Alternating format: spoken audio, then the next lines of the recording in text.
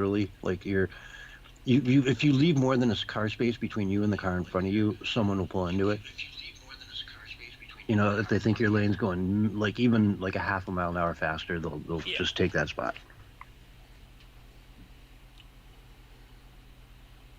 That scared the crap out of me when I first had to do that. I just realized Honestly, that we weren't that I was broadcasting, all right, but the sound wasn't going out to the streams. Really, like Yeah, and by the way, everybody out there, it's in front of you, huh? No, I was just wasn't listening. going Go out to the streams. Really, like Yeah, and by the way, everybody out there, it's in front of you, huh? Oh, sorry about that. No, I got a player open. I got to find it before we start going. Yeah, and by the way, everybody out there, it's huh? Oh, sorry about that. I got a player open. I got to find it before we start going. Yeah, and by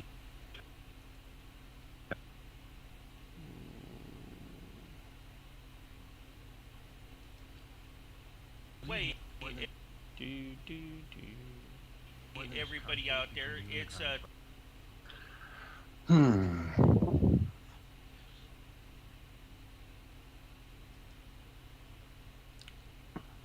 where to go? Oh, you know what that reminds me of? Before we get started, I should go turn gas back on. I filled up my propane today. Okay.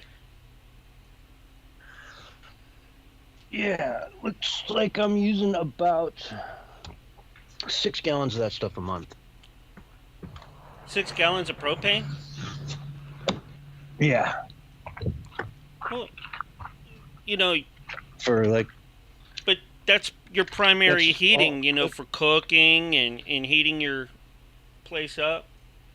With it. So I mean, that's not bad when it's $3 a gallon. No, that's not bad at all. Yeah, it's like $20 a month for everything.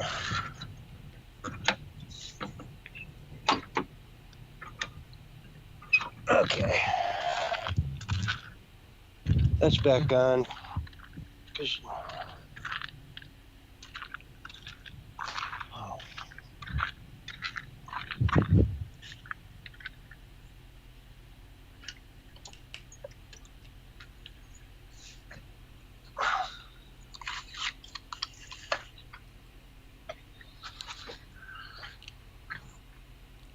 Yeah, I just redid my. Go fill it up and he's. Sorry, go ahead. I said I just redid my surround system here, and I got a lot more bass, so I'm having to play with it a little bit. Like in your house, your sound system in the house? No, for or the like in your office, or for the studio area that I have right now. Okay. Gotcha. Yeah. And my son took my old one, so you know, he's got good sound now, and I got good sound too. I just got a bigger bass system set up now in the studio. My bedroom, my bedroom, the studio.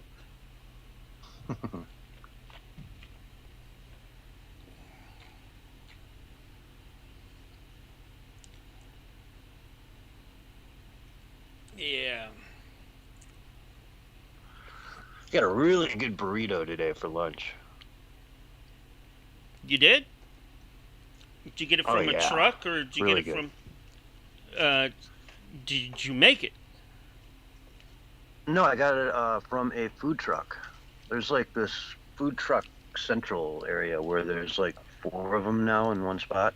Okay. And I bet you any money, there's no cats around. I don't know. Yeah, you know, This was beef, though.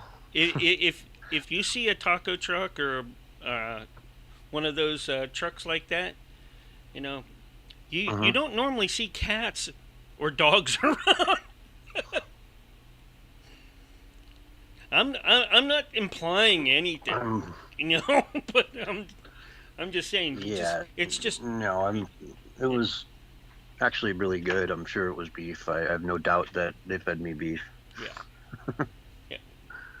See, if it was in South America, you might get monkey meat or raccoon, Mm, not yeah, raccoon, but coatimundi or something like that.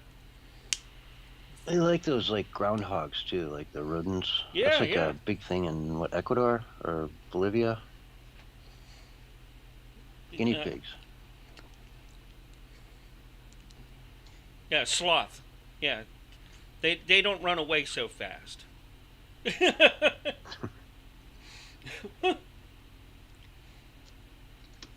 Mm. Man, do they stink. I Sloth. Yeah, I Yeah, heard that. sloths really smell bad. That's why no animals want to go near them. Hmm. So you got to cut out the gland in their armpit before you eat them. I don't know. I wouldn't even get near them. They're mean, and you should see their claws are as long as your hand. All right. Yeah, Yeah. they move so damn slow though. I can't see how they'd be any threat to you. Oh, their arms can move fast, but their bodies move slow. Just the way you know they're anatomically put together. You know. Um, they got really, really long arms, and hey, like give some shout outs before we, you know, well, as we get the night going here. Uh, Gameplay 2222 over on Kick. Thanks for coming in and hanging out with us tonight, buddy. We'll have Shout more out. folks in there and coming out here real soon, I'm sure. Check over here. We got 3 folks over on Rumble who will probably you can listen to us but not chat. That's just how they are, you know. I just posted out to Facebook. I don't know if we'll have anybody from Facebook listening, but I'm sure Cecilia will be in there listening over there, Twitch and Kick as well, since she's my number one moderator on those 3 combined. Now, but I do have Marco DJ. He'll be coming in probably here in a little bit. He's in Europe, so he usually comes in late and then helps finish it up. Wow. And everybody Dedication, else, man. We're on pretty late in Europe. yeah.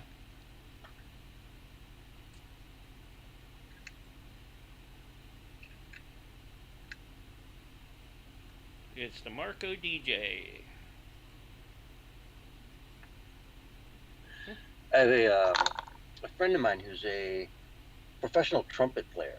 Really? Right? He went around the country on tours most of his life and all that kind of stuff. And yeah, I asked him if he wanted to come on. He sounded really interested in it. So maybe sometime in January I'll get him on. That'd be Really really interesting cool. guy.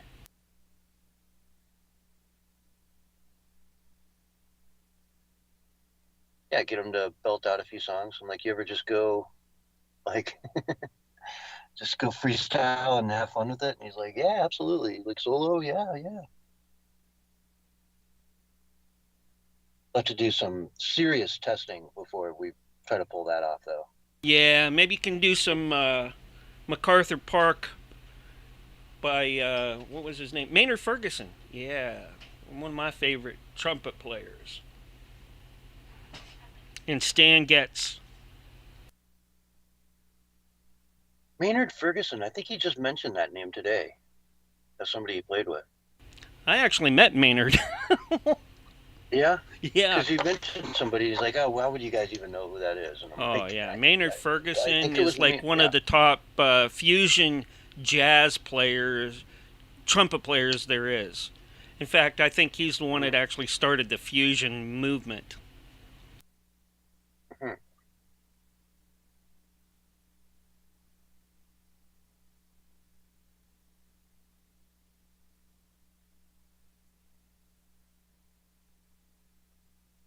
Yeah, he might need to put his microphone like in another room.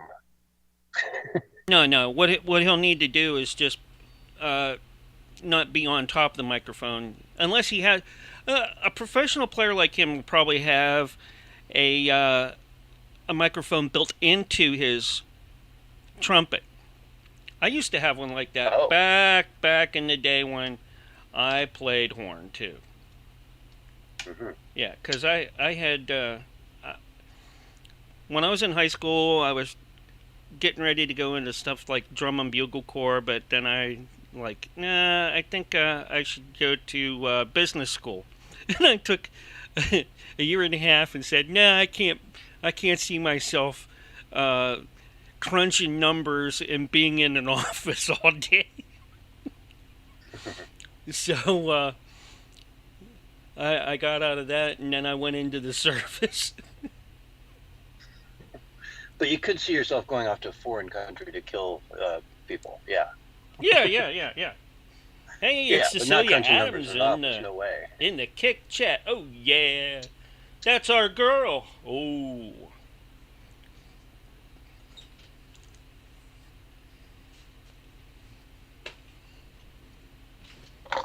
Mm.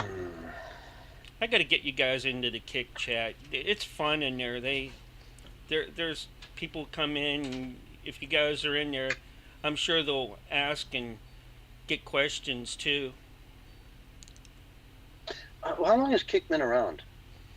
Uh, I think it's only been around maybe 3 years, 4 years. Not very long. Kind of like Okay. Live Space. Live Space is pretty new too. Yeah, I feel like before you mentioned that we were streaming there, like I'd never even heard of it. I kind of feel like, Mm-hmm. huh? Because you mentioned, I was like, what is that? That was kind of my reaction. So yeah, I don't know. Interesting though. I'll have to give it another look. Yeah, I mean, it's kind of like Twitch. It's an offshoot of like Twitch, but better. Less Hmm. rules, um, better people, and almost everybody that's on Kick has their own channel.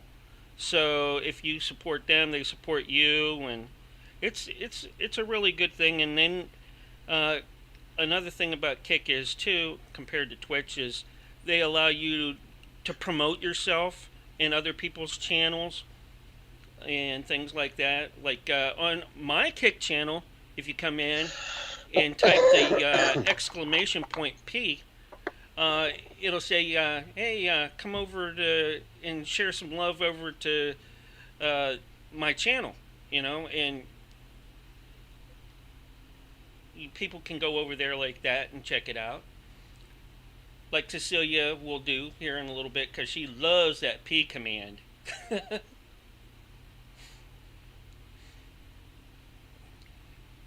The P command? Yeah, it's a P command. It's exclamation P for promote. Oh.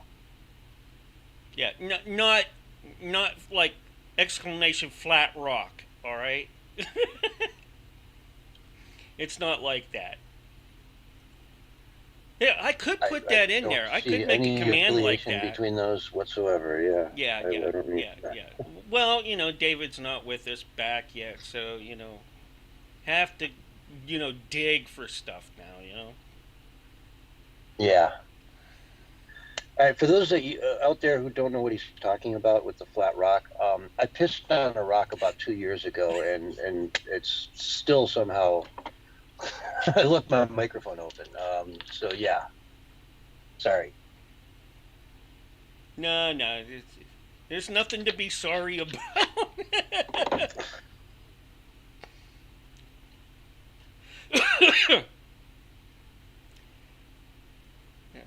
you know, uh, the only the only person or being that you should be sorry to is Blue, because you probably splattered her because she was probably watching.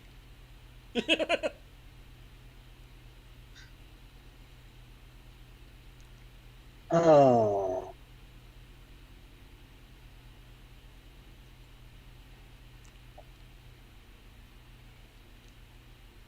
Nah. so this buddy of mine got these sandals, and they're like the wrong size for him. They're brand new Dockers, all leather, and he's like, he didn't know what to do with them. He's like, "Do you want them?" Sure, they fit great, and they're really cool looking. They're nice. They're like really fancy ones. Like I'd wear out, you know. Mm-hmm. They're kind of. The only problem I have with them is they're pretty well enclosed. Like the toes are covered and all that, and if you get a rock or anything in there, it's just forget about it. You pretty much have to sit down and take your shoe off. Yeah.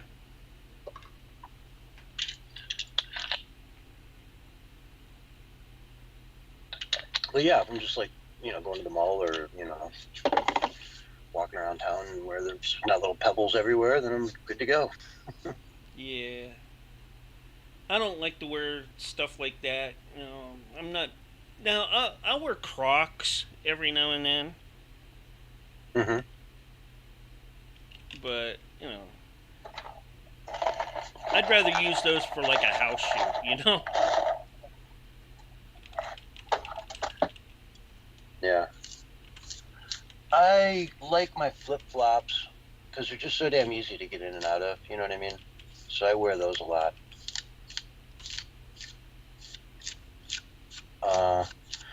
Yeah, I mean, unless I'm at work or something, I would never wear them at work, but obviously.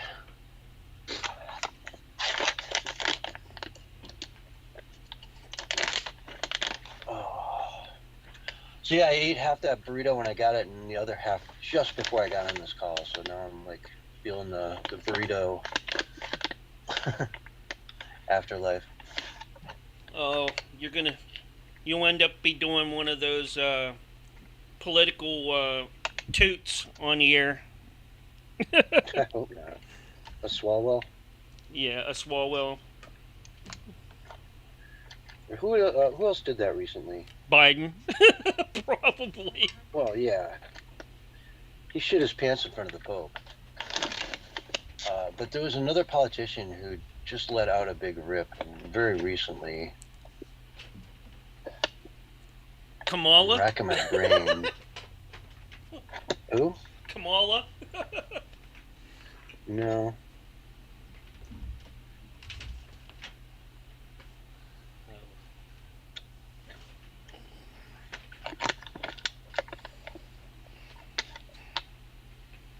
Yeah, it's we're like even I'll tell you, Barry's pretty good at it. Is he'll know that name? You know what I mean? Like when I'm trying to think of someone who did something recently, he'll be like, "Oh yeah, that was this guy."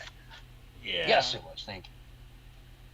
And I can do that to him too. Like we have a good synergy that way. Where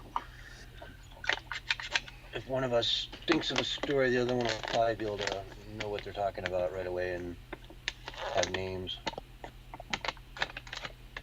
David Hogg was really good at that too. I could pull up references from like the 80s and you would know it. Yeah, he's good like that. Yeah. What was that cartoon that had the pink bear in it back in the 80s? You'd be like, oh, the one on Saturdays or the one after school? Saturdays. The one on Saturdays or the one after school? After school. Come on now. Get with it, Yeah.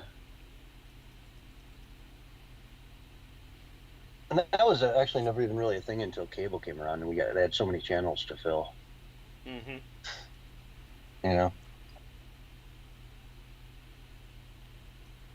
It was always Saturday morning cartoons. They don't have them anymore, you know that? Yeah, I mean, I'm sure they do, and if you want to get up on any Saturday morning and watch cartoons, and No. Obviously you can. But... No, they don't. They don't have Saturday morning cartoons anymore. If you want to watch cartoons, you have to go to like Yeah. Boomerang or Cartoon Network. I'm sure they do, and if you Yeah, want to get up because on any Saturday morning and yeah, watch cartoons, and no, obviously you can. But what they did was they put sports on instead. They don't. They don't have Saturday morning cartoons anymore. yeah. If you want to watch cartoons, you have to go to like Yeah. Boomerang or Cartoon Network. I'm sure they do, and if you Yeah, want to get up because on any Saturday morning and watch cartoons, and obviously you can. But yeah. Oh, I better get the shows going on the other side here. All right. what other side? The encores for the radio side. Oh, yeah, gotcha. Weapons that were designed for soldiers Yeah, don't folks belong on our listening street. in, we are not doing a radio show tonight. This is a holiday week, so we're on vacation technically. They're going to play an encore on the radio, but we're just going to hang out and keep you entertained a little bit here. So it'll be a little different format tonight. Way more casual, way more relaxed. Yeah, and you'll hear more of me.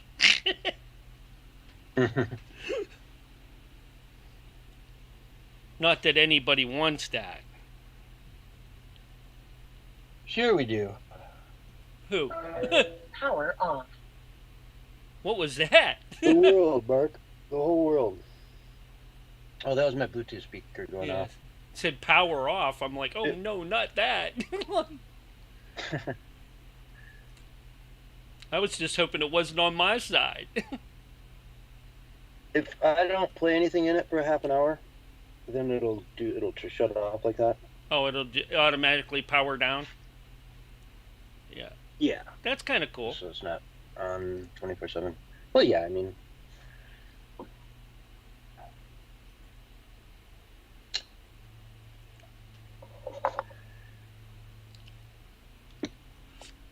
Yeah. So who do you think will show up tonight? Nobody. No, it's just us. Well, what do you think? No, it's. I mean, if they're not here now, well, Yeah. then, Well, yeah, I so- tagged Willie. I don't know if he'll show up or not. You know. Mhm. Uh, Yeah, and we told everyone on the last Sunday show we did. yeah. Um, That we. but Yeah. no biggie.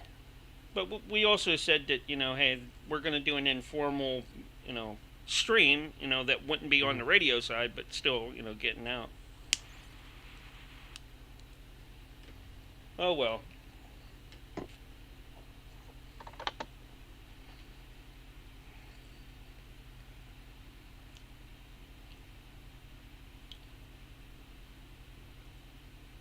You know what I need? I need some new pictures of you and, well, not you so much as Blue, playing around the van like you did before, so I can add them into the streams. Okay. Okay?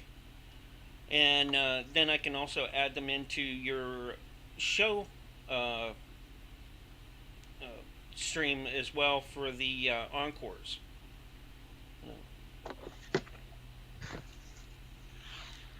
Let me see if I just happen to have any.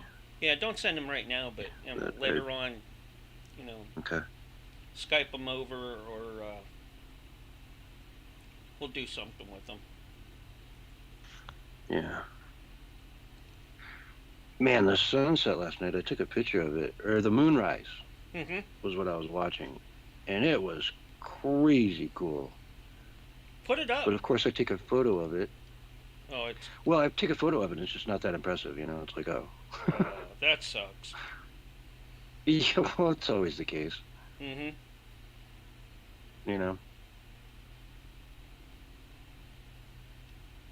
Oh, wow.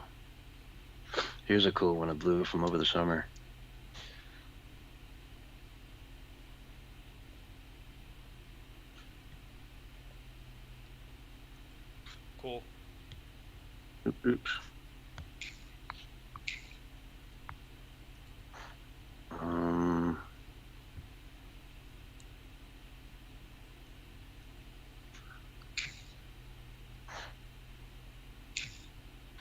Yeah, I have one that you sent me that, where she's just running around, you know, just having a good old time out in this huge field. Hmm.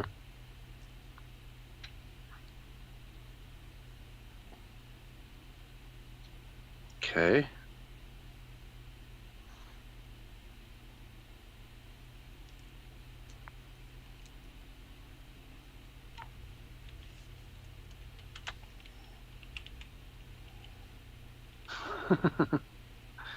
Dan, just looking for my lost shaker of salt.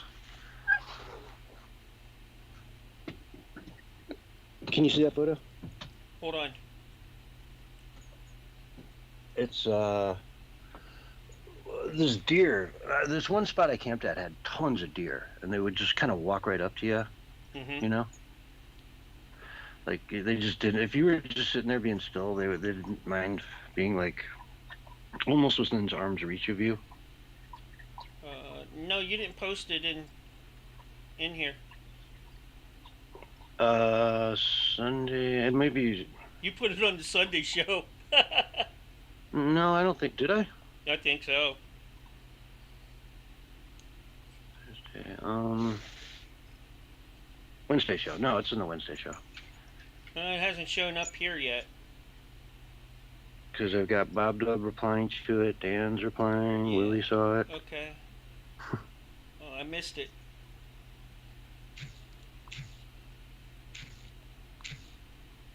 Well, Bob Dub could come in tonight for a little while with us. Why not, Yeah, bear with me. I'm typing it out right now.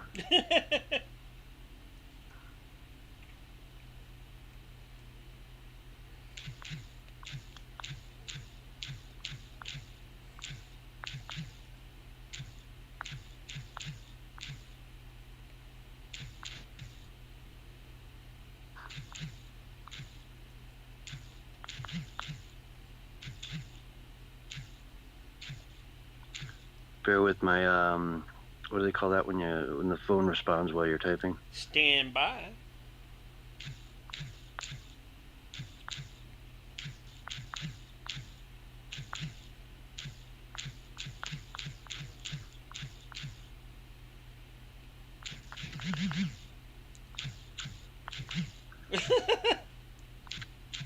Oh, that's cool. That's really nice.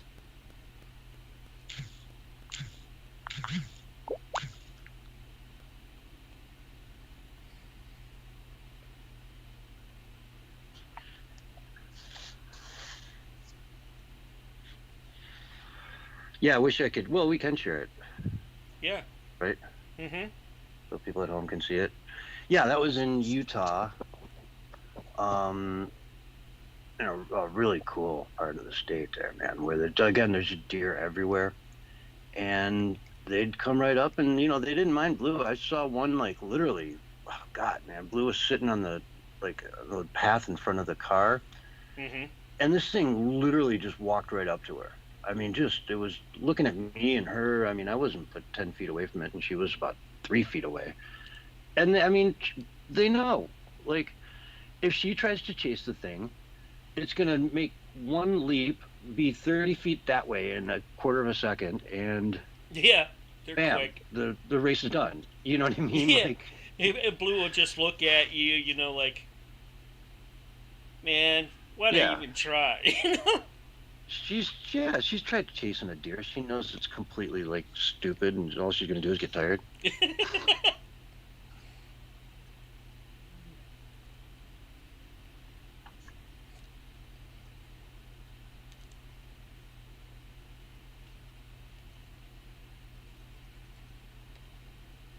Yeah, it was this crazy road that just went up the side of this kind of, up the side of a mountain for a good, like 3-4 miles at this really steep grade. It was straight as an arrow, and it just went up, up, up, up, up, up, up, right?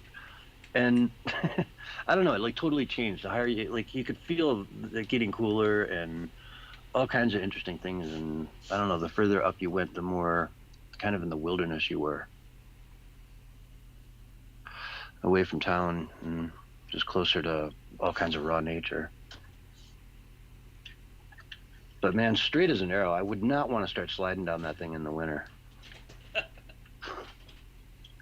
Like, you're just going all the way.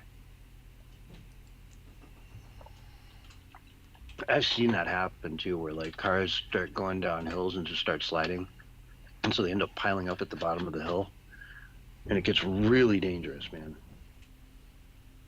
I remember once we're on this big hill out in Lake Tahoe, and a bunch of cars had come down and done just that. Right, they're hitting various spots along the side of the road, and fortunately none of them have like hit each other or anything, but they're going, they're coming over this hill at like 30, and then suddenly they're going 40, 50, and the brakes are locked up and they're just going. Mm-hmm. And so I'm running up to the top of the hill, and I see this car coming over. I know they're going too fast. I know they're going to slide down just like every other car. And so I start yelling to him, drive into the snowbank, drive into the snowbank.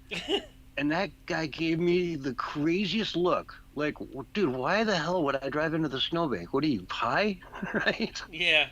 If you drive into the slow bank, it'll at least slow you down. Well, no, it was deep. I mean, it's Tahoe. It was big. Yeah. But yeah, he gets going, starts sliding, drives into the snowbank, and I'm talking to him a little bit later once we had the road closed off, and he's like, dude, like, thank you, man. You saved me, because I don't know if I'd have thought to do that on my own. Right? But like, yeah, like, I just thought you were insane, and then all of a sudden, a quarter second later, whatever, and two twitches of my feet later to realize I'm on a sheet of ice that's really steep, very steep road. But yeah, that was funny. Good times. Yeah. Oh, I remember when I was a kid. Yeah. We used to take, and it's this time of year. There's nobody at the high school. All right. So you had the whole huge parking lot where you could just do donuts and 360s and, play Dukes of Hazzard without, messing your car up too bad,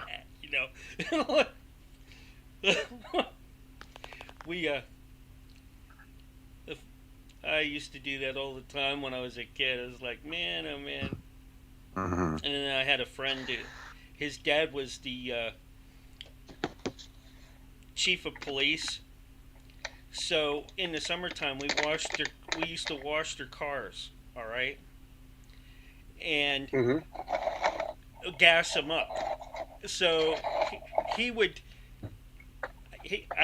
get in my Mustang and go out ahead, and he'd go behind me, and we'd go all through town, and he'd have the lights and the siren on chasing me. People would come out, we'd do it at like lunchtime, because people would come out of their houses on their porches and look at us, and they're like, "Oh, it's those damn kids again." Hey, it's Woodsman Will. How you doing, Will? Hope you're having a good night tonight. We're just kicking back here. He has a pretty good show over on Kick. Yeah, this is James. I'm hanging out on Willie's farm up here. He's out of town. He went chasing after some woman or something. He got rid of that Bertha May, from what I understand, but that guy's a slob. I'm looking around here. He's got all kind of show notes and everything else and things that he was going to do. And, Mark, you've got one of your fans looking for you, Miss Cecilia Adams. Oh, yeah. She's in chat right now. Yep. Yeah. And I thought we were doing the Wednesday show right now, but she seems to be a sweetheart. Oh, yeah. That one guy. She's a doll. One guy, I'm not gonna, yeah. That one guy doesn't seem to like Willie too much, and she came in nice things to say about Willie. Well, he mostly likes when we do like the Wednesday show, and it's all news, basically, and interviews. So shout out. Willie's hilarious, man. I miss that guy. But James, I haven't seen you in a while. It's good to hear from you. Yeah, well, hey, life is good. Oh yeah. Do you have a good Christmas, Willie? Good. Yeah, I did. I got invited down to a friend's house for dinner, and it was really nice. And like I said, got rid of old girl, so I'm single again. What? Mm-hmm. Really? So yeah, anybody out there looking? Keep a looking then. Don't mess with our Willie. Aunt Mama I Lou will ain't get worth a whole upset lot, with but I'm you. worth a little bit, and that's better than nothing, right? Oh yeah. They can find you on Grinder, right? Grind. Yeah, grinder. Yeah, that's it. Grind. You killed me. Yeah. Willie wrote down. He said he didn't know what to get his girlfriend for Christmas, so he broke her. Problem solved. Uh-huh. I guess it worked. Well, it's never your girl, it's just your turn. Yeah. That's just that's just wrong.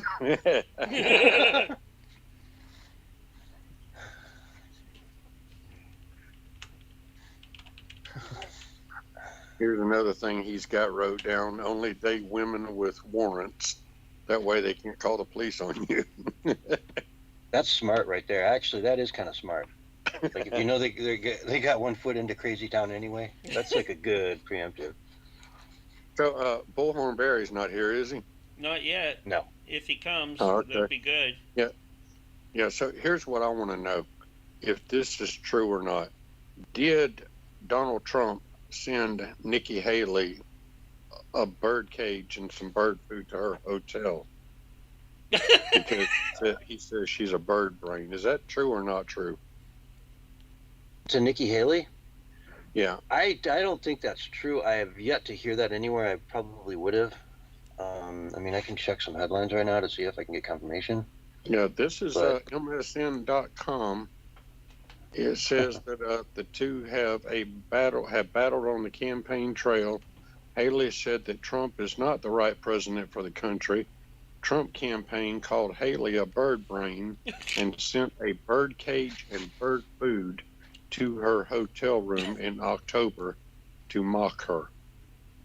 I can picture him back in doing that, October? though. Yeah. Yeah. I mean, for Trump, why not? You do anything for a billionaire. You know, what's a bird and bird food cost, right? And delivery fee, it's nothing. You know. Well, Bullhorn Barry, he's the one that always has the answers. He's the smart one. Not that everybody else ain't smart. Oh, No, I hadn't heard that, but you know, if MSNBC reported it, then it's got to be true. They don't mess around over there. yeah.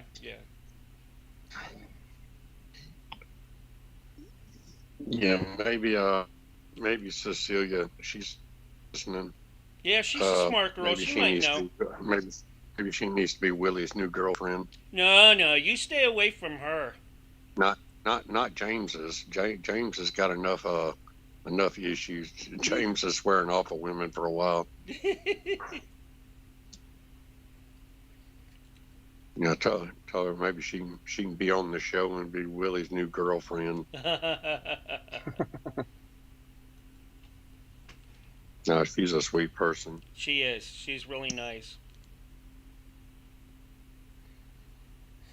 So, another question is Jeffrey Epstein and Andrew Jackson the same person? Is Jeffrey Epstein Andrew Jackson reincarnated? Oh, like a clone? I sent you that picture. Yeah. Shit that you find on the internet. That's right. Uh-huh. Stuff. Damn. And then there's this picture that shows George Bush, a painting. He's playing with two airplanes. And there's a fallen Jenga thing in front of him. Jeffrey Epstein had a painting of George Bush playing with paper airplanes sitting in front of 2 collapsed Jenga towers. So does that tell you something? Oh yeah, And what I've seen about that. and what about the 1 point, I don't know, almost $2 trillion that was missing from the Pentagon? Donald Rumsfeld, he announced the day before the towers came down that the Pentagon couldn't account for like $1.2 trillion or something. And then everybody forgot about it. Mm-hmm. That's they lose like those kinds of money like every year, it seems. I mean, they just piss away trillions, and Well, who cares now? just like Willie was saying one time before, they're trying to do an accounting of the money that's going to Ukraine, and they can't account for 1 penny of it. I mean, how are you giving all these Yeah. billions of dollars to Ukraine and you can't account for any of it? And why are we sending money to Israel because of this whole thing in Gaza? All it is, they're going into Gaza and, they're doing all kind of stuff. They don't need our money. They don't need our help. Yeah, You I know, think Netanyahu specifically said that we don't need your money, Mhm. which for me is like, okay, we shouldn't be giving half these countries money, man. We shouldn't be funding both sides of every war out there, man, just because we want to give everybody money because we put an embassy there, and the guy working at the embassy comes back and says, hey, these people need money. Well, it's not even like, we've got the money to give. Correct. 33 trillion in debt. Well, wait till interest rates settle in at like 4%, and 5%. Let's call it 5% on 33 trillion is about 1.7 trillion a year in interest. Man, we are jacked if that happens. And they've kept these rates so low for so long, so artificially low for so long, that it's gonna be worse than it ever had to be because they've manipulated so hard over the years. It's ridiculous. Well, they're saying that the first of the year is supposed to be a major collapse. 1st of January or something big's supposed to happen. And have you seen the thing with the Tesla cars? And it's like just about every single Tesla car has been recalled. Yeah, those, from what I understand about that it's just a software, like, so they can update it while you're parked at night in your driveway, right? They don't all have to go into the, shop and get worked on for like a day a piece, But what's interesting in that front as well is half the Buick and Ford dealers have said no to the electric, upgrades that they are, it's like they have to invest like upwards of $1 million into their dealerships to get them up to speed and get their staff up to speed to work on the electric cars. And they're like, no, it's not worth it. They're not selling. We're not doing it. So if you don't have the infrastructure to sell them, I don't understand how you're going to get them, all EV in another 6 years. So in California, I think like by the year 2030 or something, they're not going to be allowed to even sell gasoline cars, combustion engines. Exactly. Which, new, of course. You can buy used, cars, and they'll still be on the road for a long time. But yeah, all the new ones sold there have to be electric, which means they'll just go to another state and buy it. Nevada will be selling more F-150s than they ever have. They're showing left and right how these vehicles are breaking down beside the road in cold weather and getting stuck and getting stranded, and the power's running out and they can't recharge them. And the fact of the matter is, our entire electrical grid isn't even equipped to take care of everybody having electrical vehicles, especially not even tractor close. trailers.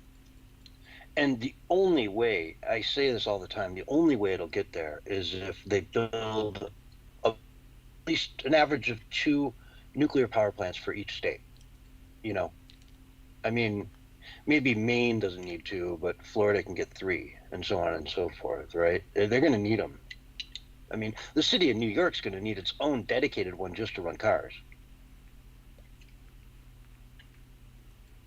And that's actually a pretty good deal if you think of the footprint of something like that can the cars in a city that size. That's an impressive, feat. But if they don't get on board with that right away, and then all the new plants that need to go up, it's ridiculous. I mean, I think it was something like 300 million miles of like the high end stuff are going to be required. It's some stupid number. It might be an exaggeration, but maybe 300,000 miles or something. I don't know. I'd have to look up the article. It was about a month or two back. But they were just saying, if you have to replace one of the battery packs on a vehicle, it's like $2,000-$3,000, I think. Yeah, there's a story going on in Canada right now of what is it? I think it's a Hyundai, one of their electric SUVs. They got a bill. Two people now have come forward and have gotten $60,000 bills to replace their batteries, and the car was like $58,000 new. Yeah, that's ridiculous. So they just want to total them, right? So just total it, send it back to the scrap farm, which means that's just so much waste. That's so wasteful to do that. So when I grow up, I want to be just like you. Yeah, I would recommend it. So you got it all figured out. Uh-huh.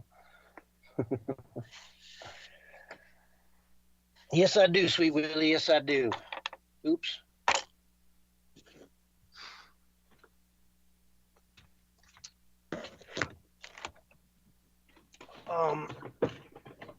Hi guys. Hey. As for the electrics, Oh, is it Dan? As for the electrics, brother, I'm going the other way. I'm going to get me a couple of burros to pull the Vargo. It's all eco-friendly, lots of fuel roundabout. Ain't nobody going to mess with me, because would you mess with somebody riding around in a Vargo with burros that, come on. What, a Vargo? Yeah. I can't pull my current van. I mean, you've seen you haven't seen my actual camp, but I guess I could do that with a couple of good strong burros. But the hell, I just soon get a Vargo and have a little class, right? Well, I don't know what a Vargo is. I've never heard that term. Oh my goodness! Haven't you ever seen the gypsy wagons that roam the country? Okay, like a chuck wagon. That's a Vargo. Thing is, hey, I don't have to replace batteries. I just got to feed a couple of good mules, and there's plenty of good mule feed around. I'm gonna keep it simple. Well, Willie's racing cows. Racing cows. Yeah, racing cows. Exactly. I was thinking, James, you haven't met Dan yet. Dan, meet James. James, Dan. Hi, Dan. I was thinking if we got goats, if we all got goats, you can still milk goats and that, and goat meat's pretty good too. But goats can pull wagons and stuff, and then you can, lend them out to your neighbors to cut their yard and that, to keep them, because they'll only go down so far. They're like the lowest setting on a lawnmower. Don't laugh. So it'll work. Or llamas. So Dan, or llamas. Dan, are you like living out west, like off grid? Yep. Yeah, we're located in many places. We move about, and we spend a lot of time in the edge of the Sonoran Desert. But you laugh about jokes, but goats, it's not a joke. I have a friend who has a bushcraft goat. His goat has a harness for carrying all of his supplies and such. It's quite a sight. It actually works pretty good. So, yeah, we try to stay off grid as much as possible. We have bouts of having to be on grid to take care of some things, but that's not what we like to do. Well, I plan on going out that way. I've seen some places out west that I want to go look at, and you're talking about Sonora. And there's a place out there called Mexican Hat. I want to visit that place. There was another place. I can't remember the name of it right now. I want to visit that place. And there's, I was going to say, I actually have a video up for Mexican Hat. Do you? Yeah, Willie, we need to have a long talk about that area because I know a lot. If you're going to go there, I'll give you like a 4 or 5 day agenda to hit. Just, I mean, wow, there's so much to see in that part. There's so much. And there's a town out there. I'm trying to figure out exactly where it was. And somebody suggested a place. I'm not sure if that's the name of it. Hanksville, Utah. Are you familiar with Hanksville? I think I am. I mean, I might have driven through there a couple times, but I think I know where it is. It's north of Lake Powell, kind of near. Yeah, it's really cool. I stayed there once in a petrified forest campground where there was tons of petrified wood there. Like every car was a minivan with like I love teaching geography. Like you could just everybody there was a school teacher that was going to go back and put up a slide and show everybody the pictures of the petrified forest. Just of their trip out west. Well, like there's this one guy that if he sees a sign, he rips it down because he says we don't need any signs out here because that's like has to do with the government or something, and they don't want to have anything to do with the government or cops. Is like the nearest cop would be an hour away if you had any issues. And this one lady, she's running this little store and she gets like a shipment every month or something, and these people are just kind of like laid back and down to earth, and they don't need much, don't want much, and that'd be kind of the thing I'd like to do. It's a very scenic and very beautiful area that is very isolated. I've never seen any topography of the land quite like that area. If it's where I think it is, which I'm pretty sure it is. Let me pull it up real quick. Like driving down the highway, just going, wow, man, every corner you go around, you're like, man, this is so cool. Well, there's other places out here like Sedona. Sedona is known for paranormal kind of activities out here. There's a lot of, quote, vortexes around Sedona that people come from all over the country to experience. So there's some wild, crazy stuff out here in the West. So, I mean, that's near Mexican Hat, right? Sedona? I believe it is. Sedona? Not really. Not. It's like kind of, you got to go through Flagstaff first, and then, it's just south of Flagstaff, probably 5 hours. I mean, is that near the Forrest Gump Road, where he had his Mexican Hat scene? is. Okay. Yeah, if you go to Mexican Hat, you'll definitely go through what's it called? Why is it escaping me right now? You'll go through the Monument Valley, which is the Forrest Gump area, and it is really nice, man. That's so cool there. When we were at Mexican Hat, everywhere I go, the first thing that goes up in my camp is an American flag. And if that offends anybody, I'm sorry.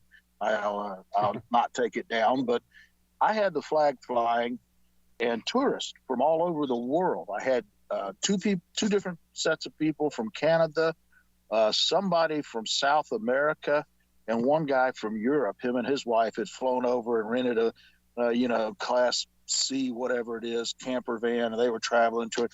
I want you to know, every one of those had positive remarks about the fact that I was flying the American flag. And I said, certainly, why not? Don't you fly your country's flag? Do you know, universally, none of them said yes. They all said no. And I thought right then, that's just messed up. That's just messed up. Despite all the problems we got here in this country, I'm still damn proud to fly the flag and say, yes, I am. That was an experience in Mexican Hat. And you got to think Mexican Hat's kind of out of the way. So I took that as some real karma, Yeah. So there's the Valley of the Gods that's right there, Willie. Is insane. It's like the really big spires. It's right out of a Wile E. Coyote and Roadrunner. Yeah. Right. It looks like that everywhere. It's so cool. And then there's Gooseneck State Park, which is it's the Colorado River. Well, actually, it's not the Colorado. It's the Sal River, but it's just as big, and it creates. It's like a gooseneck. I don't know. It's just a big. You can go park right up on this bluff and camp out there, where you're just looking down a cliff at like, I don't know. It's kind of hard to describe. It does like a U shape. You know what I mean? But it's all cut into the ground 1,000 feet. Right. Yeah. So that's really a nice place to camp out for a couple days. The only problem with that area is there's just no reception at all. Like none. You'd get like a satellite phone or something. Yeah, if you had what is it? Starlink? You're golden. Yeah, Starlink is the key for. I mean, how often do you really need Starlink, though, Dan? Oh, me? I don't have Yeah, Starlink. Don't anticipate getting Starlink. Okay. If the whole world folded up while we're out and about, I wouldn't even know it for a while. I just, I'm not that plugged into everything. Okay. I do critical looks at certain things, and I get my intel from sources that are different, and so I don't know. I like to have it, and I rarely can find a place where it's very rare to go somewhere where I'm not going to get it. You know what I mean? If I want to go someplace where I know there's no, like way up on the side somewhere where I just know there's going to be nothing, but it'll be worth it, and I want to unplug. You can do that, but typically everywhere I stay, it's got cell phone, coverage. You get data. But that is one of them for sure. Mexican Hat is the one spot, but it's worth it. It's so worth it to just go out there and, I got a TV and a bunch of DVD player, and I really need entertainment. I curl up and watch a movie. But here's what I want to know, and just to change things around a little bit. Why every day we're looking at the news and we see all these immigrants coming across the border, and here lately they've got video of them coming across with rifles, and these aren't just Mexican immigrants. They're not just coming from Honduras and Guatemala and South America. They're coming in, and I don't even know how they're getting to Mexico, but they're coming in from Africa, they're coming in from Iraq and Afghanistan, and they're coming in from Iran, they're coming in from China. These are thousands and thousands and thousands of people that are coming in every single day. I saw he posted, he was talks about immigration a lot and illegals and illegal immigrants, and seems like the most precise language to use when discussing the border, but he realized that the proper term should be economic immigrant. That was me. I know. I'm reading it off word for word, and you're saying it's the most accurate description. But define economic immigrants. Well, they're just looking for. They just want to come here because where they live sucks, and they want to live the American dream. Now, some of them, there's also a big number of them that are combatants. I think a percentage of them now are actual combatants. They're all, war-aged men, single men, leaving their families behind to come over here for what? Yeah, military-aged men. Yeah. Mm-hmm. Yeah, these aren't just economic immigrants. These aren't just people that are coming in looking for a better life. There are nefarious reasons for a lot of these people coming in, and they're going to be these people are going to need to get money somehow, and if they can't get hired at a legitimate job, they're going to use nefarious means, robbing, kidnapping, whatever. And it's going to get really, really bad. And honestly, you can't hold anyone responsible except for the Biden administration. I mean, it's treason at its best. Everything that Biden has done, there's several things that Biden has done during his administration that's treasonous. And then you've got John Schneider. He was one of the, Bo or Luke Duke on the Dukes of Hazzard. And now he's in trouble because he recommended that Biden be hung for, you know, his crimes. After a trial. After a trial. After a trial. Well, He I don't said know if tried he- and hung. Yeah. Yeah. I think he said he should be tried and hung. So, I mean, he wasn't just saying, let's go out and hang him, lynch him. Yeah. Like I said, I'm not an advocate for doing harm to, you know, anyone unless, you know, they get a fair trial. I hear But you. it's just the way our world is, and it's like, you know, story after story after story, and one story comes out today, and then next week it's forgotten about because there's another story and another story and another story, and you know, you don't know what to focus on, and all of that's by design. Yeah, could You know, it's Dan, you said you were going to send me a text, and you didn't. It was kind of on this sort of a subject, if I'm not mistaken. Yeah, I don't know. I've got a new phone. I don't even actually have your phone number anymore. Mm-hmm. Transfer all your contact lists and everything when you... No, it's like I got a few of them, but not all of them. Weird. So... Yeah, I walked out and had everything except for Minds Chat, which I've yet to be able to get back. But Dan, you there? Yes, sir. You said you were going to send me a text. You had something you wanted to get off your head, get out there into the world. You know, I am. No? I'm going to say it this way. I'm coming up with a better way of expressing it so that it's not easily misunderstood. And I'll get that to you. Don't get me wrong. But Yeah.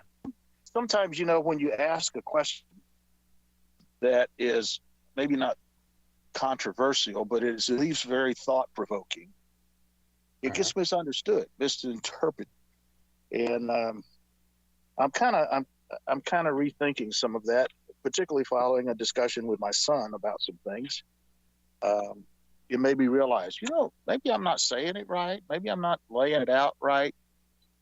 You know, sometimes, was it Bob Dylan says, sometimes you got to lay it between the lines.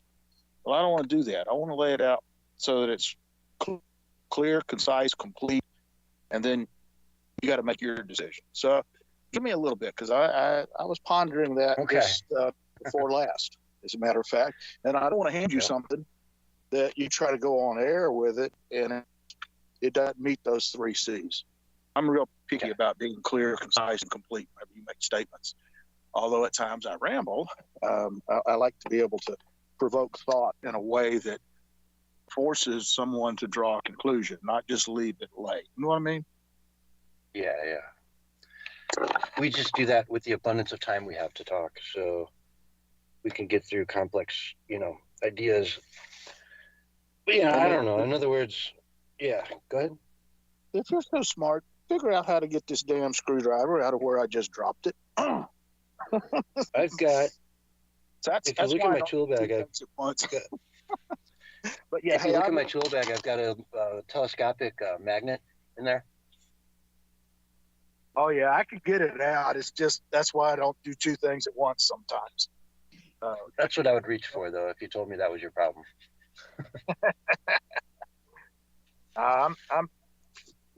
You've seen my van, but you've never seen the other half of our camp. And so I'm out here. No, tell me about it. I'm out here in the trailer. It's a utility trailer that's kind of multi-purpose. It contains her art supplies and a lot of ham radio gear, tools, and it's an extra room for us to duck into to avoid weather or whenever we need to work on a project. And just like now, talking on with you guys, it's nondescript. It's just, you know, if you saw it somewhere, you'd think, oh well, it's nothing remarkable, but it is an extension of the home. You know, when somebody asks me, you just tow it around behind you like no big deal when you're traveling from place to place, and then leave it in one spot when you get there. Yeah, it's not big. It's a small trailer. Like I said, it's a utility style trailer, so it blends in rather well. You know, you you look at it and go, oh well, it's a contractor or somebody working. I do worry about folks with nefarious thoughts thinking, oh, there might be something in there worth stealing, but those usually go away pretty quick. It's that universal sound that does it. What's that? Loading your shotgun? Yeah, you don't have to speak its own language. Everybody knows what that sound means.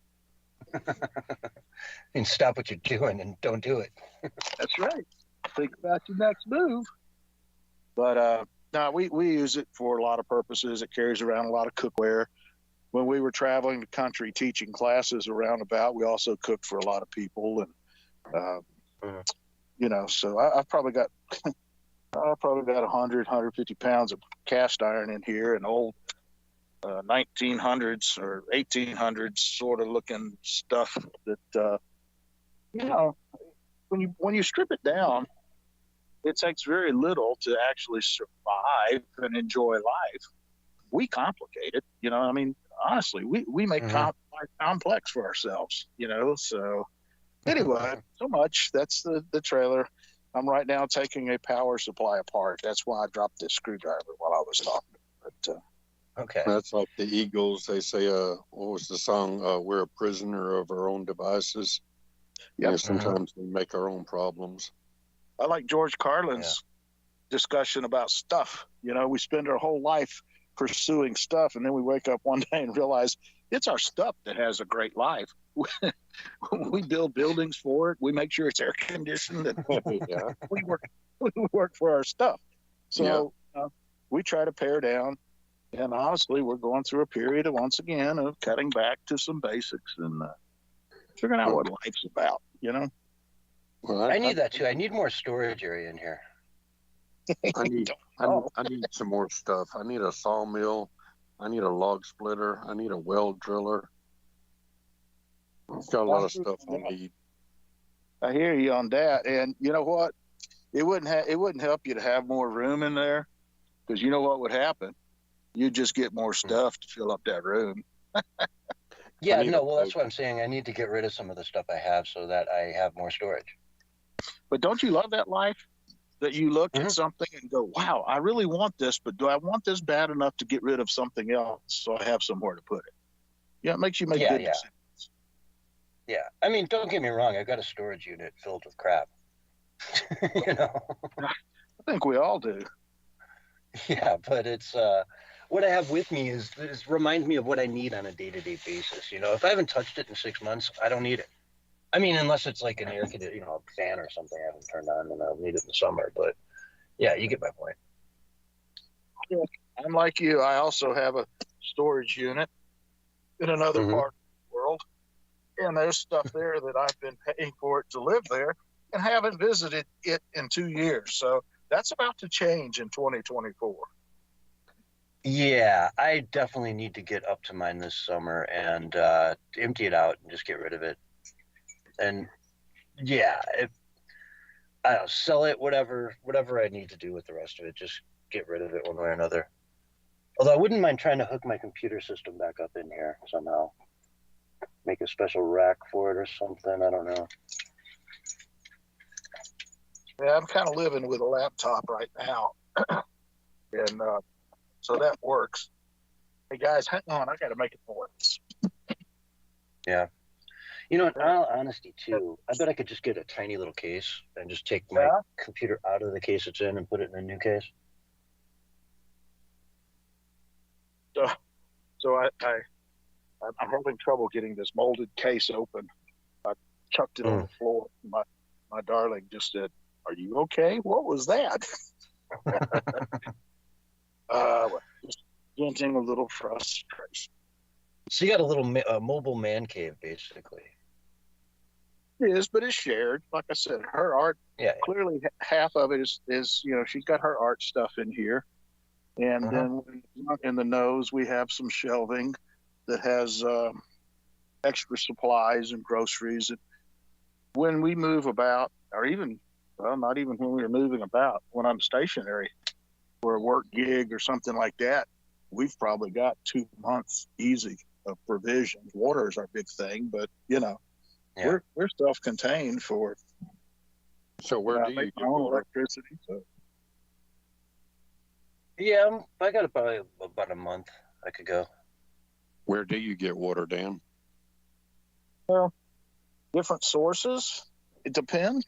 I mean, I've got a filtration unit in the back of the van that is made by Sawyer, and I really trust their products a lot. I've used them for years. I could scoop water up out of a mud puddle and make drinking water out of it. If it gets down to when I solo packed and hiked, I was creative in getting water from different places, all the way down to a couple of times I tied handkerchiefs around my ankles and walked through the morning grass and collected the dew. And, you get a couple of cups of water that way. I mean, you do what you got to do. I mean, water's one of those 5 essentials that you must have. And so we carry water. I mean, we've got containers. We probably have 25 gallons or more when we're full. But, I can refill them from different places. Having a Silcock key makes it easy to refill them from places that maybe don't want you to refill them. Oh, I said that, didn't I? I'm sorry. So I've got 10 gallons, and I say 25 is a lot, but you got 2 people, so really you've got an extra 2 gallons. Well, is that like a campground that you're at, or just a place where people have gathered and decided to call it home? Or right now we're in a spot that's a little more organized, but generally try to avoid people. Does anyone have chickens? Well, I wish I did, because I like eggs. Yeah. Come out there, I'll bring you some chickens. I got too many chickens. But we don't generally stay in parks and such. We boondock, and it's just because I grew up in the forest. I grew up in the woods, the wild side of me. Just does not like being in a town. I mean, I feel more comfortable out in wilderness than I do in towns. I had somebody ask me one time about solo hiking and solo camping. They said, "Man, aren't you afraid of being in the woods at night?" I said, "Hell no, I'm afraid of walking down 3rd Avenue." Right. I'm more afraid there because I know what's in the woods. I know what's on 3rd Avenue. And I figure if I'm supposed to re-enter the food chain at some point, I'd just as soon it be there as anywhere else. I used to teach boys. I took them backpacking. I said, "You guys don't get out in the wilderness and get stupid, because there's something you must remember. You, in the eyes of Mother Nature, are small and biodegradable. Never forget that." There you go. Now, James, you're in Willie's farm, right? Yeah. You've seen his setup there, his radio room, his studio.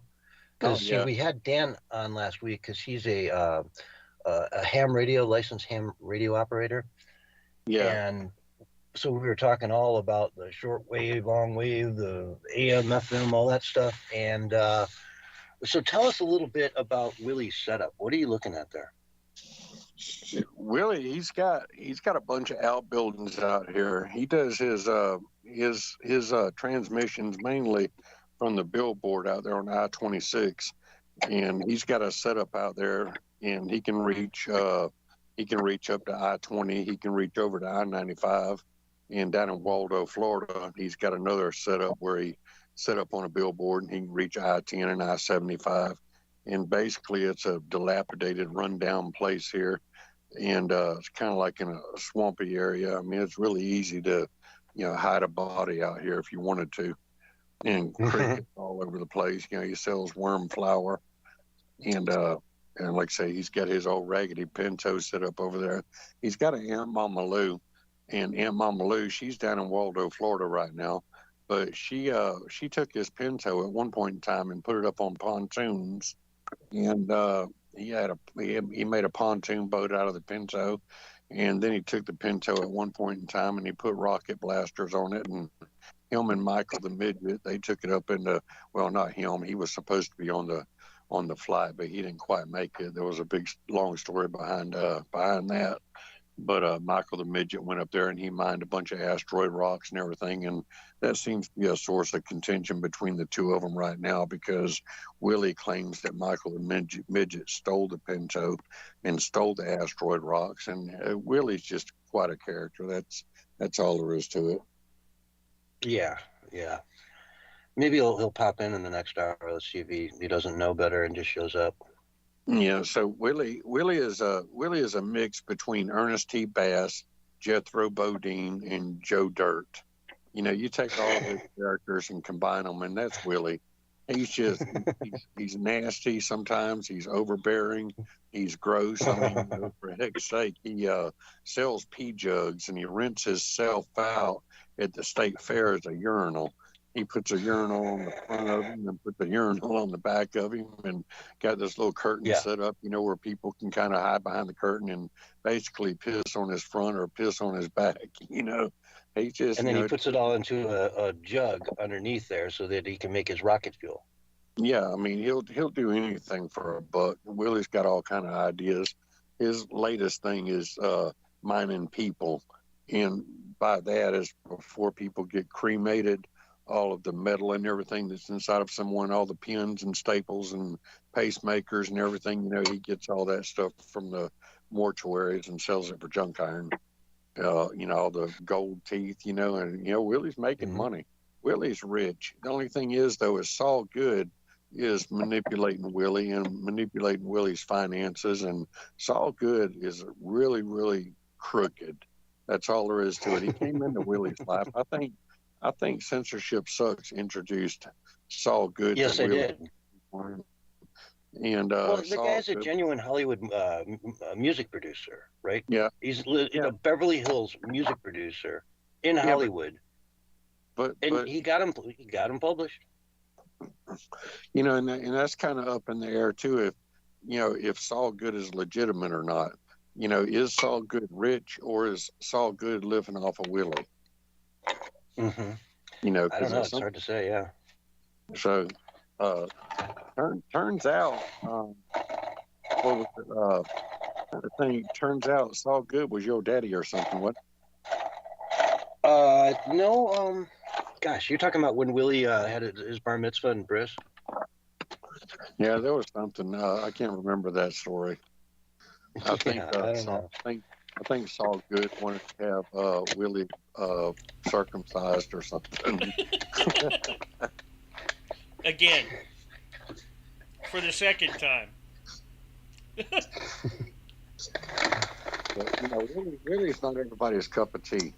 You know, some people they and Willie, and he's annoying, and you know, but I get it. You know, it's just, you know, Willie comes in just basically more than anything else for comedic effect. Oh, he's the funniest guy I've met in a long time. I mean, this whole thing about eating possum, but you got to cut the what is it? You got to cut out the gland. They got a gland in them. Yeah. How's that work? It's yeah, raccoon, possum, squirrel. You got to cut the gland out. That's right. That's absolutely right. If you don't cut that thing out before you skin it, you will not be able to eat any of it. And the amazing thing is, a beaver's gland is what you amount of. I got a friend that traps beavers in Georgia. He makes quite a living going around trapping different animals, but he collects all their musk glands because he sells those to the big comps, the perfume. So that's kind of a weird living. Yeah. Don't they use like glands or something in ice cream too? Or oh God, beaver or something? Oh, yeah. I can't remember. Only at Ben and Jerry's, right? Along with the stem cells. Name of it. Something's or something like that. But they use it in a lot of stuff.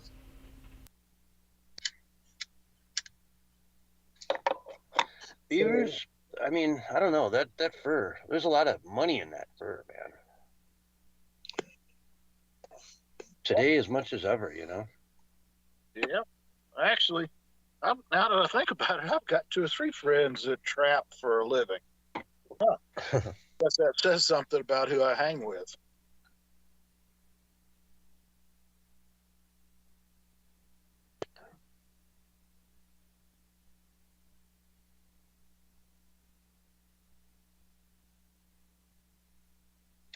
Yeah, that's an interesting concept. I would never think to like wake up one day and be like, I'm going to start trapping animals and making a living of it. Well, that's why I can't understand either. There's a lot of people, they put a lot of money into, dog boxes and coon dogs and running dogs at nighttime and going hunting coon. I don't understand why they just don't trap them. Set a trap down there in the swamp and, catch coon. Yeah, I can catch coon all day long down here, in a live trap. I don't have to worry about running dogs and all that. I just think it's fun, Like, you got to like those dogs. Though. You want to have an excuse to own like 8 dogs. Yeah, row, row, row, row, row, row. Yeah, all day, all night, every day, every night. Gotta go, guys. I'll catch up with you somewhere down the line. I'm gonna take Sounds my dog. good, man. I'm gonna Sounds take my good. dog. Thanks for and stopping go for a by. walk. See ya. I hope to meet you soon. Yeah. Yeah, that'd be fun. All right, great. Maybe, like I said, when I make my way out there here in a couple of months, maybe we'll make arrangements to meet up. We can do that. So, Oh, yeah. All right. Oh, Later, yeah. Gators. All right, take care, See buddy. ya. Oh boy, yeah, he's a fun guy. His wife is really sweet too. Very nice. They make a really good couple. I mean, hell, they live in a van that's not as big as mine. They did the build themselves, but it's I don't know, it's not as big as mine. But he's got that trailer out back, which is pretty cool. That's a nice idea. I'd like to see how he's got it laid out. I thought about that. It's really not a bad idea. I just wonder, what you do with yourself, all day long. See, I mean, Well, I mean, I'm doing stuff. like, if I were out there, I think I'd get a kick out of just, looking for rocks, looking for minerals, looking for, I don't know, do they have gold out there, There's Sure. certain areas out there. Apparently there was a river that divided the mainland United States from California back in the 15 or 1600s. I've seen old maps where it shows California as being an island. Yeah. And I just wonder, how much minerals you could find out there. Gold. There's a lot. Oh, I know that people who sort of do it. I've yet to meet somebody who like goes out and prospects and actually makes a full-time living off it.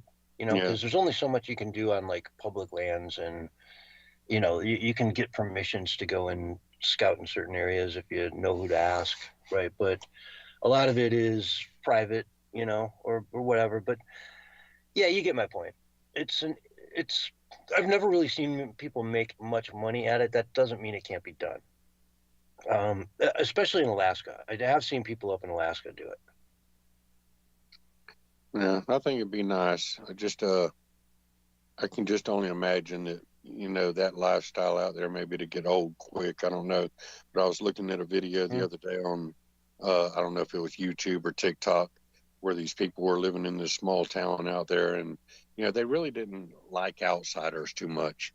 This whole town probably had, I don't know, 30 people in it or something, and they had their own little store and all this kind of stuff. And they just seemed happy. They seemed content, but they were totally anti-government, anti-authority, and nobody was going to tell them what to do. And like I said, this one guy, he was against signs. That was just his thing. If he saw a sign, like a street sign or something, he'd tear it down.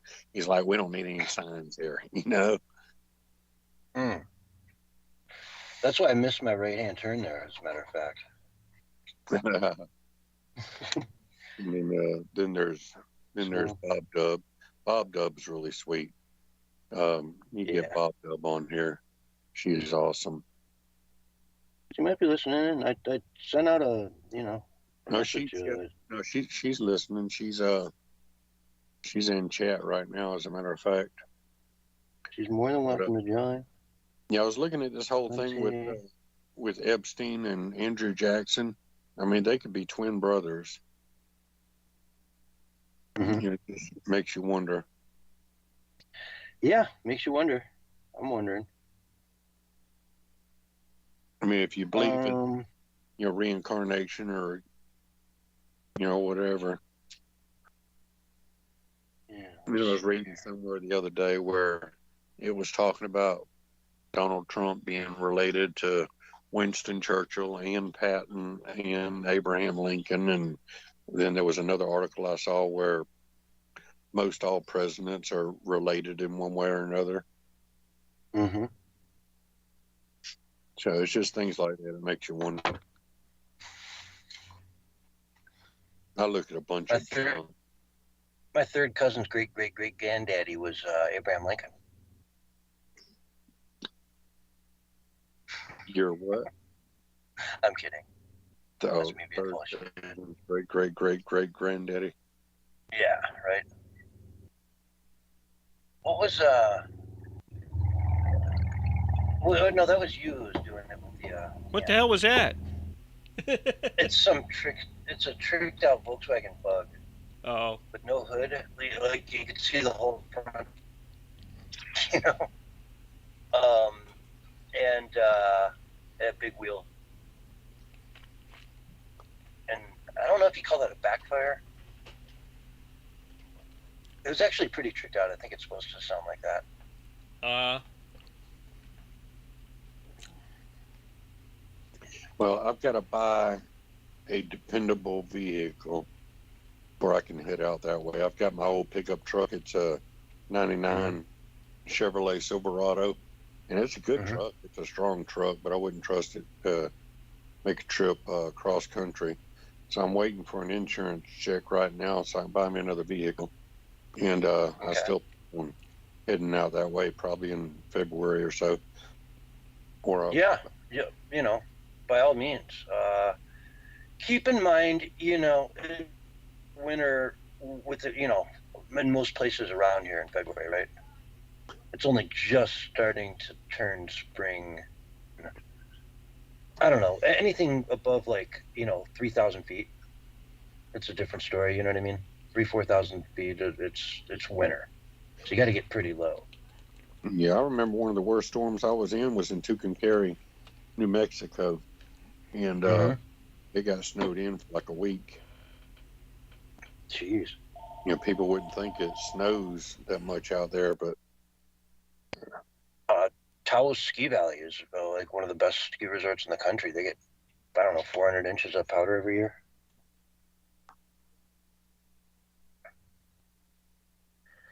And that's right just north of Santa Fe. And Albuquerque, again, is like 6,000 feet, 7,000 feet. That's, it's really high up there. It may not be quite that high, but most of the state is north of there.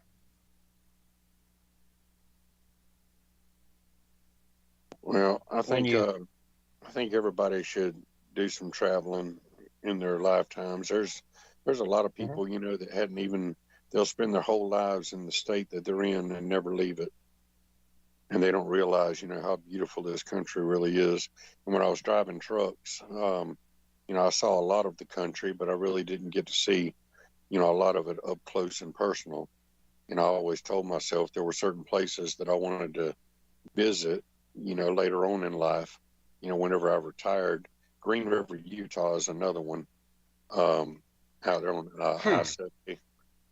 Right. See, I've driven through there a bunch of times, and it never has appealed to me. If you go from Green River up to Salt Lake City, there's a direct route there, so you don't have to go all the way over to 15 and up. Yeah. But it goes over this giant pass. So I've driven all through there, and I don't know what.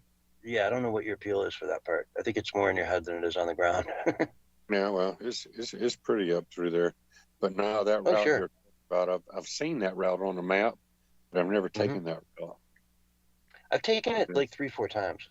And I've always gone over to 15 to get up to Salt Lake. Yeah, it shaves quite a bit of time, and it's more fun. More funner. Yeah, you go up to like 10,000 feet or something. It's pretty pretty substantial pass, and you're up there for a long ways. You're up there for like, I don't know, a couple hours. All right, Blue, there you go, girl. Sorry, you gotta move a little bit. Gotta get into the refrigerator. Oh man. Oh, why am I sore? I worked in like a week.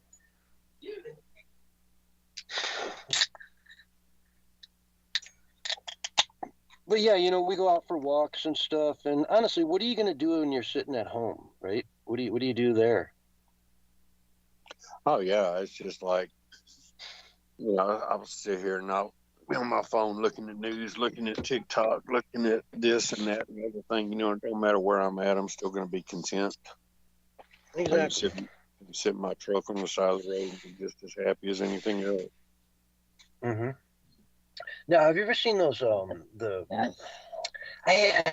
kind of at a blank right now. I'm not even sure what to exactly call it. The camper beds or the camper trailers. Like you basically, it's a setup that you put in the bed of your truck, and it's got like a table, a little kitchen, and a bed up there.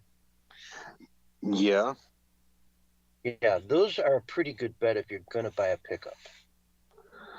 Yeah, I was thinking about buying one of these little pop-up campers. Oh, to tow around behind. Okay.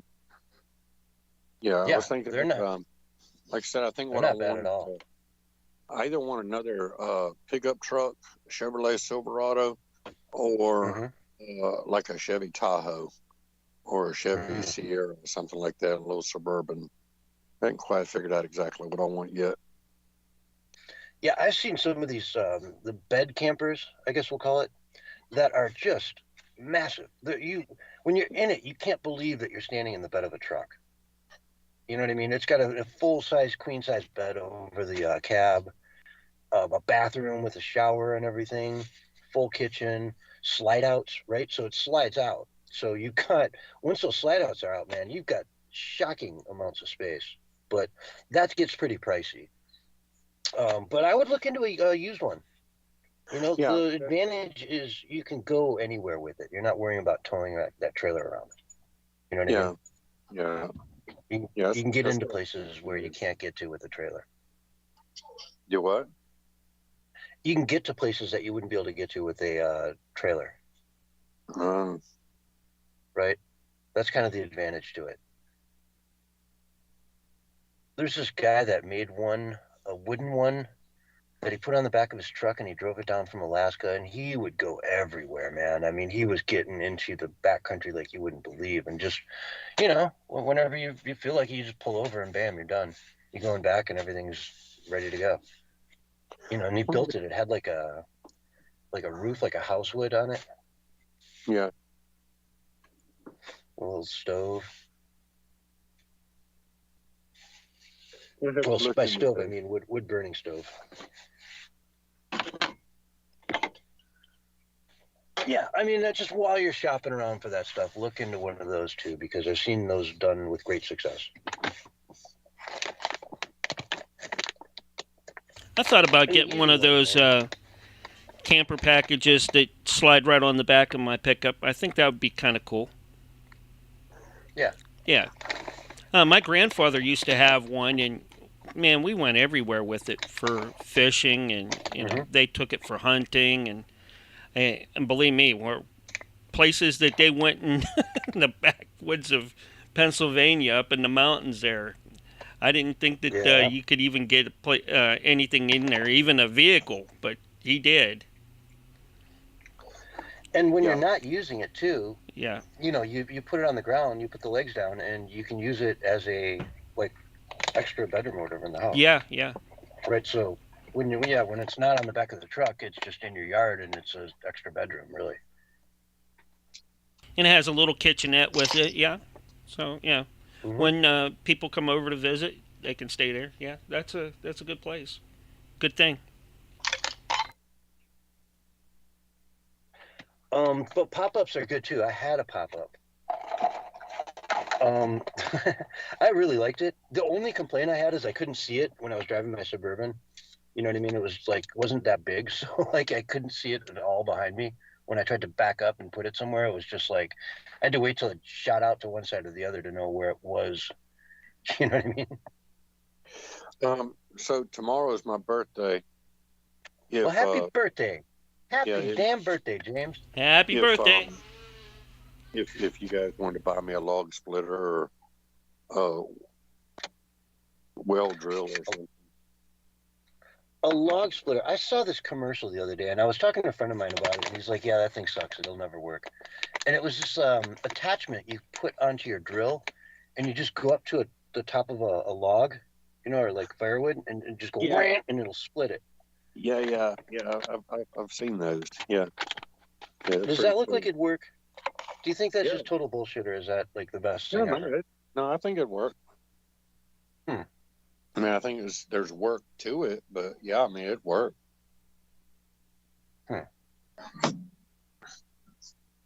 Yeah, I saw one of those the other day, as a matter of fact.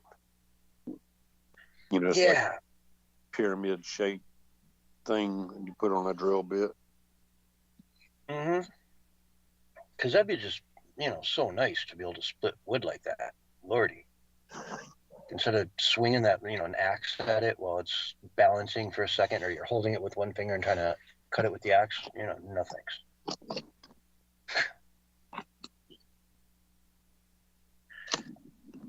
Man, the sunset's out here.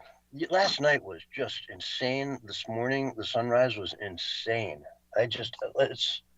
We had such a beautiful sunset, and on the other side, the moon like rose over these clouds over here, and it was just bright as could be. But the clouds under it were so thick that it made like an illusion of it rising. You know, it was really cool, just beautiful. There's so much sky. I mean, I can see the horizon in every direction, you know?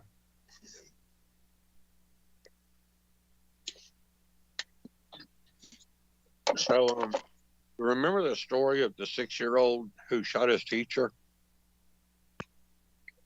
How long ago is this? It was like last year. Okay, maybe. I don't know. What about it? It happened in Virginia. And 6-year-old boy, he shot his first grade teacher in class earlier this year.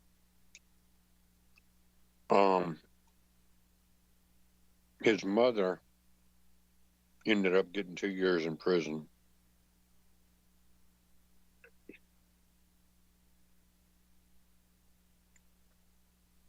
Okay. Oh, for that, because she was held responsible for his actions?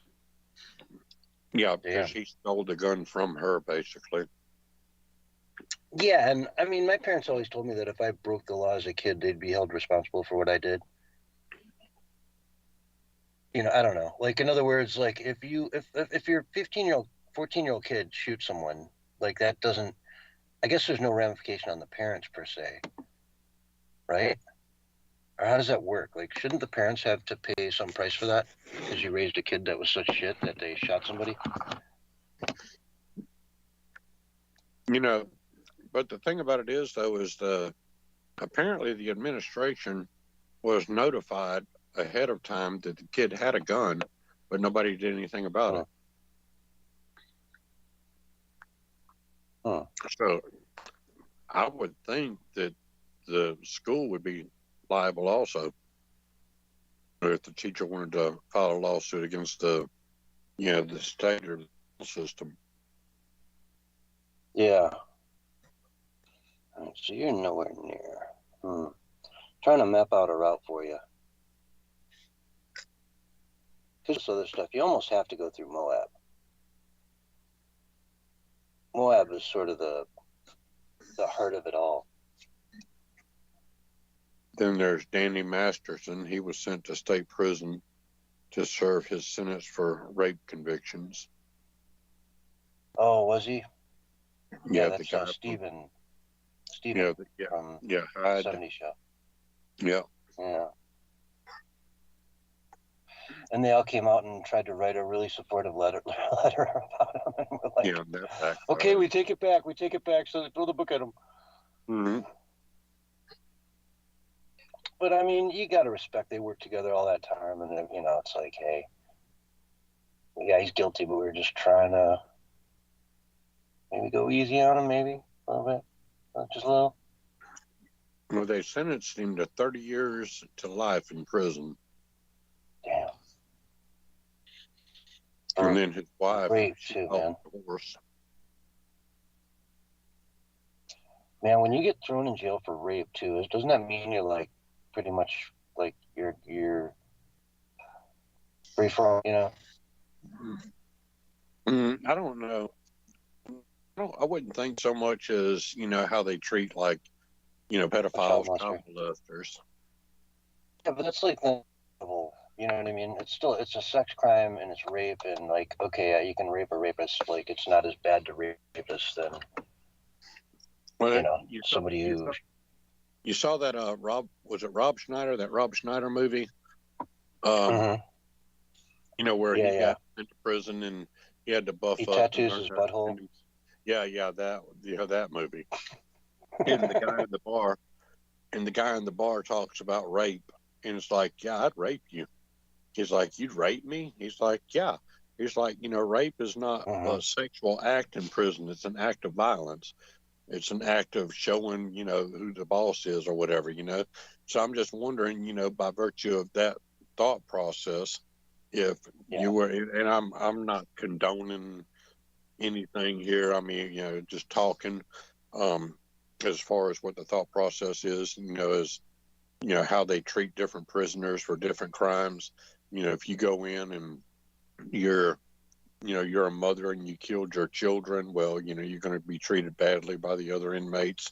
Or if you're, you know, a father who, you know, abused your daughter or whatever, you know, they're going to find out and you're going to be treated badly. Or if you decided to, you know, eat somebody's face off, Jeffrey Dahmer, I think didn't he get killed in prison? Dahmer? I'm not sure. No, I think he I didn't got watch killed. the Netflix special. Yeah, I've been watching a lot of stuff on Charles Manson here lately, and I'm kind of wondering, you know, Charles Manson, you know, say what you want to, but I don't think that they really had much evidence on him that he was at any of the, you know, crime scenes, that, you know, maybe his done it or whatever under his direction or without his direction. I think, but the truth is, that's the way I understood it too. If you listen to Charles Manson, and they're, you know, don't him or his actions or saying he's a great person or anything, but well, you kind of are saying he's a great person. But Well, you kind of are saying he's a great person. But go ahead. But no, I'm just saying that some of the stuff that he says makes sense. You know, as far as the government and the government program, you know, things like this. Exactly. You think he's smart and he knows what he's talking about, and he's the guy to listen to, and that's why, you know, he was able to put forward that cult, you know, to put that together. Yeah. Well, I wouldn't be joining his cult, and sure you would. Why not? And I'm not condoning anything, you know, regarding Charles Manson. And the thing about it is, though, is most people that would, you know, listen to me, you know, saying this, you know, this stuff about Charles Manson, haven't really researched him or listened to what he had to say. But I mean, there again, I mean, he is where he needs to be. There's no doubt about that. But a lot of the stuff that he says about the government, you know, sounds like, you know, along the same lines of Eric Snowden and Julian Assange. Have you seen the Tucker Carlson Julian Assange interview? No, I haven't actually. Yeah, Tucker's putting out a lot of content lately. Huh? Yeah. Well, I mean, I was wondering if he was going to be considered to be vice president.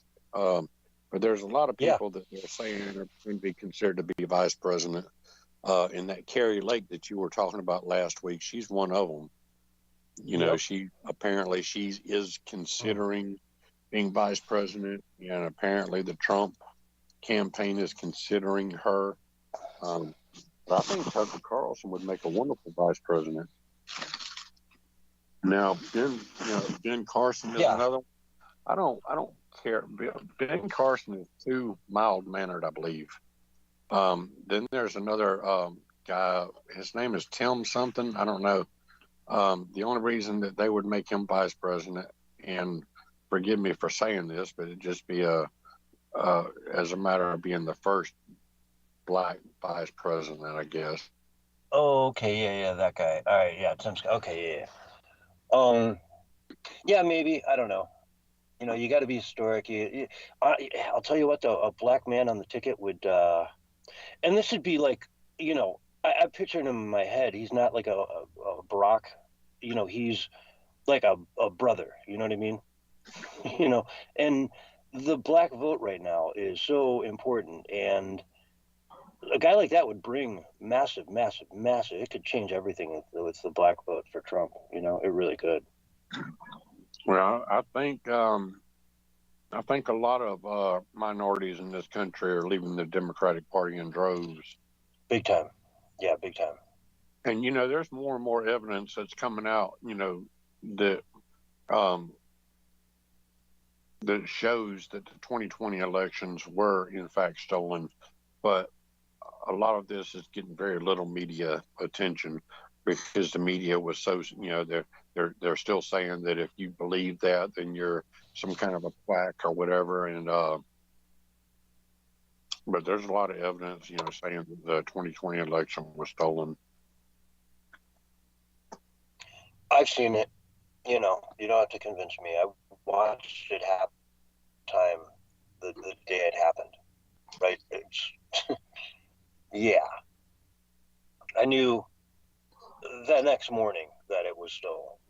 There was no doubt in my mind the next morning. First thing, as soon as I woke up and turned on the TV got online. Yeah, it was just the charts. Those big F charts. Yeah.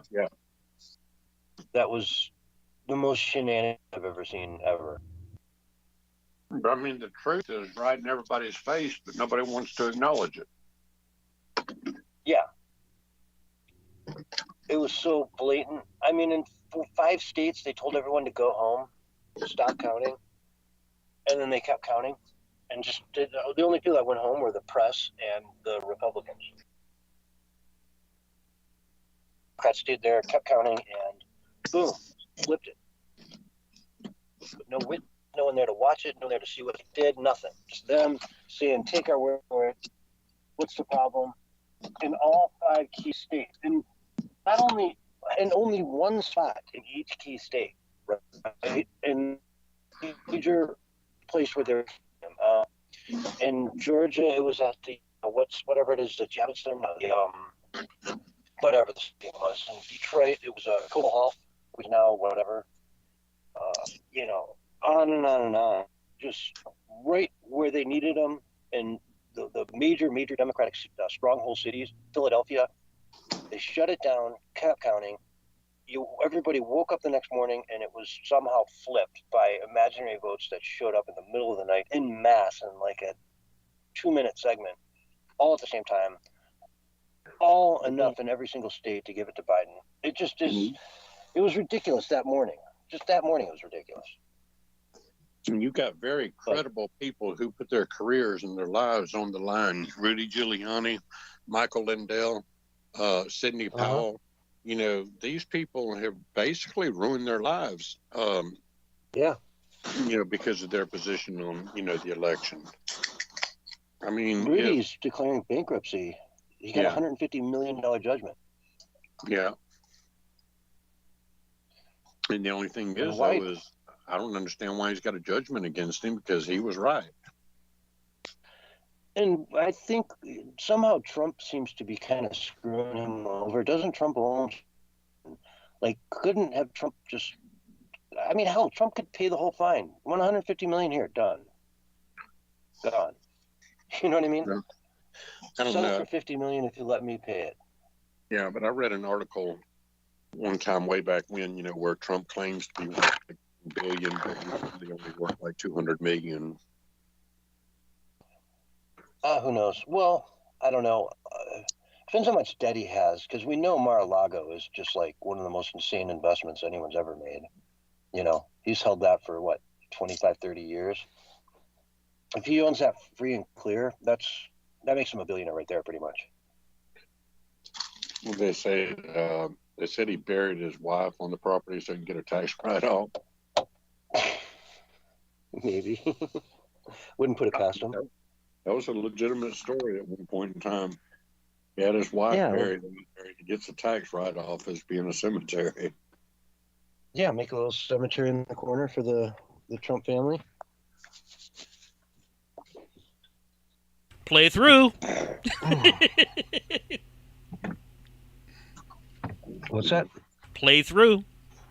Play through. Oops, I think I'll take a mulligan there. It landed in the cemetery. Do you count that as a mulligan, or? Yeah,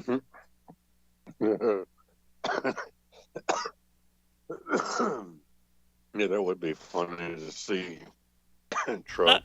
I want to see Willie down in Mar-a-Lago with metal detectors.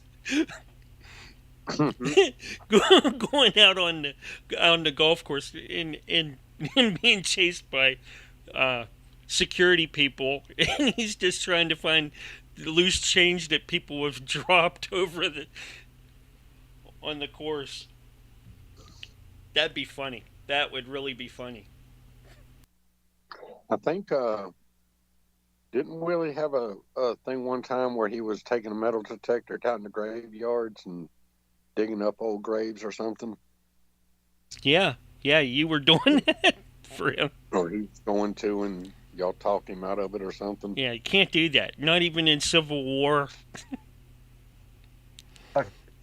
or Revolutionary War graveyards. You can't do that. You know? Oh, shit.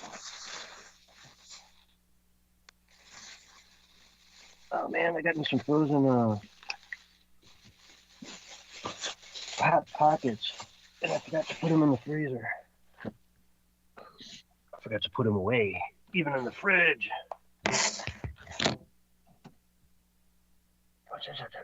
There you go, baby. So let me put these in the fridge, right where they belong. Okay, there we go. Ow.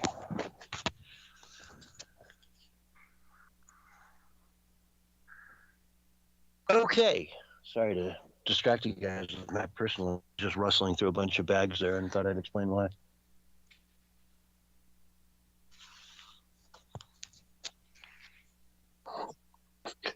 I've been looking at these sawmills, portable sawmills, and I'm on Alibaba, and I'm trying to get these people to tell me how much it would cost for shipping for these things. Well, you know, I know someone who has one. You do? Yeah, Big D on the Cafe Enigma radio show. Daryl Dunlap, yes, he has one. He bought it a couple years ago. They had to put a new blade on it, and he's got a new blade on it, and he's been making 2x4s and 4x4s with it, and selling them off. With when he's not far from Willie too, isn't he? Yeah, but I mean, does he want to sell? I don't know. If you call him or talk to him later on tonight, you might be able to talk him into doing that. Because I mean, you know, it wouldn't be much to come pick it up. Yeah, to my understanding, it's portable. They just put a lean-to over top of it, so that you know, there's no sun or rain getting on it. Where does he live though? Like Alaska? No, he lives in Georgia. Oh, that's even closer. Okay. I was thinking. Yeah. I was thinking he lived down in Texas near you. No. Yeah,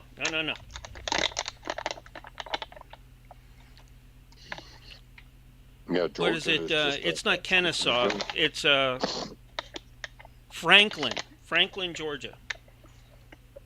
Franklin? Yeah, Franklin, Georgia. I'd like to, see if he's interested in selling it. Well, I mean, you know, I think he would be. it's going to be really informal tonight. Tonight, just pop in for a little bit. You're in the call. Just when I make the call later on, just ask him. Are you doing another show or something? Yeah.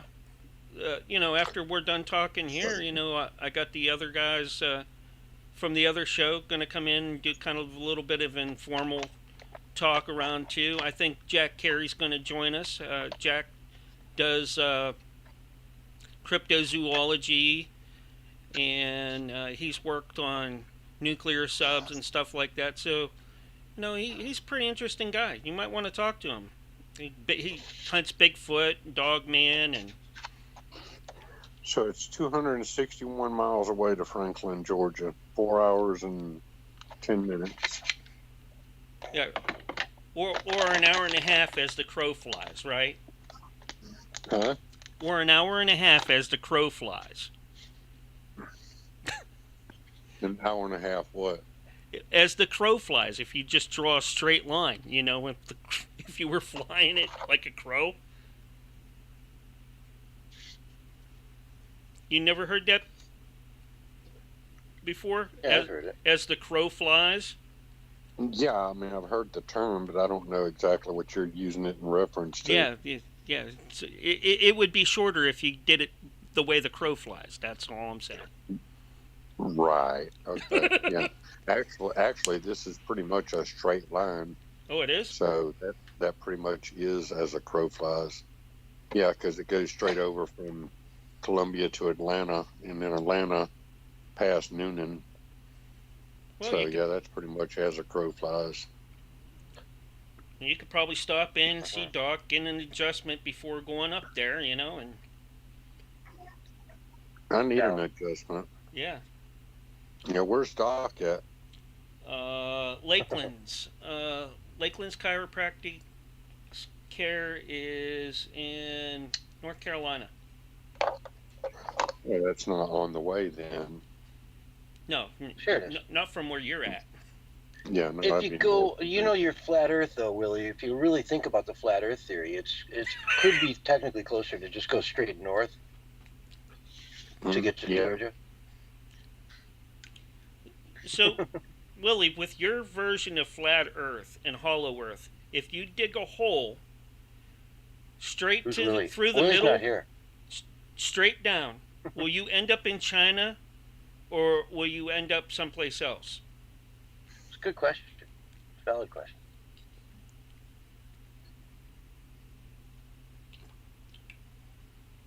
I think he'd hit the back of the turtle eventually. Oh no, not that. Yeah, it's yeah. Like I said, here's the thing. Like, I don't believe the Earth is flat, but I don't believe it's what they're telling us it is. I believe that there are other lands and outer realms. I think Like, I think all the planets, including the moon, are hollow, and all the moons out there are hollow.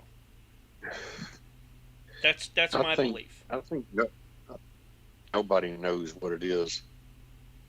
And every last bit of this whole NASA deal is, I mean, we're like pumping billions and billions of dollars into NASA. Why? What are we doing?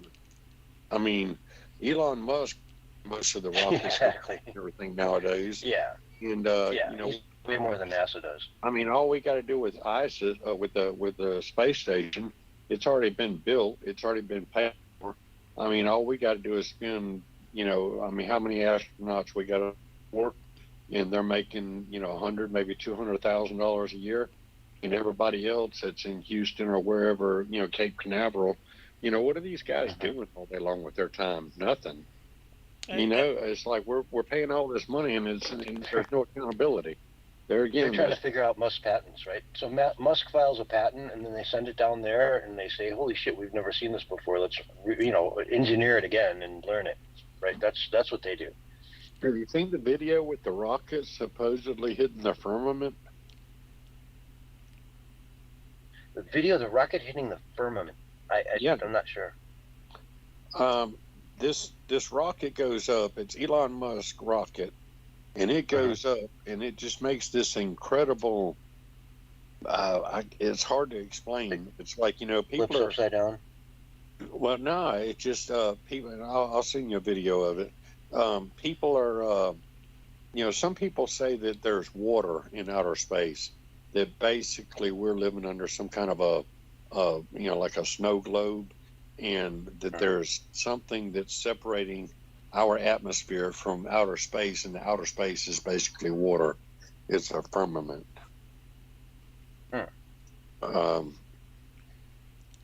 Let's see. Let me look for this real quick. Well, they claim that comets are made out of mostly water.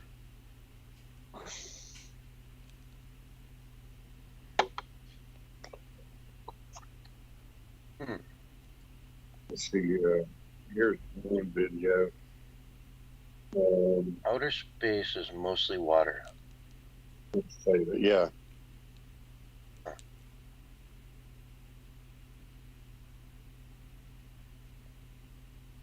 All right. Here's this video.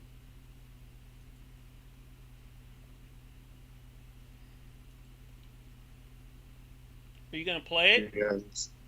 This thing goes up, and I mean, people are saying, then there's the Van Allen radiation belts, and NASA is saying that mankind cannot go into outer space because of the Van Allen radiation belts.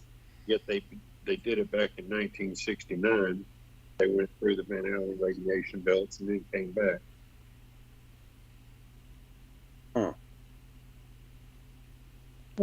I'm sitting here watching this video again.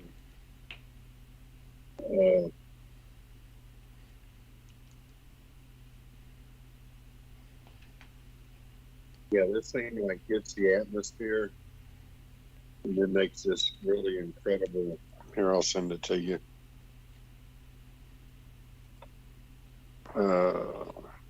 Here, Censorship Wednesday show.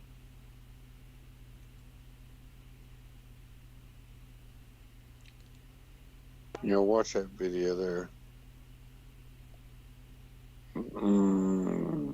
And there it is.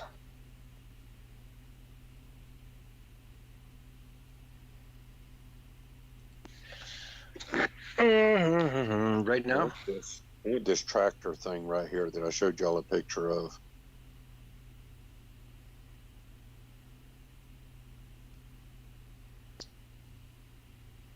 So yeah, watch that video.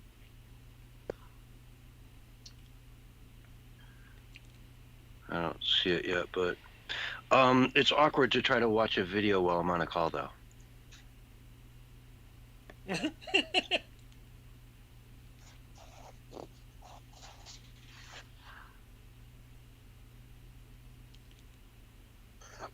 How much longer are you in here?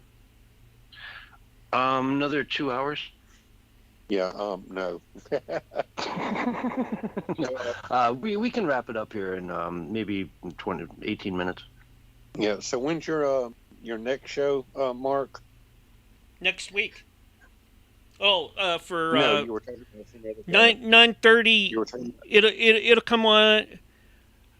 I'll start getting the other group together about 10 after 9 your time.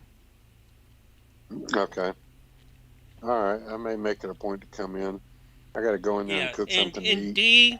D will show up like last minute for the show, maybe 5 or 10 minutes before the show.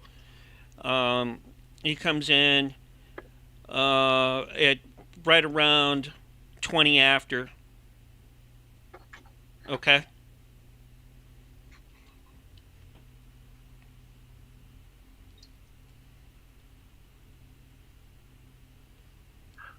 Oh, man. I'm actually getting a call from Willie right now. No. I should just reject this. Yeah, you want me to reject it? Yeah, reject it. Okay. I'd say go ahead and take the call, man. But like I said, you don't want to make me mad either. All right, here you go. Let's take a call. Willie, you there? Yeah. Hi, man. Hi, how y'all doing tonight? Merry Christmas to you, Willie. Merry Christmas. We are not on the radio. No, hi, I just want to, anybody else there, man? I just want to call and talk to you for a minute, man. We got Mark. Yeah, I'm still here. Hey, Mark, man. Yeah, Hey, did you have a good Christmas, man? I sure did. Yep. How did Santa Claus bring you? Oh, he brought me a new microphone. Oh yeah. Oh, did he? Yes, Nice. he did. Very nice. Brand new. That's awesome, man. Hey, I Also got James in here. yeah, We got James here. He's yeah, watching your farm. yeah. Hey, James, hey, y'all gotta watch James. James is a low life too, man. Hey, y'all can't believe a word he says. I'm telling you, man. I want to tell y'all, I'll come up with an idea, man. Hey, and I'm looking for investors, man. Hey, all I need is look. Hey, everybody out there has got my email address. Cause I already give y'all my email address, man. Hey, and all y'all got to do is contact me. Hey, I didn't come up. Hey, there's a lot of people, a lot of things that's going on nowadays, man. Hey, people's have been sick, man. They got this. I don't know if y'all heard about it. It's like a long cold and long flu, and people's being congested and coughing. And a lot of people, man. Hey, they say it's because all these chemtrails and everything's going on, and some people saying it's because of vaccines. And man, hey, there's something going on, especially like up in New York City, man. Hey, a lot of people they sick and they staying sick long term. Hey, but I was listening to this Amish guy, man. Hey, this Amish guy, he said, here's what y'all do. He said, y'all take some onions, man. You take an onion and you take that onion and you cut it in half, and then you stick it to your chest. And then on top of that, you can put like a warm bag or something on it, man. Like you can take a Ziploc bag with some water in it. You stick it on your what? You stick it on your what? On your chest, man. You take these onions and you stick it. Hey, there's another. Yeah, no. Hey, you can research it, man. Hey, this ain't no lie. If you don't believe I thought me, you said something totally different. But go ahead. Yeah, no, hey, like I say, if you don't believe me, just ask me, man. I'll tell you. Hey, but look at here. Hey, also, man, hey, you can take these onions and you can put them on the bottom of your feet, and then put the onions on you, and then put some socks on top of the onions, and it'll draw all that toxicity and stuff out, man, and make you feel better. But no, hey, here, yep, what? All right, James, are you there? Because you've been saying that place stinks. You're watching Willie's Farm. You said there's a stink in there. You just never come across. Do you think that might be it? Man, onions in his socks when he goes to bed. Man, hey, I don't venture out much, man. Hey, this place is nasty. Don't be talking about my place, man. It ain't nasty, man. Hey, it's well organized, and I know where everything is, man. And what you need to do, Willie, hold on a minute, man. Hey, listen. Hey, listen. Willie is. I'm gonna tell y'all right now. Willie's crazy, and I ain't crazy, man. Hey, look at him. I got good ideas, man. Hey, all I need is that daggum's good, man. Saul Good has got my money all tied up. I got a bunch of money. Willie, you ain't got nothing, man. You ain't got nothing. You got this old raggedy farm and the one down in Waldo that Daddy left you. And I'm looking at him. I got to talk, man. Look at him. I ain't got just a minute. I want to tell y'all about my idea, man. Hey, this thing, you take these onions. Hey, you wear a bra. No, hey, this ain't no lie, man. Take your bra. Like, you wear a bra. Yeah, no, hey, yeah, woman. Yeah, like a woman's bra, man. Hey, and you can wear that woman's bra and you put these onions in there, man. Not doggone. Hey, and then you put your shirt on top of it. It makes it look like you got breasts. Really, no. Man. Yeah, hey, no. Yeah, no. Hey, you walk around all day long, man, with this bra on, with these onions up underneath it, man. Hey, and you got little pokies coming out. Hey, and a one advantage, man, you can go and use the woman's bathroom. Hey, they think you're a woman. No, you can't, Willie. No. That's not how this works. You're making light of a very serious subject in American culture today. Okay, that's a very, very vehement debate over this, and you're just making light of it. Come on. Yeah, no, man. Hey, but it's beneficial in more ways than one, man. Hey, I'm telling you. And y'all take these onions, you put them in the bra, you put that bra on, hey, and it helps your chest cold, man. But you can't use the women's bathroom. I get how that might detoxify or something. I'm advising everyone against that. Don't do this. The risk of you getting an infection is probably higher than the chances that this will actually do anything. Okay, Willie, you're crazy. Yeah, like James says, you're nuts. No, hey, it's smart, man. I'm telling you, it's smart. That's all there is to it, man. It's not smart. Folks at home, please don't do this. Okay, that's all I can say. Willie, Yeah, Merry Christmas to you. Okay, can you calm down for a sec? Yeah, I got other ideas though, man. Merry Christmas to you. Did you have a good Christmas, Mary? Yeah, man. Willie. Yeah, man. Hey, I had a good.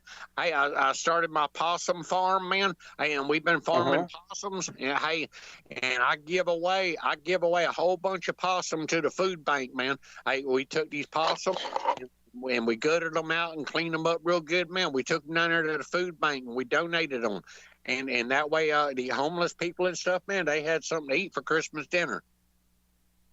And they accepted them. I mean, they're going to feed the homeless their possum. Yeah, but Christmas dinner. We dropped them off, man. I don't know, man. I'm guessing You they dropped them off. Yeah. Is there any chance at all that you just dumped a bunch of unusable meat down there or carcasses? You know, and they just had to deal cleaning that up all day, and that was just a big problem. And maybe they didn't get as many meals out because you dumped a bunch of dead possum at the homeless shelter. Yeah, hey, we skinned them first, man. We take that possum hide and we make coats and pants and shirts and stuff out of that possum hide, and then we just take skinned and dead possums. Just would you put them in a tarp and just stack them up on the door, like pull them out of the tarp on a tarp out of the back of your pickup truck and just leave them by the front door? Yeah, no, man. Hey, we put them in 5-gallon buckets and dropped them off at the front door, man. And we told them Merry Christmas. I heard that the excess stuff that you don't use and that you can use for chum bait to get catfish. Is that true, Willie? Yeah, no. Hey, man. Yeah, I heard that they take and put that stuff in a burlap sack and throw it over, a bridge and that, and then the next day you can go down there and get yourself some catfish. Yeah, no, man. Hey, we go noodling, man. We catch them we stick our hand up in the hole, man, alongside the river banks, and you stick your hand up in the hole. They call it noodling. No, and you'd stick your thing in there and try to pull it out. I don't know. Doggone, man. Hey, y'all got to listen to my other idea, though, man. Hey, look at here. Hey, I'm gonna tell you, man, too. Hey, I got rid of Bertha May, man. Hey, Bertha May. Wait. Okay, well, why? Yeah, no. Hey, cause she walking around. She act like she's somebody. She ain't really a whole lot of nothing, man. Hey, she wasn't real pretty or nothing, man, and she wasn't real smart. Hey, but to watch her, man, hey, she act like she won the chili cook-off, man. Hey, she walking around like she'd all that and then some, man. Hey, but her chili wasn't even that good. Hey, I'm telling y'all. Hey, this is the truth, man. She thought her chili was something, but it wasn't nothing. But hey, she got a case of the gone, man. I'm telling you. Hey, hey, that's what like James was telling you earlier, man. He told you he said Willie got rid of old Bertha May. He couldn't figure out what to buy her for Christmas. So he got rid of her. Problem solved, man. He's smart, man. I'm telling you. Hey, look at him. Now golfing, man. Hey, golfing is real big. There's a lot of folks, even Donald Trump, man. He got a big old golf course, man, down there in Mar-a-Lago, man, down there in Florida. Hey, Mar-a-Lago, not Mary-Lago. It's Mar-a-Lago. Yeah, what I said, man. It's Mar-a-Lago. Hey, it's not Mary-Lago. It's Mar-a-Lago, from the bay to the sea, or from the Mar-a-Lago. From the lagoon to the sea. Yeah, Mar-a-Lago. Okay, hey. Mar-a-Lago. But no, hey, golfing, man. Hey, the people, man, they does this golfing in the balls goes off into the water and stuff, man. Hey, you can go out there late at night, man, and you walk around them ponds, and you can dive down and you can get you some free balls, and then you take them balls and you wipe your balls off real good, man, and then you can resell them to these golfing like the golf shops and stuff like that, man. Hey, but you wipe off all your balls that you find, and you can resell them things, man.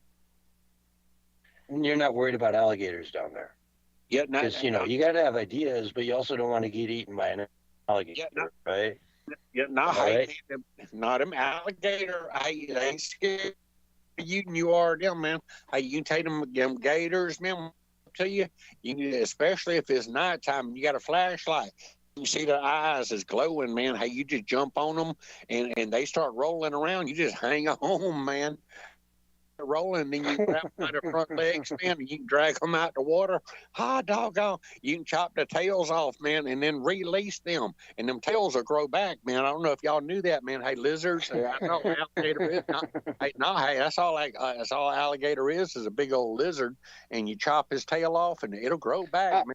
I don't know about that. I think they'd die because they use that to swim. I think they'd be dead before it could ever go back. Mark, correct me if I'm wrong here. Do you agree with that logic?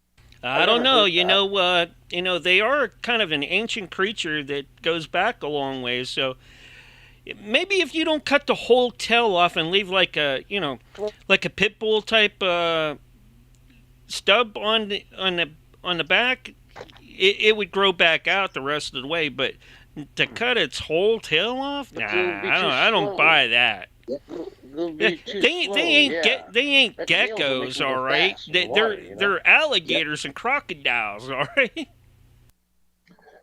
Yeah, but hey, no, man. Hey, I come up with another idea, man.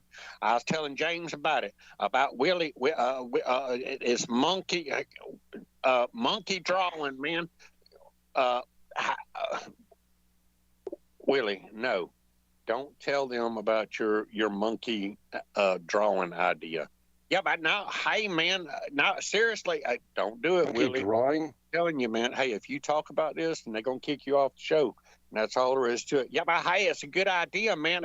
Yeah, I know you think it's a good idea. I kind of want to hear it now. Yeah, but look here, man.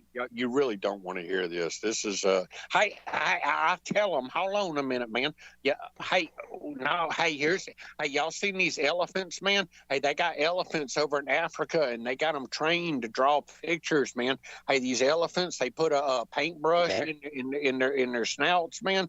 Hey, and they draw pictures of other elephants and trees, and hey, these things are talented, man. Hey, and I got it figured out. Monkeys, man. Now, hey, my monkeys are talented too. Hi, doggone. Hey, I can take these like these paintbrushes, like magic marker things, man. Hey, I stick them up their rear ends, man. I put their rear ends up next to a canvas, man. Hi, is Willie's monkey? I know. Really, that's the most disgusting thing I've ever heard. Come on now. Hey, they can draw with their butts. No. Man. No, hey, you asked. Pay for that because that's animal abuse. Yeah, they pay for the elephants paintings because the animals are treated humanely. It goes to support that elephant. With monkeys putting paint, that's disgusting. No one's going to pay for that except for Jeffrey Epstein and his club. The problem is you asked for it. Yeah. Hey, y'all see Willie warned you. James warned you. James warned you about this. Come on now. I these people. Yeah, I tried to tell y'all, man, that Willie's crazy. He's I believe it. Ignorant, and you wanted to hear it. You asked for it, man. He asked for it. That's right. Hey, don't be dirty dogging me, man. Hey, look at him. But hey, it's a good idea, man. Hey, the monkeys, and for all y'all out there in radio land that don't know, my name is Willie. Now, Willie. Willie, shut up. Willie. Shut up, okay? For as long as I was out on that damn trawler, that Russian trawler that Saul Good had, not one time did you ever try to come out and rescue me. And you have all these smart people, well, smart monkeys, named after my kids. Named after my kids, all right? All right, and you couldn't come out to even get me. I had to get Santa Claus a couple years ago to take and come out and get me and rescue me. But no, you couldn't do it. I don't have a lot of faith in you, Willie. Willie, I don't have a lot of faith in you. Yeah, what do you think? Man. Censorship, what do you think? I think that Willie is a sick, evil person for even considering this idea. It's like if you can sell them in the same place where Hunter Biden's selling his art, then maybe you got something. But still, I want nothing to do with it, Willie. And do not plug that on my radio show. Do not talk about it, James. You were right. Thank you. Now, Willie, yeah. I do have an idea that may go in line with that. All right, if you can make the raccoon run faster to get this stuff started better. by doing that, you can take the raccoon, all right, and train him to do that, all right? So long as the dogs don't catch him, we're good, all right? Only I can be catch. Oh, he's got no You and idea I what can you're catch talking him, about. all right? Yeah. All right. No, Because we he's have got to no power. idea We what have you're to talking power about. DREAGUS Productions, internet and computer with something. All right. In the squirrels. Yeah. The squirrels went unionized, and they all went liberal on me, and I'm like, no, we're not doing that. All right. And then I had what, hamsters, and that didn't work out either. They just got fat and just kept multiplying, and there was so many in there they couldn't even run around in to make the thing spin to turn the gyro to get the power. All right, so I had to go all the way and get a raccoon, because foxes, I can't get an exotic license here. It just costs too much for an exotic. I just got this raccoon off the street, all right, and he's been hanging out. He's been hanging out on top of my house for a while now, all right. Now, Willie, now, if you can do something to train this guy, by all means. I ain't got a clue what you're talking about, man. Hey, but I'm gonna tell you, man. Hey, look at him. Hey, I heard it told that you was on vacation, man. Hey, you got all them kids and you got old lady, man. Hey, you's out there on that boat. You trying to get away from them all, man. Hey, that's where I heard it told you was on vacation. Look at him. Let me tell you, that was no pleasure trip, Willie. Yeah. No. Oh, I had Russian MREs to eat the whole time. Do you know how constipated I was on that boat? You told me it beat you exercise cooking by a mile, though. Yeah, and I couldn't even use that. I couldn't even use that for bait, because the fish would take a look at that stuff that I was trying to throw over the side, and they'd be like, no, we ain't eating that. We're going to get constipated. And I'm like, no. At least I could, Willie, why didn't you come out and get me? Yeah, but hey, man, dog, you was happy, man. You was happy, and you got all kind of other stuff going on, man. You running pirate radio, and you running all kind of other stuff, man. Hey, I know what you's doing out there, man. Hey, but I ain't gonna tell everybody. I'm gonna keep that a secret, man. Hey, I told you, man. I told you a long time ago. I got pictures of you, man. I got stuff on you. Look at him. Hey, you are. Hey, I ain't gonna. Hey, everybody out there in radio land, Mark. Hey, he's smart. He's nice. He's kind, man. Hey, I tell you what, I wouldn't trade him for nothing else in the world, man. Hey, but he kind of shifty too. I'm telling you, man.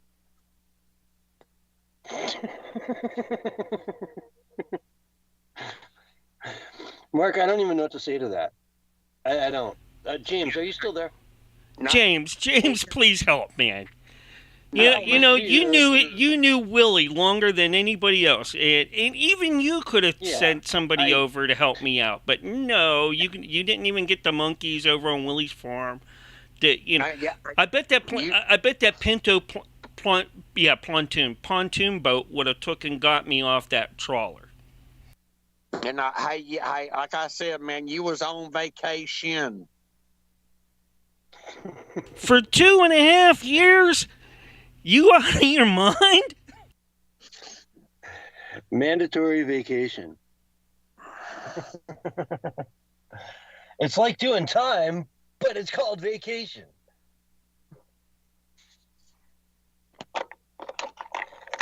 Hey, anyway, man. Our time's wrapping up here. Our time is wrapping up, so I think we should end this podcast. Well, at least our end of it. I know, Mark, you're probably going to go on for a while, right? Yeah, but hey, they no. We got plenty of time. Get off me, man. They gonna Willie hanging all over me and stuff. Willie's a monkey himself. Yeah, aggravating. Yeah. Anyway, it's been fun, and I appreciate you guys. for having me on, and we'll have to do it real soon. It's been a awesome time, James. And James, if you do come on later on with the other show group and that, please don't bring Willie. All right, don't tell Will. Just don't tell him. All right. That's the thing, though. Willie hacks. He's a hacker. He knows how to hack into this stuff. We had James on the Hogging the Mic podcast a while ago, and Willie just hacked his way in. What? Yeah, Willie's in the other room right now. He's about drunk. He's about to pass out. And Willie ain't nothing alcoholic. He drinks that rocket juice that he created, and that stuff is nasty. Oh, it's made out of monkey piss. Yeah, it's got a whole bunch of ingredients in it. You don't even want to know what's all in it. Oh, yeah. No, thank you. It's got warm cat. All right, guys. Kind of stuff. It's been awesome. It's been an awesome time. I'm going to duck out. I think you're going to duck out as well, James. Mark, you're the best. You're the best producer there is. Merry Christmas to you, Mark. Merry Christmas to everyone listening. James, Merry Christmas to you. Willie, if you're there, Merry Christmas to you. Oh, by the time we come back, it'll be New Year's. All right. Exactly. Happy New Year. Love you guys. Happy New Year! And happy birthday. Yeah, a happy belated birthday or absolutely. Yeah, birthday there. I want James. I want a sawmill and a log splitter for my birthday. I might even send you a token. Oh yeah, that'll work too. All right, I'll be good. I'm out of here. All right, man. Peace.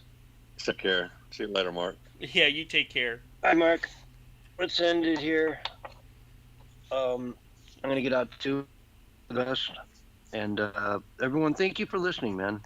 We love every one of you guys. You're our loyal, people, and we wouldn't be here without you. Well, we would probably, but it wouldn't be as fun if we didn't have people listening. So thank you. All right. I'm going to take us out. And stay tuned, folks. We got more stuff coming to you from me. So take care, and I'll be right back after this. Thank God that it gave me, God, whether it's, if you want to say he or she or whatever, the universe, thank you for giving me the ability, the strength, the knowledge to do what I do, because this is what I was meant to do my whole life. And I know that, and I will do that till the very last breath. And I always laugh. I say, even if they're wheeling me out in a wheelchair, I'm going to still keep going until I drop. That's how I love it. That's how much I love what I do. And it shows, because not only do you sing extremely long notes, let's just put it this way, you have this opera type of voice where you carry a note so long and so normal people cannot even breathe. You're listening to the Debbie Perkins radio show with Prince Fleet Easton. Or was it from a past Christmas special from DREAGUS Productions? Voice lessons? How did you? Well, I never took a voice lesson. I never took a voice lesson in my life. After I was in theater for a little bit, I'll tell you some of my little secrets. When I auditioned, I had to dance in the show. And at that time, I had done nothing, no training or anything. And when they started calling out terminology, French terminology, grand jeté, pas de bourrée, glissade, I didn't know what those terms were, but I could watch people and I could mimic them, and I could do it so well that they thought I had tremendous training. So after about 3 years of in the theater, I did, oh my gosh, I don't know how many musicals I did. I thought I better start learning what this means. So I started going to a ballet school, and I moved up very quickly. I never had to pay for a lesson ever in my life in dance, in ballet. Within 3 years of starting, I was taking classes at American Ballet Theater, ballet arts and taking master classes at Juilliard within 3 years. So that was my dancing training. As singing, just natural ability. It was always there from the very, very beginning. In my early part of my career, when I would go and do like guest spots, I would tape record them. Now that tells you back, tape recording. So I would tape them and I would go home and listen to them. And what I would do is if I didn't like the tone, I would correct that and work on it till it sounded pleasant to my ear. So that's kind of like I trained myself, I guess you could say. And it just kept going. And as opera, that's very interesting because that's something I always wanted to do. And about 15 years ago, while I was living in Florida, a dear friend of mine now, Miss Beatrice Moore, who was a soprano at the Metropolitan Opera, was looking for someone she was forming a company called the Bel Canto Ensemble. And they were looking for people to join, and I was recommended to her. Well, I had no idea who she was, and I'd never heard of her. And the reason I'm telling you that is when they recommended me, she said, well, I've never heard of him. I don't know who he is. And I had been performing all over Southern Florida for quite a while, or Central Florida for quite a while. So we had this running joke that we didn't know each other, but we were brought together. And so the day we had our first meeting, she said, I know you sing every type of genre there is, but she said, honey, you're going to have to sing classical pieces. I said, well, you know what? That's so exciting because that's something I've always wanted to do my whole life, and I know I can do it. She said, go home and learn a piece and then come back and sing it for me. Well, I went home and I worked on Nessun Dorma for about 3 weeks. I came back and she fell out of her chair. She said, my God, what you have done in this short period of time is just unbelievable.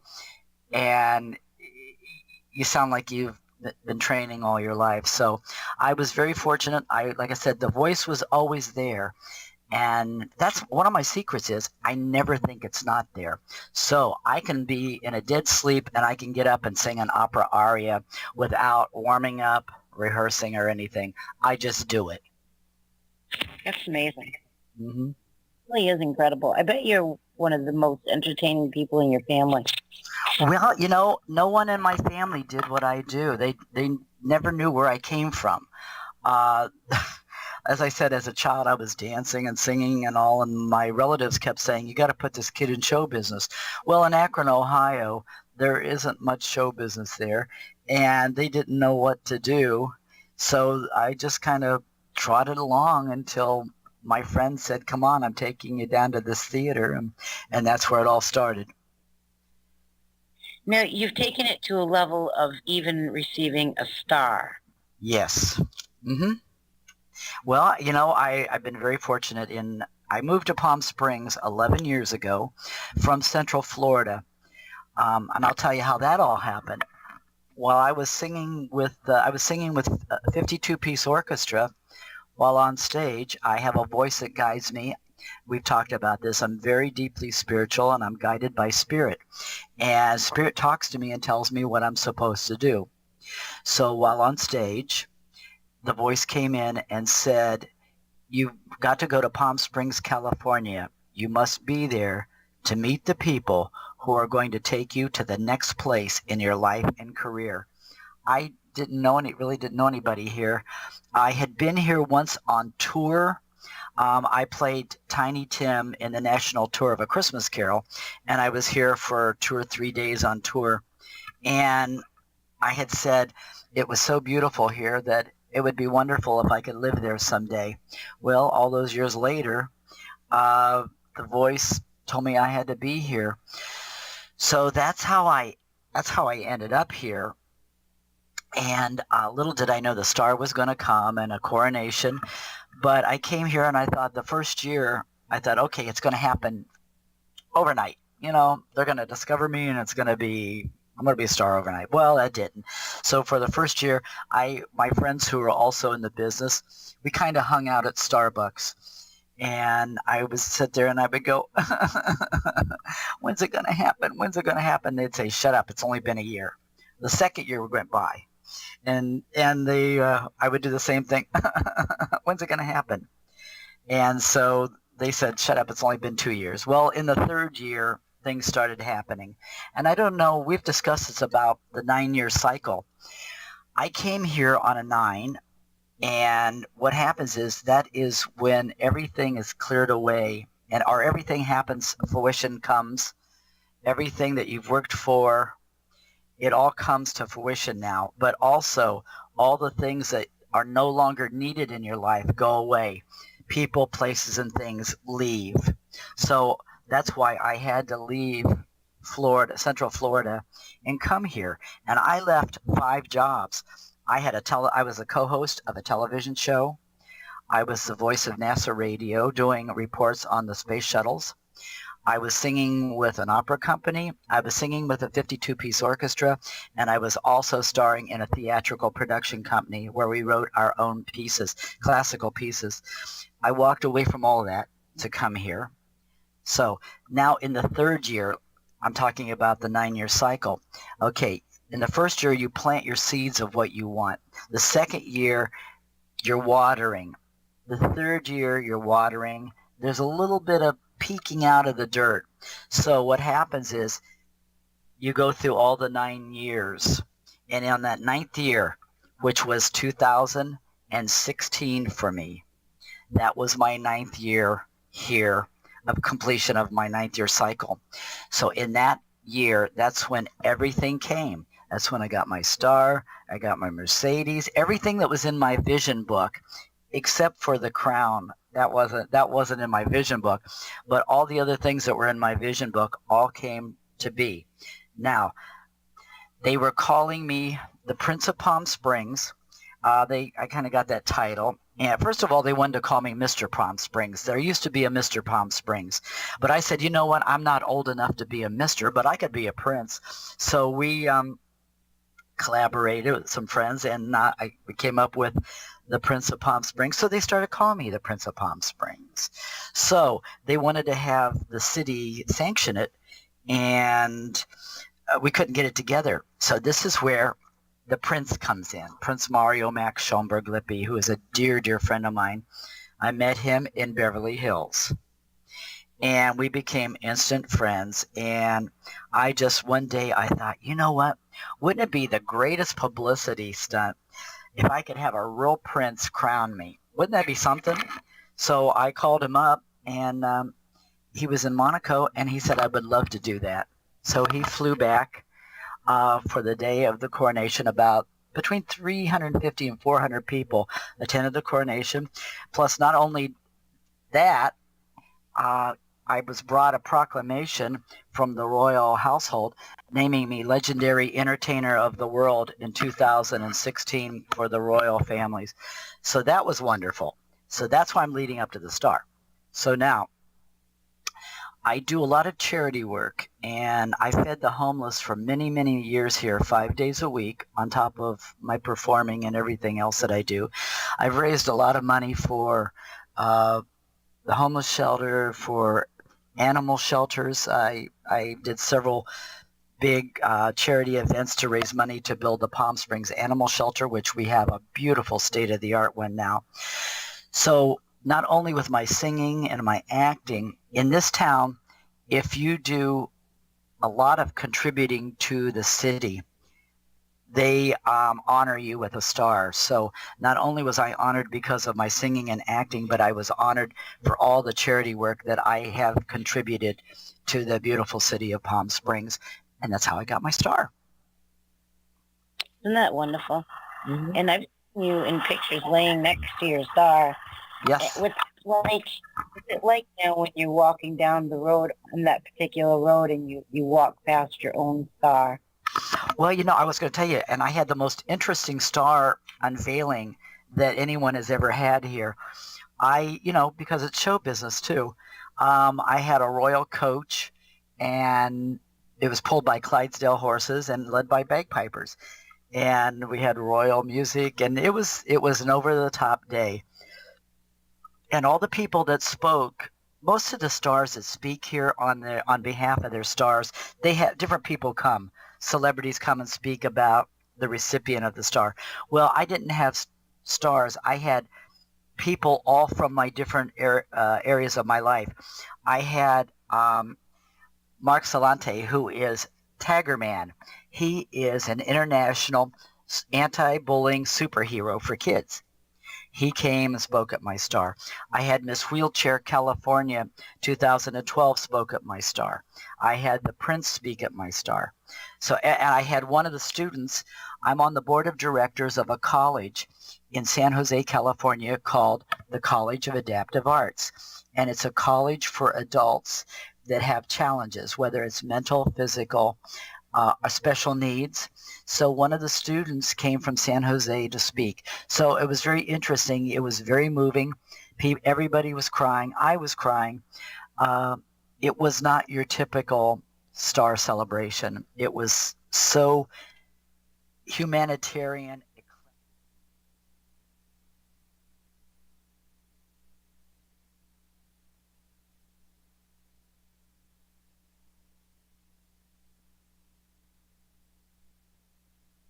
The following program is intended for a mature listening audience. Graphic and explicit language may be heard at times. The views expressed and the opinions given. That is her favorite song. But also, like what you were saying is, I wanted to say about my honoring. I'm the kind of performer, I like to share my sandbox. It's not all about me. It's about us. And that's how I live my life. It's all about us because you don't do it on your own. It takes a village to create or do what you do. And it's not, when they say I did it my way, yes, you may do it your way, but it took a lot of people to get you to where you could do it your way. And I love sharing it. I'll tell you, if I have an ego, it's very, very little because I'm not jealous of anybody. I love, like I said, sharing my sandbox. If someone comes into a club where I'm performing, the first thing I do is I'll stop and I'll give a shout out to them, and I'll ask them if they would love to come up and do something and do a duet or do whatever, because I want to showcase everybody. It's, like I said, it's not just about me. It's about all of us. You walk the limelight with people. That's amazing. Yeah. And I love to, when people have accomplishments that I know, I like to promote them. Oh my God, I love to promote my friends, and I'll be the first one to tell everybody who they are and what they've accomplished. I don't like to talk about myself. I do on talk shows like this, but I'll tell you, in real life, people, they try to get me to talk about me, and I don't want to talk about me. I'll say somebody, well, you tell them about me. I don't want to tell them because it's just not me. It's just not me. Well, I'm glad you're sharing yourself with us tonight.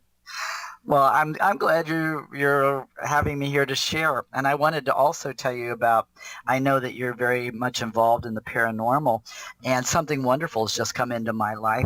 Like I said, I've always been very deeply spiritual, and I'm involved. I'm the musical director for Interfaith Spiritual Center here in Palm Springs. And my life, as I said, has always been guided by spirit. But now I'm involved in a great new company. It's called Spirituality Gone Wild. And we are doing some amazing things. And you're going to love this, because one of the people that it's involved with is Leon Hendrix, Jimi Hendrix's little brother. And I am so excited because I'm going to be working with him and doing some stuff, some major events with him coming up in the near future. And I'm producing some events for them and helping them out with, we just did a mixer, a spiritual mixer that was absolutely wonderful. Here in the Valley, we have a lot of people that do a lot of modalities, different types of holistic healings. And Debbie Garcia, who is she's the head lady. She's my dear friend, and I know she's listening out there. Hi, Debbie. We're creating something that is so unique, and we're changing the world one step at a time.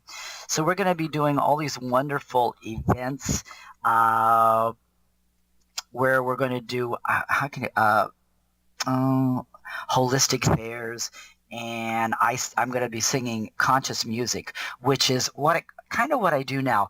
You will never hear me sing a song that has a negative connotation or a lyric in it. You will never hear me say. What I do is when I sing songs, I rewrite sometimes the lyrics to have a positive message. And that's what I love to do, because we have enough of negativeness in this world. And our goal, not only with Spirituality Gone Well, but my goal in life is to heal, inspire, and empower those around me, to let them know that they can be more than they thought they could be. And that is my goal right here on this earthly plane right now. And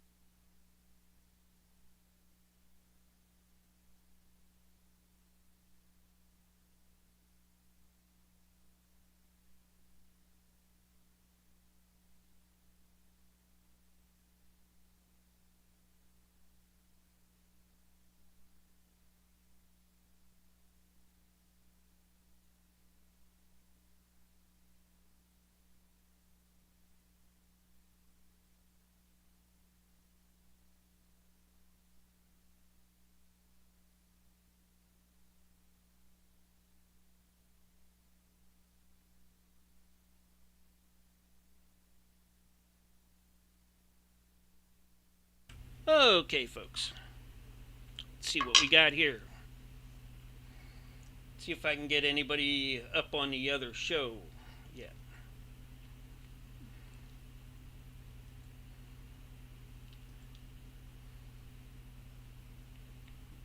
All right.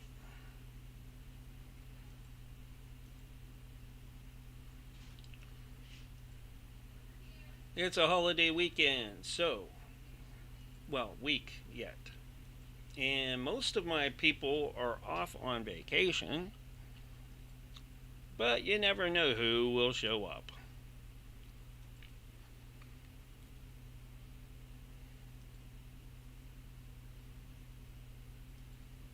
All right.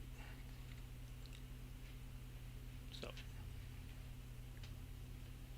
hold on here, and I will. Hi, Dad.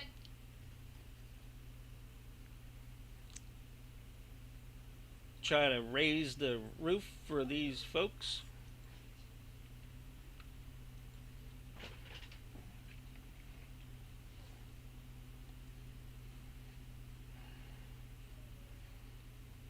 Do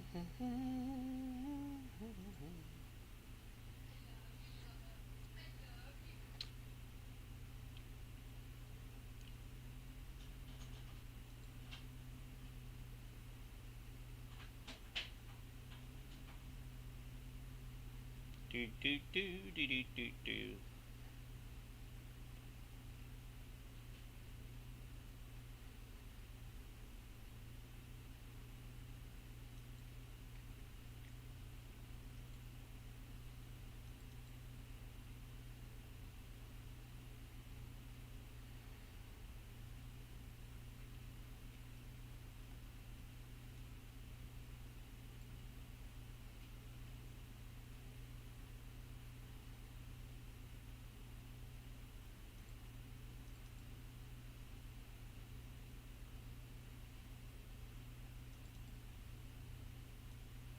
Hello, hello, hello. Are you there? Vicky? Well, if not, well, I'm going to play a little bit of old paranormal parodies. One of the very first shows that I was ever a part of that I did. And produced it too. Here we go. Scene 1, Apple, take 2. Welcome, everyone. We're here today to talk about a new product. Well, it's not really a new product. It's a reinvented, reissued product from King Solomon Industries. That's part of their mining division. Oh, okay, that's how they say it. King Solomon Mining Industries Incorporated. All right. And we're going to talk about this product they have called Ifrit in a Box. Now, Ifrit in a Box at one time was and was a really good product at one time, from what we were told, as a great gag product for office parties back in the day in medieval times, as well as during the Roman times. Caesar even had an Ifrit in a Box for a little while, until the Ides of March, from what I was told. But then again, you would have to ask the Ifrit, but that's not part of the instructions. Part of the instructions are, and you have to read them very carefully, is as soon as the Ifrit appears out of the box, King Solomon Industries Mining says that you must say this: I wish you were back in the box. And that is the only wish that it can and will grant you, because that's all it's allowed to grant you. It may try to tell you otherwise, but it's not allowed.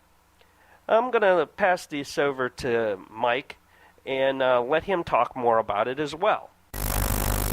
According to the Magi, several thousand years ago, when King Solomon was alive and had his mine, we were told that he had the Ifriti enslaved, and he used a ring to command them. That was as a gift for his services by somebody that was loyal to him. And then things were starting to go pretty good. He was digging up lots of gold, and there was gold and diamonds in the same mine. That's what we were told. Don't know if it's true. That's what we were told. So he's getting these genies, basically, to work for him. Oh! Which really saves him a lot of money, because he don't have to pay these guys. He's got a ring. He can tell them what to do anytime he feels like it. So he's taking them, he has them down there, like a couple 100 feet below the surface, and these guys don't like the cold. And it starts getting cold down there. Because, further on the ground you go, it gets cold. It's like 30, 40 degrees down there, and these guys are freaking out, and they're getting slow, and they're trying to figure out, well, what's going on. Production started slipping. Further down they went. Seems like the work ethic dropped with every foot down they went. So King Solomon, being the wise... While our eyes are... I don't know if that's not good. I don't know. It seems like the return of the Cold War. I kind of like that. Or even in our backyard. Talking about funny, but but it this is Return of the Cold. Probably work with people that don't do their job. It gets on your nerves. Well, even though the foremans were Ifriti also, they didn't want their pay docked, even though they didn't really get paid, but they were still allowed to live, so I guess that's kind of worth being paid. It was a good thing to be alive.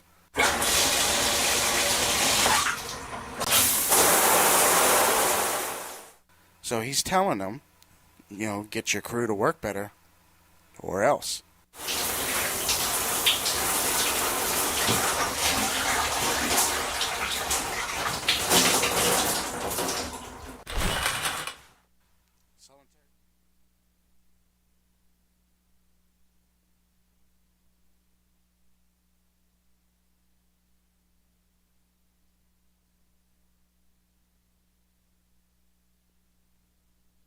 Burn Scales has a new product for you male monsters out there with problems in your nether regions and need excitement in your life. Totem Pole. Have you ever been laughed at because your one-eyed Willy Winky Wampa monster wasn't up to the task? Tired of hearing, "Oh, now isn't that cute? It's like an extra belly button." Now you can squash all that noise and be the king of your lair in life once again. No more snickers and giggles about your flaccid, minuscule member ever again. You're the alpha male, and it's time you started acting and being treated like it. So what are you going to do about this problem? Totem pole. Male enhancement is effective and safe on all flesh types, living or undead. Stop wasting your precious time and do something about it now. It is constructed by our mad scientists who have been researching and developing this product for 30 years and have come up with a safe and working product for all male monster types. Totem pole. We are here live in the studios with Dr. Scratch and Sniff. Dr. Scratch and Sniff, how has Totem Pole helped you? Well, we first got the idea for Totem Pole back in the 1830s when we found out that sometimes things just don't work right. So we had to do something about it. We've been working on this product for a long, long time.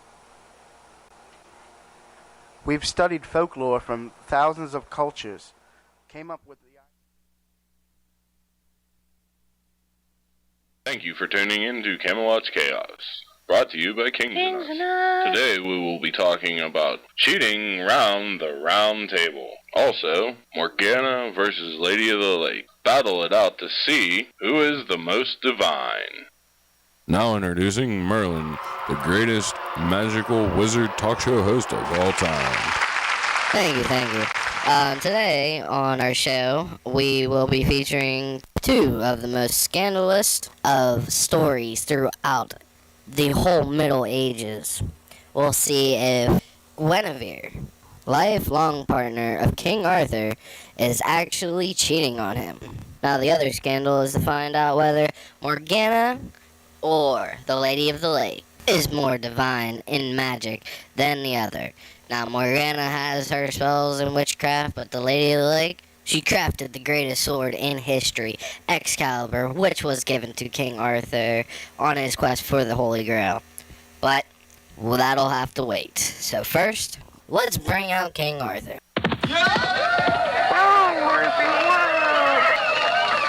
Welcome, King Arthur. Take a seat and we'll begin. First off, Marlon, I would like to thank you for inviting me on your show. You're welcome, King Arthur. Now, I hear that you do have a problem, so let's hear a little bit about it and see what we can do to help you today. My problem has to deal at home with my wife. She keeps trimming the 900s bush and getting more cleaned up and putting more makeup on than usual. We're actually almost out of charcoal for around her eyes. And I can't even afford to keep buying this for her. Now, I'm not exactly sure if and who she is seeing. That's quite interesting, King Arthur. About how long ago did this start? Approximately 3 weeks ago, I noticed she came home with scratches all over her back Good and afternoon, ladies bruises and gentlemen, everywhere. and welcome to the 430,000th annual Intergalactical Golf Invitational. We interrupt this program We have for a special Galactic treat for you Miniature today. Golf. This is only the third time in the history of the tournament that a representative from Earth has been involved. And this tournament goes back eons, way back, before there was even supposedly people on Earth. There was golf. The last representative was a Neanderthal named Bucky Clubmore. He used a real club. It's been a long time since there's been an Earth representative, but this year's candidate might take it all. His name is Harry Woods, and he hails from the forest of Saskatchewan, and he's a Sasquatch. The representative for the Andromeda Galaxy this year is Clammy Scalemore, a rookie reptilian. This is his first year in the tournament, and it's going to be a real close competition today. We got 18 holes of miniature golf with galactic rules. We're going to take you down to Earth, because we're up here on the Parax Studios on the moon, where we can check out all the action from with an aerial view. We're going to take you down to Myron Coates to check out what these rules actually are. Well, I'm here down at Earth with the other teams, and I wish that translator program would take and get this right. My name is Nylon Coates. Nylon Coates. I wish they'd get this right. Well, the first one that we're going to have to do, that the teams here have to take and abide by, is psychic inhibitors. Not only do the players have to wear it, but the staff and everybody else around in the crowd, and even up there in the moon, where that, yeah, he's up there. And anyways, we're going to get back down here, and I'm going to tell you some more about the rules. The second rule is there's a 3-club rule. The first part is a pitching wedge that they're allowed to have, a sand wedge, and a putter. I mean a sand wedge, not a sandwich, all right? And then after that, we have Rule 3. They can only have 1 mulligan per 18 holes. I'm telling you, this ain't no easy hole. I've been down to the course. It's a really rough course, and I'm telling you, it's ugly out there. And Rule 4. There's no eating or drinking on the course. No matter how it looks, no matter how it's signed, they're not allowed to eat anything on the course and drink anything on the course. Now, in between the holes, and they take and get out there, and they're not allowed to take and they have to walk from hole to hole. That's on the course. Anything else is not on the course when we take and do this. All right? There's no tech allowed. No, there is absolutely no technology allowed out there. You're not allowed to have anything except the RFID that's implanted into the body of each individual person for the team. And then I'm going to tell you, right after this, we got the prize. The prize is going to be one giant check for $5. What an amazing gift that will be. That's right. They could even get a Big Mac down at, that place, or a hot dog, or even. And the second prize is going to be 1 carton of cigarettes of any kind that we got that's generic. We ain't giving them the good stuff because they ain't getting good stuff when they go. It's just like getting stuff from overseas. And then on prize 3, we got 3 Barry Manilow bootleg DVDs. It can be played in the CD player. Not only does it play the DVDs, but it shows him, and all his fashionable traits and all that with his keyboard and, all that other good stuff. And then we have prize 4, a t-shirt with the galaxy's greatest golfer on it. Greatest miniature golfer. You gotta believe that this is good, because my name is Nylon Coates. And I'm telling you, we're going down there. And after that, they get a plastic trophy. It's a 2-foot plastic trophy that they can keep for 1 year, but they must take and give it back. Just like the Stanley Cup here on the Earth. That's how it is. And I'm going to go right back up to the moon base up there with the Barracks guy up there, and he can tell you all about it. I'm down here. My name is Nylon Coates, and I'm reporting. All right. Well, now that we're back up here and everything's slightly calmed down, I guess, we're going to go and give you a little history about the tournament. The tournament was started in the Andromeda Galaxy 430,000 years ago. At that time, there was only 3 golfers.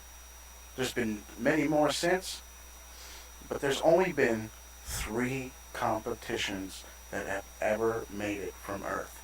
Only 3. That's amazing for that amount of time.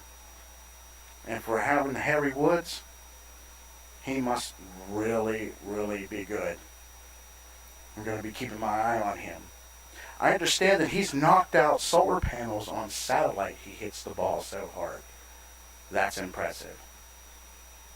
We're going to go back down the nylon now, and we're going to actually get ready to start the first hole. We're going to talk with the combatants, because it is a war. We're going to go down, and we're going to see what they have to say to each other. Back to you, Nylon. Hold on there. We got, my name is Joe Gladden, and I'm going to tell you a little bit about where all this is going to be heading and starting at. Before we even go anywhere, we have to do this the right way. I'm got it up on the chalkboard here. I want to show you. I got the X's and O's, and I got the chalk and everything going. You can see it on your screen on the Parallax. Make sure you see it. All right? I'm telling you, we're here at the Great Wall of China. And after that, we're going to go to Machu Picchu in Peru. And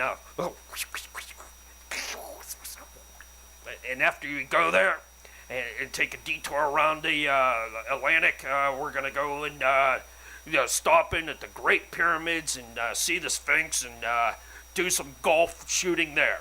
That's going to be a great one.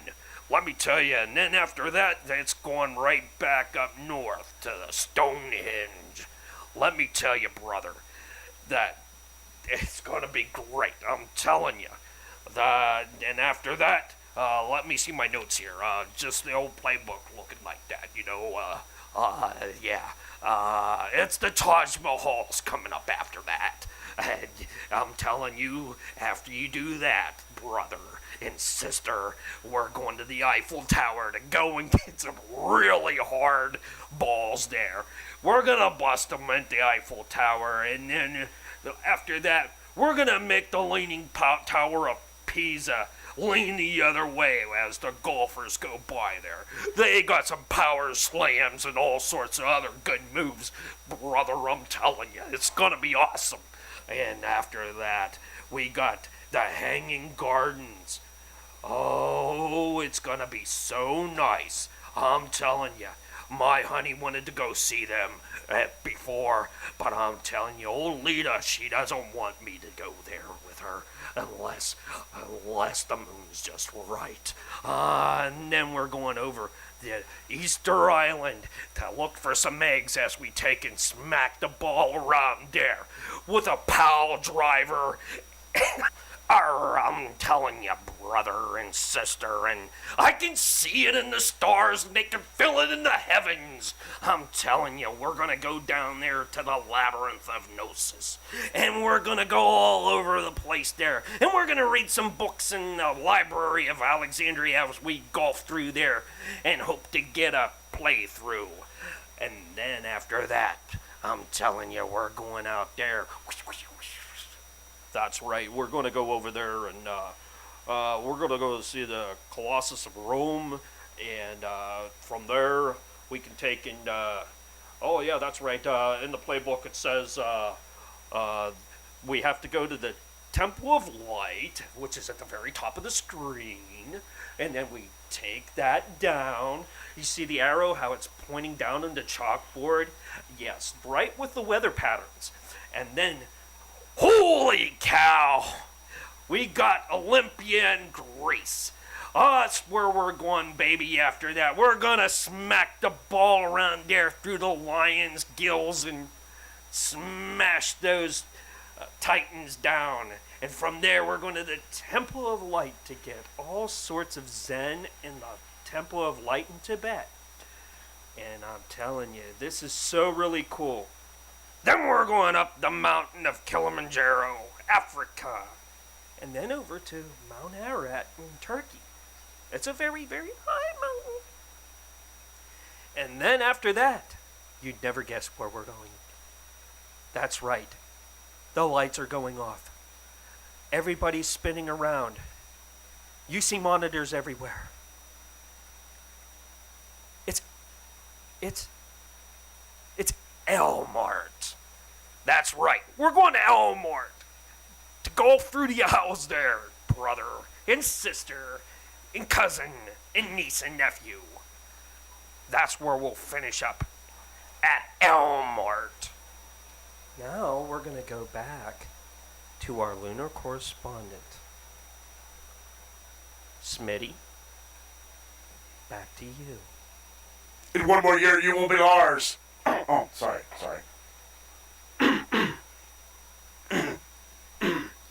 Okay, now we can go back. We're getting ready to talk with the competitors for this tournament. We're going to talk with Harry Woods first. I understand his common speech is not too great. There's a lot of grunting and groaning going on, but hey, When you're a 12-foot Sasquatch, that's to be expected, I guess. And then we're going to talk with Scaly. Good old Scaly.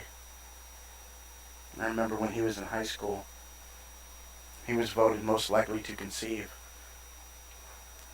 In his world, golf players are not very much admired, so this is a big deal for him to get this far in such a prestigious tournament. Where he comes from, people without jobs lay eggs.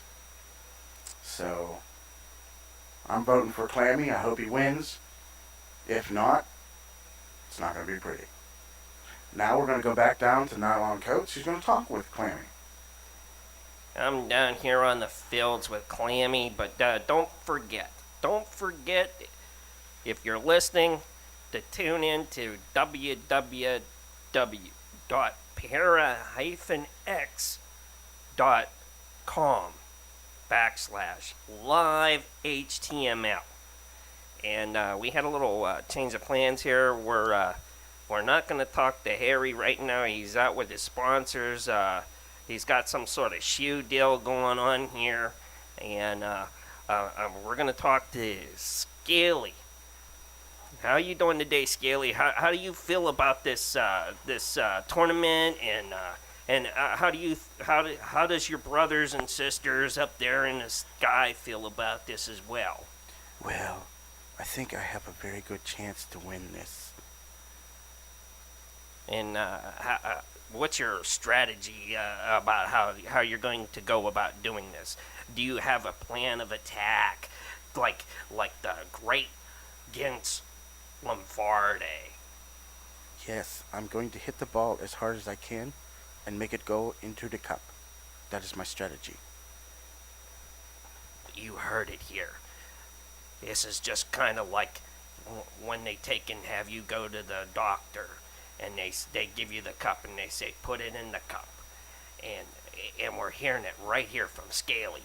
I'm telling you, this is gonna be great.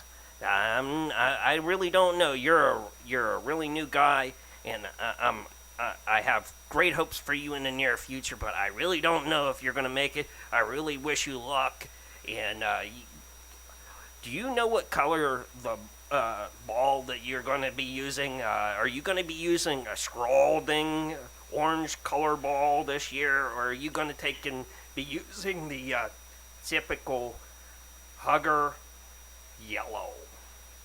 Actually, we're going to be using the sapphire ball this year. The sapphire ball. That folks, I'm telling you, this is a really good match up because sapphire is very easy to see on the playing field. I've talked to the judges, and I've talked to some of the officials, and I've seen some of the coaches out there, and the fans have gone wild about this. They are really taking a big interest in the new upstart, Scaly. We're going to have to take you back until 2 days before this tournament to a pre-recorded interview with Harry Woods. He's not available right now. He's not going to be available until the start of the match. But we had to get a chance to talk to him, and we talked to him a few days ago, and we're going to play this interview for you now. Hello, this is Nylon Coats in the Redwood Forest, and I'm here with Harry Woods. How you doing today, Harry? That's what I thought. We here on the Earth are pulling for you. We know that you have a terrific strategy. You've been seeing the Indian gurus. You've been talking to the Shaka over at the tribal lands, and we know that you are just gonna do fine. But I just wanna let you know on behalf of the Earth that you're gonna do great, and we're gonna cover you like you've never been covered before. I don't care if it's in bees or in honey or the tar pits of Asia. It doesn't matter. We're gonna be all over you. All right? And can you tell us a little bit about some of your past endeavors? yes. I believe that was a prudent move on your part. And what was your favorite club from back in the days of last week and the week before coming up onto this spectacular tournament that we have coming up, that's going to be broadcast not only here, but across the universe, the multiverse, and other dimensions as well?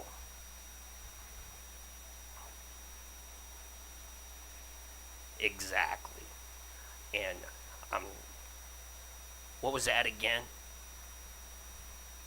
Oh, you'd like me to meet your caddy. Oh, that's a nice little caddy you got there. I used to have a golden retriever about the same size. And yeah, he was really nice. I would throw the ball and he would come back, and it was really nice. Your caddy does the same thing, but just picks the clubs for you, and when you drop it or throw it, he goes out and gets it. I'm sorry, I dropped my mic that was pinned onto my lapel. It kind of tickled a little bit. I'm sorry about that. Oh, really? Yeah, I'm sure of that. And what kind of club do you think that you're going to be starting out with? The bitchin' wedge or the sand wedge or just the plain putter? That's a good club. I'm telling you, I would have chose that myself. I would have. I'm telling you, from the days of Joe Neferno, he was the coach. I'm telling you, and he was the best pro that could give you that kind of advice to use the proper tools for the proper job. Yes, I can see that. This is a great thing. Can you tell me a little bit about some of your sponsors here?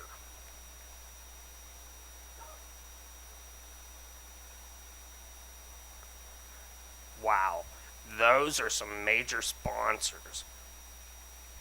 Oh, really?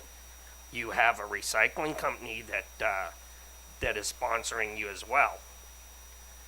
That is super. We here at the ParaX Sports Center are all into the recycling thing. In fact, all the stuff on the space station that they're building for the event, hopefully will be completed, is all made out of recycled materials from containers from China. Yeah, and those containers from China, and also the other, the molten plastic bowels of garbage that comes out of the plastic and oil plants and all that other good stuff that we take. We've molded it into our new space station for the ParaX. But enough of that. This is Nylon Coats, and I'm reporting here in the Redwood Forest with Harry Woods. Thank you for the interview. All right, that's all we have for now until the actual tournament starts. Thank you for joining in for the pregame show. We're going to be talking to some world leaders, having some special interviews, and the tournament will probably be starting in about 45 minutes. Thank you. Now we take you to a pre-recorded message from Nobel Peace Prize winner and political leader Downpour. Hello, ladies and gentlemen. I'm here to talk to you about miniature golf. Miniature global golf. And this is a real problem out there. You got the whole world. It's encased in this thing called atmosphere. And you got to tell your children about that. You got to teach your children about this. Make sure that your educators know this. Make sure that they see my videos in school about the coming wave. This is bigger. This is a lot bigger than the ice age, the new ice age that's coming, because we know, the scientists know, that it's not coming. The world will end before that. We talked about global warming. Now, global warming, me and my wife, Skipper, took and did a lot of lectures about that, and we made sure that everybody knew that, there were some information, and we got the information, and we talked to some real men of genius. And let's say that if that would happen, it would be all taken over first. Excuse me, Mr. Poor. Mr. Poor, what does this have to do with the golf tournament? This is the beginning. This is the beginning of how it all begins and ends. We here in the world, and you have to envision the world with atmosphere, okay? It's encased in it, and there's rain, sleet, snow, hurricanes, all those good things. But because of this, there's technology coming from other places that we're not allowed to say. I've been shown some secret things, but I can't tell you about them, because me and Skipper talked about them, and we want to educate your children about this. And it's all about this new thing that goes on every millennia. It's called global miniature golf. It's on a global scale. You cannot get a more defined attack on our planet and its resources because of this. I've taken and I've listened to former presidents, ambassadors, geniuses, and all sorts of other intelligent people. But we've all come up with the same thing, because I know this, or my name wouldn't be Down Poor. Mr. Poor, do you understand that all the intergalactic traffic is going to bring an estimated $340 trillion to this planet? How's that a bad thing?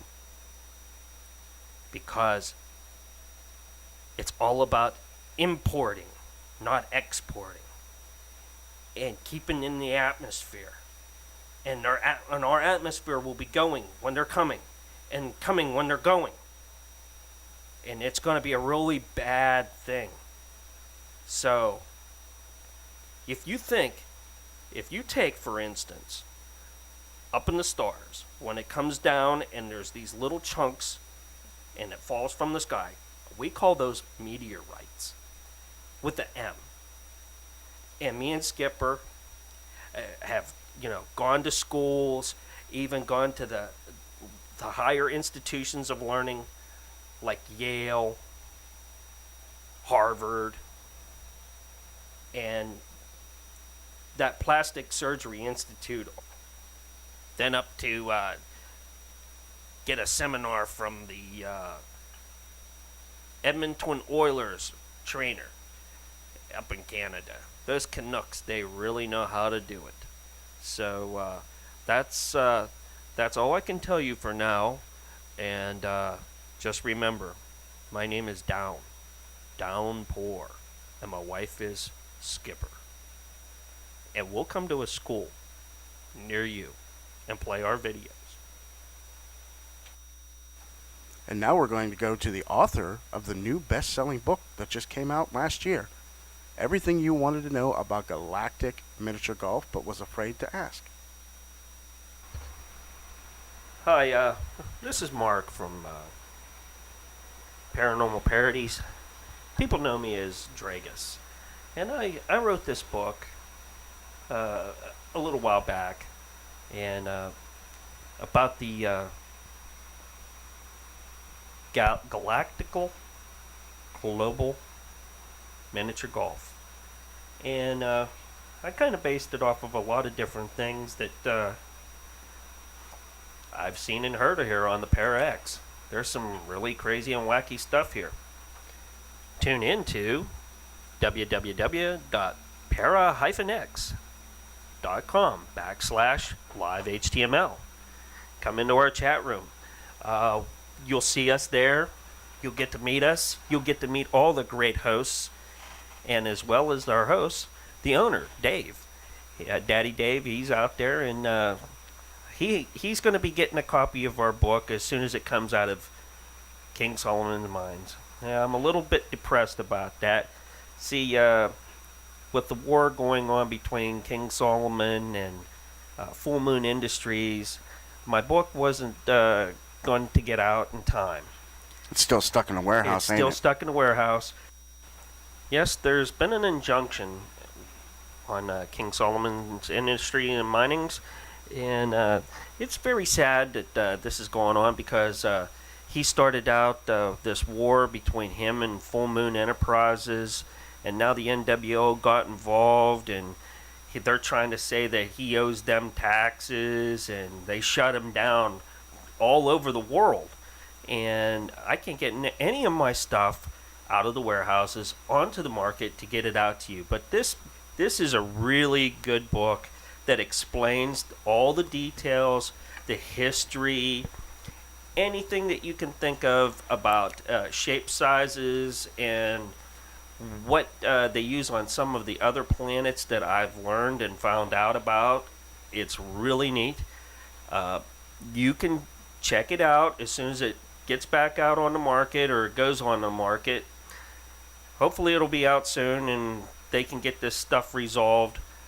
The NWO does not put up with crap when it comes to King Solomon or any other industry that doesn't pay them their share or dues. Yeah, because they're all about money. It's about power. It's all about power to them. They're everywhere, dude. Yeah. I'm just glad that we are just small fry when it comes to that. But anyways, getting back to that, I am so glad that I can get on here, take a little bit of time and tell you a little bit about my book. Global Miniature Golf is just the stepping stone. That's what happens here year round. But then, after that millennia, the 430,000 years that goes by, then we have the real big main event that we're having this year called Galactical Global Miniature Golf. And it's only here this year.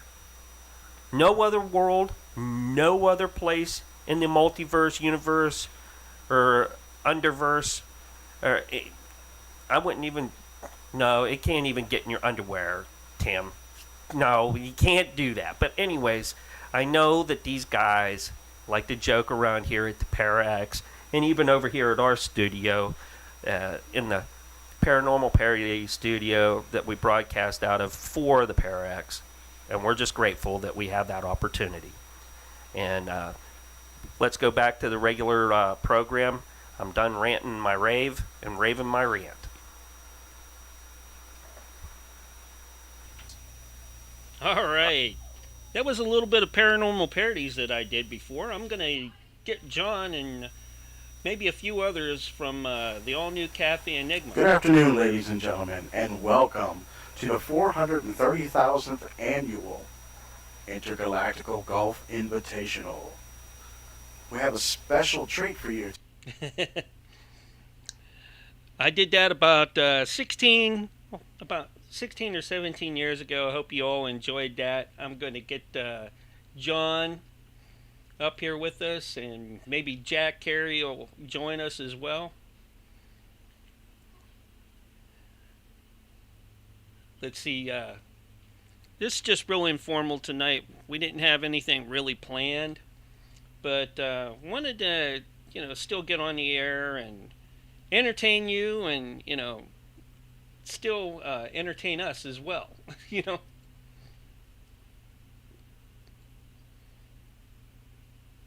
So let's try giving everybody a call again, if it's gonna work.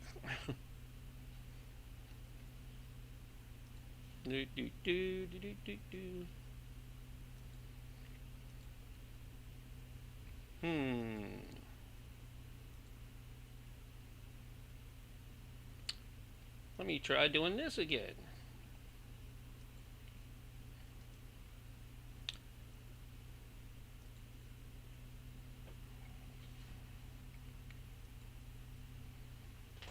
Sometimes you have to reset things to make things work.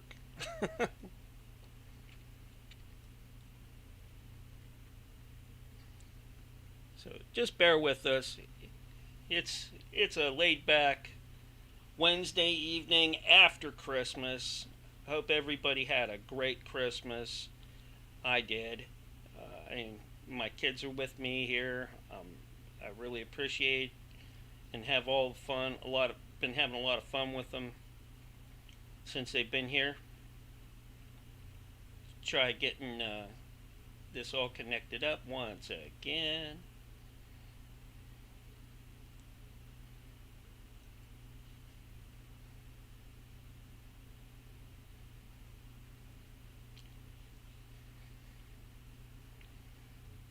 John should be with us. John Bell, UFO guy.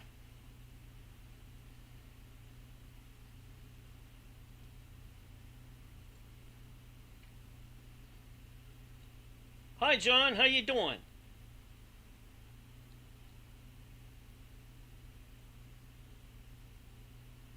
Can't hear you.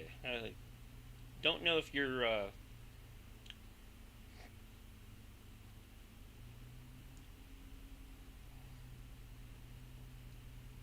microphone is muted or not. It doesn't look like it. Are you there, buddy? Ground control to Major Bell. Yeah, John Bell.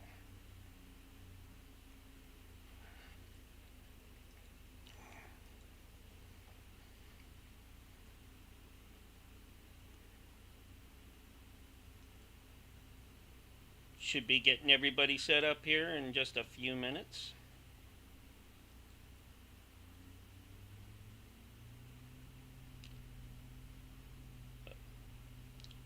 You can't hear me. I can hear you. I can't hear you either. But I'm on. Hang up and rejoin the call. See if that helped.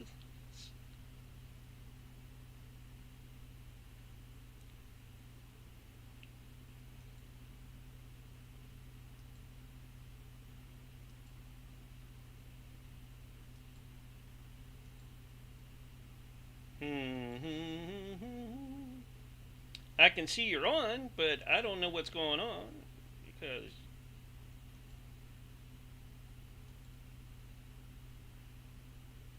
you can't hear me. Let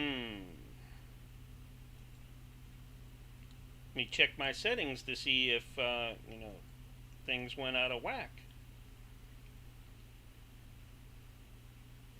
Line in. Yep, that's good. Fault communications. Yep, that's good.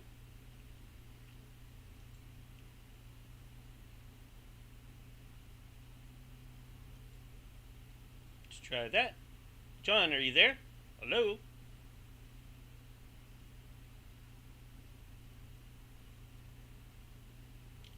Nope.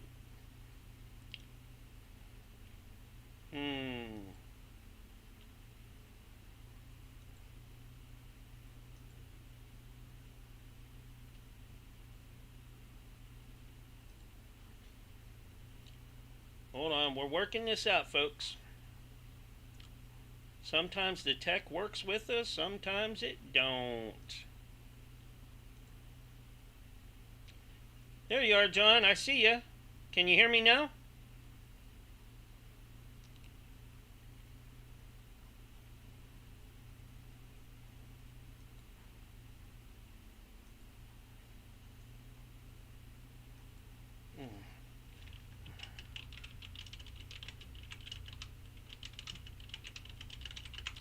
He probably didn't update.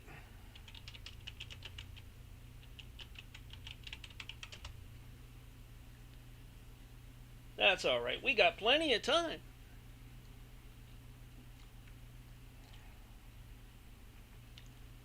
John will probably tell us about some UFO stories and his holiday experience and everything else. Maybe even about some guns that he has or he got for Christmas.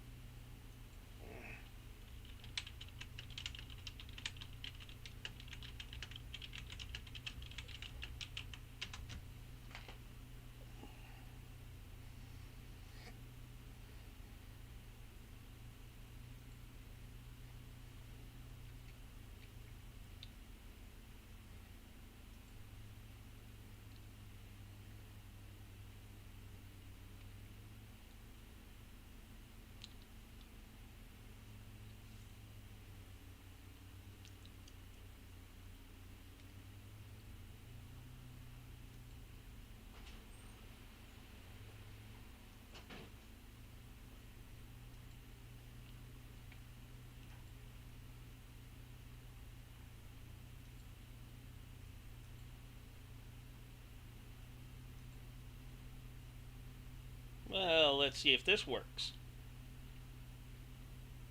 Hello, hello, hello.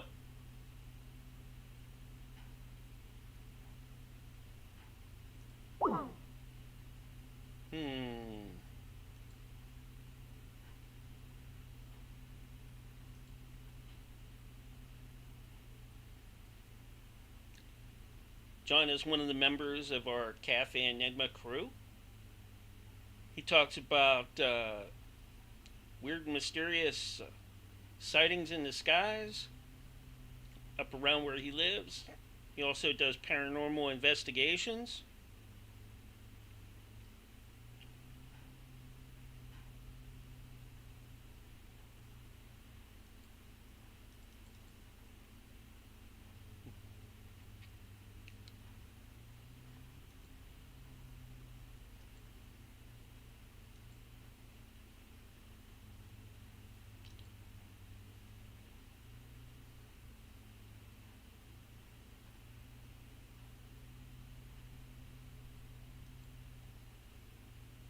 Waiting for the others to join, it looks like.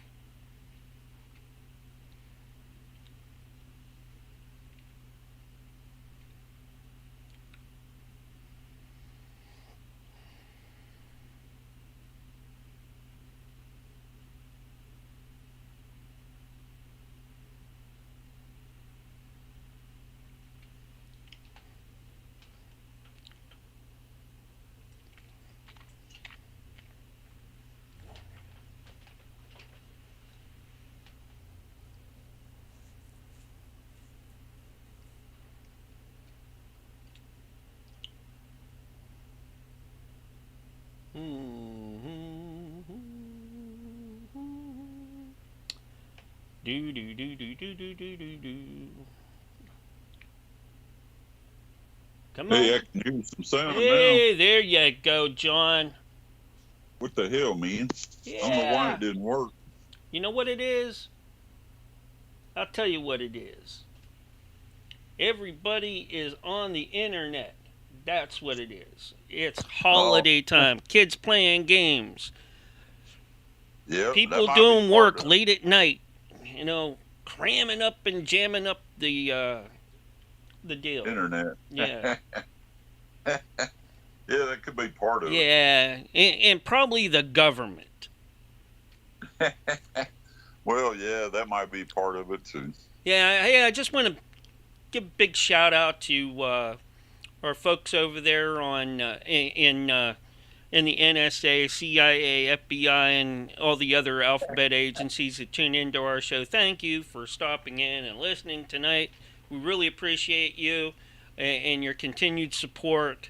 Don't forget, to mail the checks to me. Yeah. Don't leave me out of it. Like, subscribe, and tell all your other compadres and expatriates about us. Yeah. So, the more people that listen, whether they like us or not, the better, Yep. Yeah.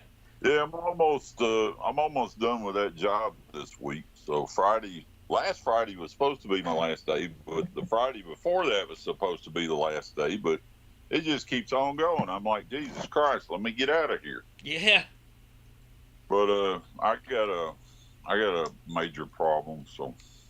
Well, we've been missing you, John. Well, it looks like I've come down with fucking muscular dystrophy. Oh, no. And I mean, all of a sudden, I lost 55 pounds of muscle in the last few months. I am now, right now, I'm 274 pounds. That's not good. I've had relatives that went quick because of that.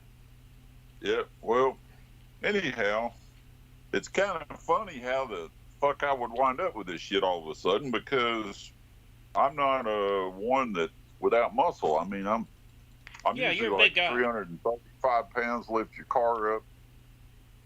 I've been known to lift 1,000 pounds almost and throw it. So for me to come down with some bullshit like that is kind of unusual, and it's not in my family tree that I know of. Yeah. So where the fuck did it come from? Maybe the water.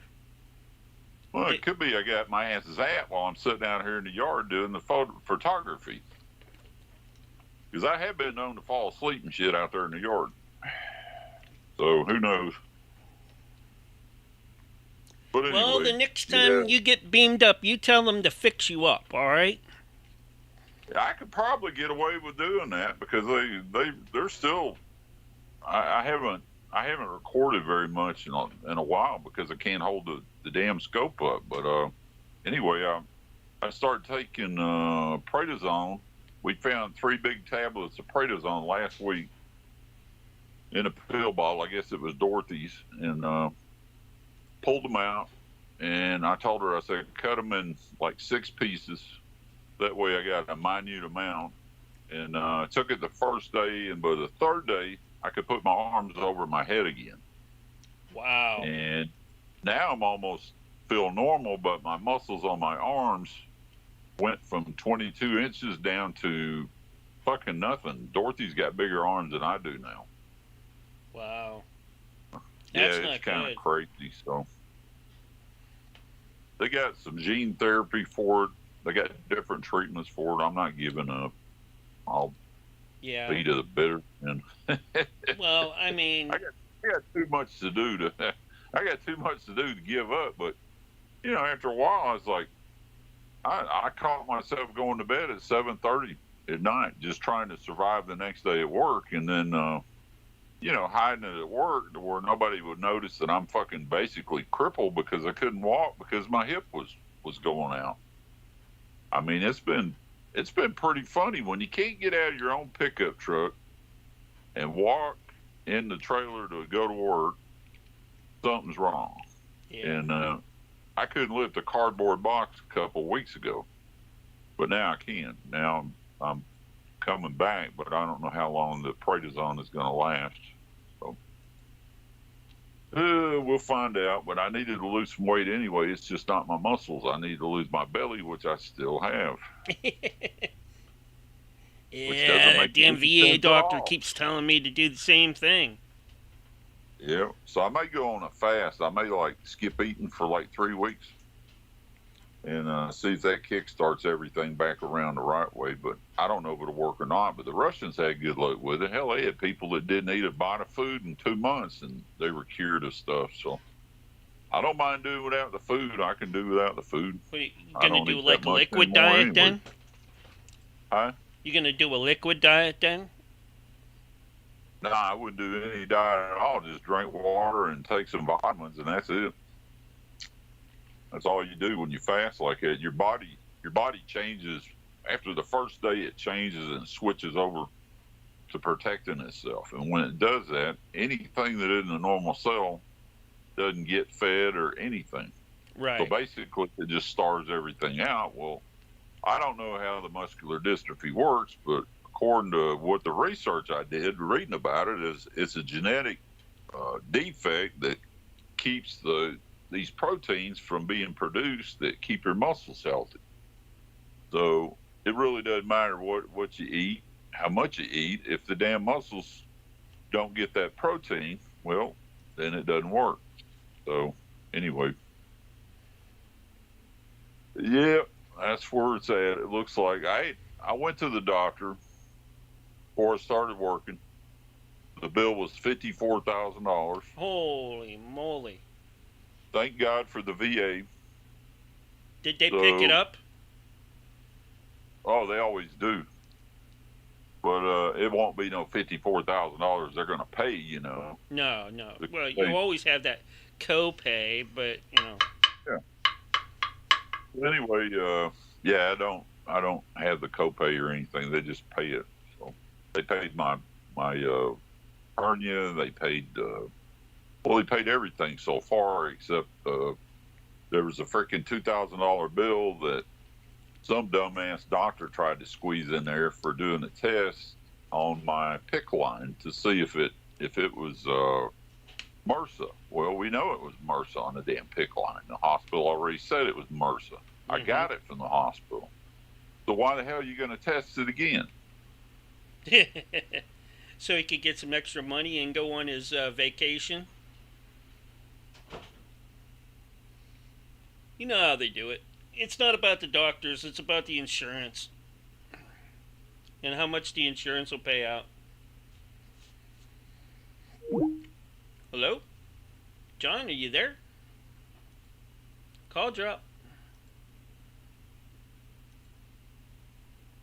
He must have got a call from his wife. I know he's expecting his wife to be coming in soon.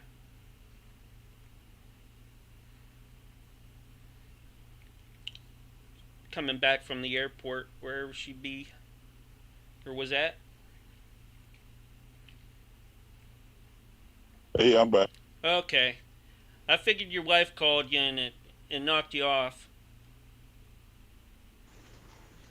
Yeah, she let me know that the people still ain't at the gate yet. You can take and you can run your video right now, John, if you want. That's fine. Oh, that's all right. I turned it on just to get the speaker on. It's funny, this phone won't turn on the sound until you hit the video, and then you can turn it off. So it's kind of weird. Yeah. Every phone's got a glitch or something. This has always been that way, but yeah, I caught myself, going to bed real early, trying to survive through the next day, and shit, man, it's been rough, but at least I was able to put some money back, before I, go to the doctor. I got to go back to the doctor. Hopefully, I'll be out of work Friday. I'll go to the doctor Monday, and then I'll be back to normality at least a little bit. But I won't have to get up early in the morning and shit like that. So. Yeah. It's just really weird not being able to use my arms and, like I normally would. I can't go just lift stuff up, even though I lifted up a 200-pound piece of concrete this morning. I usually just do that with one arm and throw it up there like it's nothing. But this time it's like you got to use your legs and your knees, and I was just glad I was able to do it. Mm-hmm. I'm telling you, last week I had to use my foot or my knee to help push a empty cardboard box in the damn dumpster. And I figured the box weighed 3 pounds. That's not if good. that. Isn't that crazy? Yeah. Who the fuck ever thought of that? I don't know. Kind of weird. So I finally found this YouTube video. It was 3.5 hours long. I watched the entire video of this guy. And he has the same thing recorded the same way I do. He has multiple objects showing themselves coming into the atmosphere, going back out, just like I do. Mm-hmm. And he has the one that's up in the orbit that flashes you, that lets them know you're there, but they're not moving. Mm-hmm. He's got all of those things. He's got the orbs. And then he's got a little more. He actually sees them. They actually come down and have a chit chat. And anyway, he had NASA coming to his house. CIA was coming to his house. And he had Crohn's disease. And the aliens, I guess, cured him of it. I get all wound up. I'm like, man, this would be great, talk to this guy. He's up in North Carolina, and it'd just be interesting because he's got the same video I do. It just mine's black and white, his is in color. Mm-hmm. Motherfucker died last year. What? I'm like, you can't make this shit up. The fucker's dead. He died last year. Oh boy. Well, that's what about his wife or family members that were with him? Can you get a hold of any of them? I don't know. I think the daughter is still posting videos and stuff. I haven't been able to tell exactly who's posting the videos, but my stuff is still getting. Well, I put it this way: they took 1,000 of my videos off of YouTube overnight. Why? That'd be a good question, wouldn't it? Yeah. 1,000 videos gone. John, So let me recommend. You really need to start putting some stuff up on Live Space, and more stuff up on Rumble, and even over on Odyssey and places like that.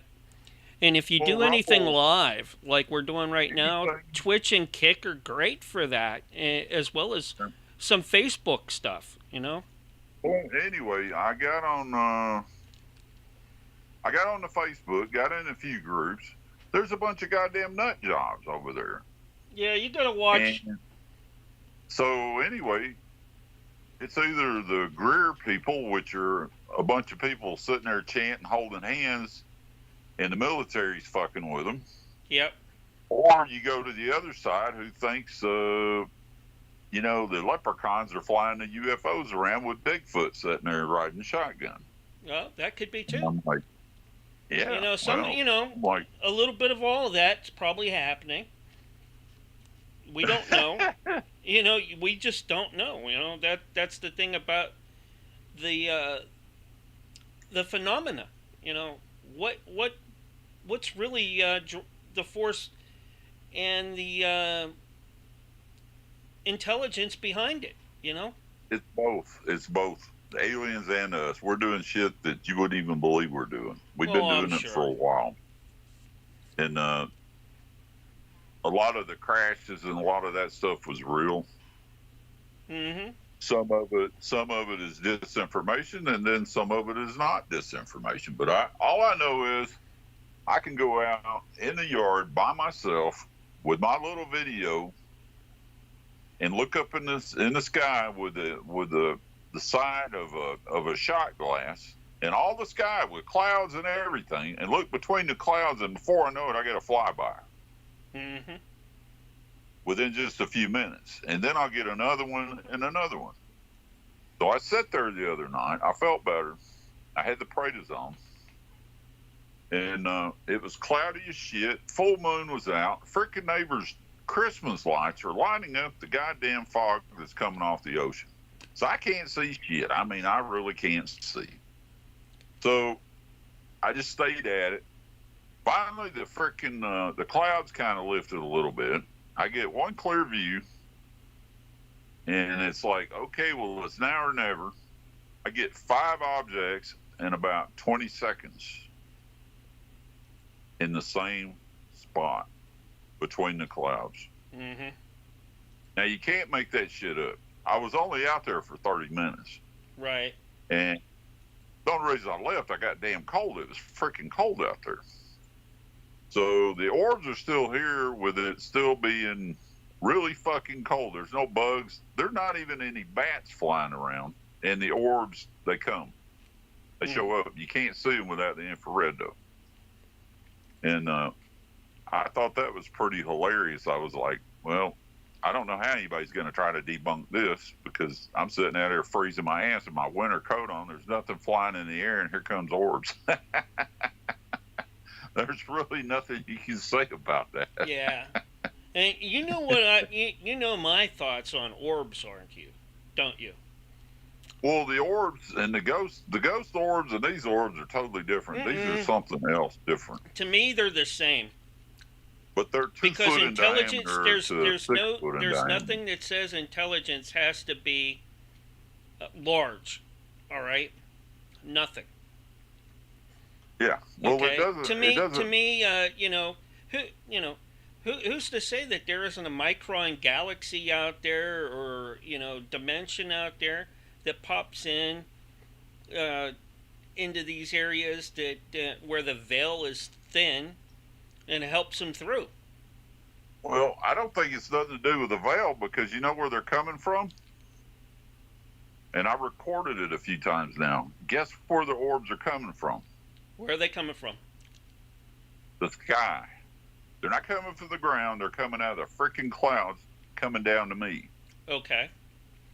So they're real tiny when you first see them. And then all of a sudden, here they come. And then they get bigger and bigger and bigger. They get 20 foot away and they go behind a fucking tree and hide. And then they get in behind me where I can't see them without turning upside down. Well, I really can't turn upside down now because I can't hold the scope. They're probably laughing at you. Well, they're just looking at me. Yeah. And then if I turn it off, if I turn the infrared off, and I just go about my business and I start filming the objects in outer space, the ones that are doing the flybys and stuff, they interrupt. They'll get between me and them and make themselves known. So the funny thing was, you know what I'm thinking? I'm thinking that they're teenage aliens. All right. They got tired of making crop circles, so they come over to screw with you, John. No, they're just drunk, is what they are. Drunk. Oh, drunk aliens. Okay. Oh, drones. Drunk. I don't think they could park a flying saucer over the yard without getting their shit shot off. That's what I think they would literally knock them out of the air. The Space Force would. But anyway, this other guy has the same object going across the face of the sun on, like, not between Earth and the sun, but on the top of the sun. It's going right across it. You can see it. And it's one of the from one of the big telescopes that can see solar flares and all that stuff. Well, they posted these pictures. Well, that boomerang object, I've got it on video at least 20 times. I counted. And it's the same damn object. And this guy has an estimate of the size of this thing. And this thing is not small. It is like miles across. And it does not go slow. It hauls ass. But most of my pictures of it are still shots. They're not with it moving across at the speed of light. It just lights completely up to say, hey, here I am.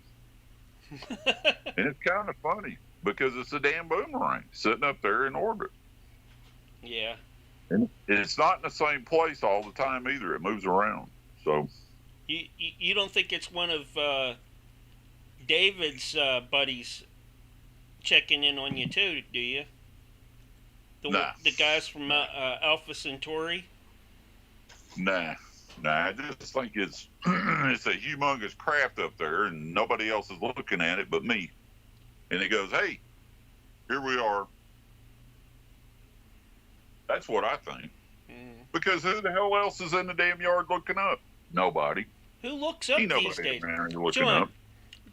unless you are looking for airplanes or birds or helicopters or watching the stars at night, who looks up these days? Yeah, nobody. No, they're too busy looking at their phones. Yeah. Being on a computer. Yeah. Talking to people, whatever, you know what I'm saying. It's just like it's just like when I was talking to Jack about flying cryptids. Yeah. You know, he's like, yeah, probably lots more up there than what we can think of, because no one really looks up these days. I'm like, yeah. Well, I said, I said, even when you go in the woods, you don't. I mean, you're looking to make sure when you're walking around, you're not going to trip over something or hurt yourself, and you're looking in front and around you, and you're aware, just to make sure that you're not going to be, some dog or other animal not going to come up on you. But you don't look up in the trees, where they would probably be, the things that, that they're talking about, or what we see every now and then. Oh, wow, I've never seen anything like that. No kidding. We don't look up. Yeah. And this guy here, I'm trying to find him in my history, but anyway, this guy gets a lot of fucking views. He gets like 1 million views, 500,000 views. He interviews everybody. Elon Musk. I mean, he literally interviews everybody. Yeah. And he's talking to this guy that all of a sudden, this college professor flies in and tells him and his group how to view UFOs and how to capture their picture. Really? Yeah. So anyway, they introduced, here it is, Chris Alito. It's his channel. He's got 10,000 views on this one video with this guy. And the guy is Dr. Brown. Chris Alito. So anyway, Chris Alito is a really good reporter. He's up in Houston, Texas, if it's the same guy that I'm thinking. Yeah. And he's also on Newsmax. Yeah, he's like a retired jet fighter. Really? I didn't know that. Yeah. So anyway, this guy is now pushing that they come up with a camera last year. I guess Panasonic made it or Minolta made it. I think it's Panasonic. Anyway, this model of camera that he's talking about, all you got to do is have it modified to where it can capture infrared. Mm-hmm. So now, capturing hundreds of UFOs flying across the sky in the daytime. You can see them bigger than shit. He's got one video where they're flying by the Blue Angels. I mean, just zips right past the Blue Angels like they're not even moving. And they're getting speeds on these things. The speed is like 30,000 miles an hour. Mm-hmm. Which my scope, is high definition digital. It picks up high speed stuff too. So I can estimate, with good idea how fast the fucking thing is going. Yeah. This guy's doing the same thing. So it's going too fast for your naked eye to visually see it. And then most of these objects are invisible unless you can see infrared. So infrared, they're visible. I always wanted to see if anybody who had a full spectrum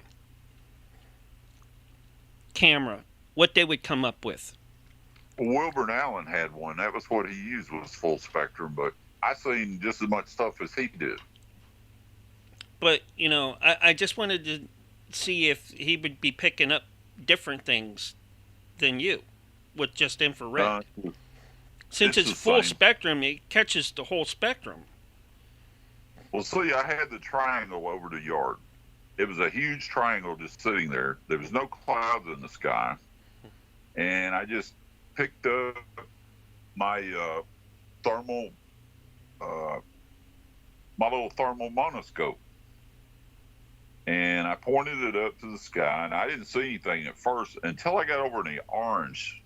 And when I did the heat, this damn triangle sitting up in there. So I recorded it. Mm-hmm. And then I'm talking because my night vision does not pick this shit up at all. There's nothing there in the sky. There's just stars in the background. Right. So my flare wouldn't pick up the stars in the background, but it picks up this damn triangle. So I grabbed a full spectrum camcorder. I've got the Aurora, and I turned it on, and it was a weird night, and the odds of me having both of those other cameras with me was not very good, but I had company was in the yard with me. Yeah. And I turned on the full spectrum, and I could see not only the stars in the background, but I could see the fucking triangle. There's nothing else in the sky but this triangle. That's it. And the night vision would not pick it up. And when this thing disappeared, I do not know. I know I got back on it again, and there was nothing there. It had just vanished. Wow. But it was sitting stationary in a high wind, and it was windy here, and the damn thing is sitting in the same spot. And it was probably, if I had to guess, I would say it was 30,000 foot up in the air, and this thing was huge. It was just sitting there like it was watching. It was like the nose was turned down if somebody was in the cockpit and they wanted to see us in the yard out here fucking around with lasers and everything else. Yeah.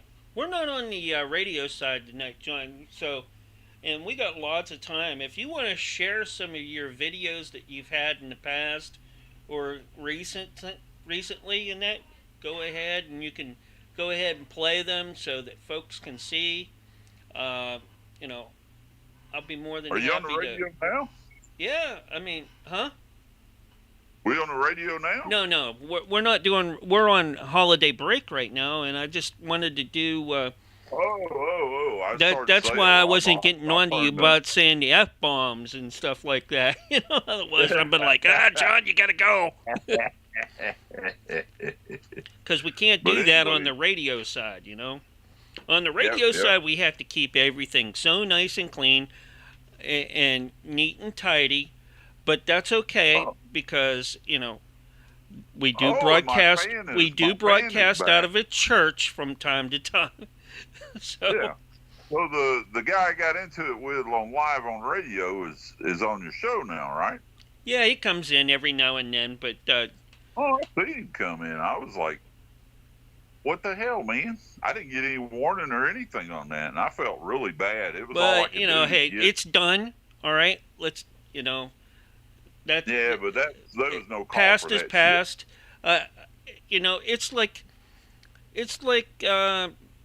people who think Bigfoot is interdimensional, and then other people think it's just a regular animal that or species. Well, no, it wasn't like that. It was like him saying that all of my video and everything was out of focus. Hey, let's that was what he said. Yeah, but and then he said some other things after that. I wanted to reach. I know with with David, David, wanted to reach through the microphone and choke the shit out of him until he wouldn't move. But now I'm not able to do that. But anyway. Yeah, I know David is a big stickler for photography because he is a professional photographer. Right? Well, I haven't seen any of his videos of UFOs at all. Yeah. I have one, and actually, you know what? I'm going to play some of that in the stream tonight, if I can find it.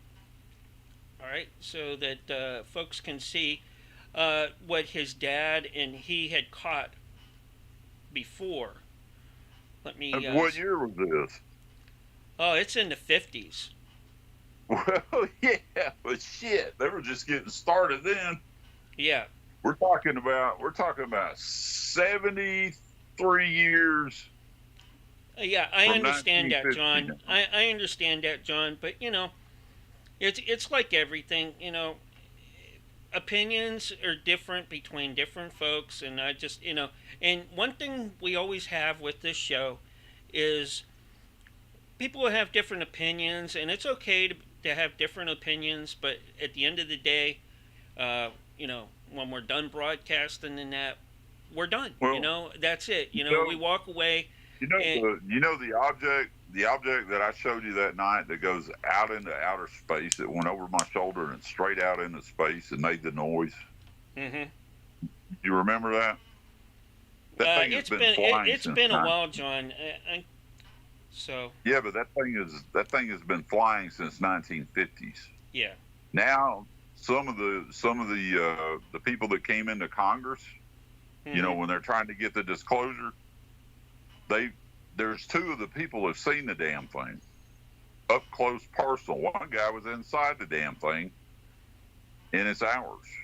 It's not aliens. It's ours. Mm-hmm. It's codename Fluxliner. That's the name of it, and it runs on huge amounts of static electricity. Real simple to operate.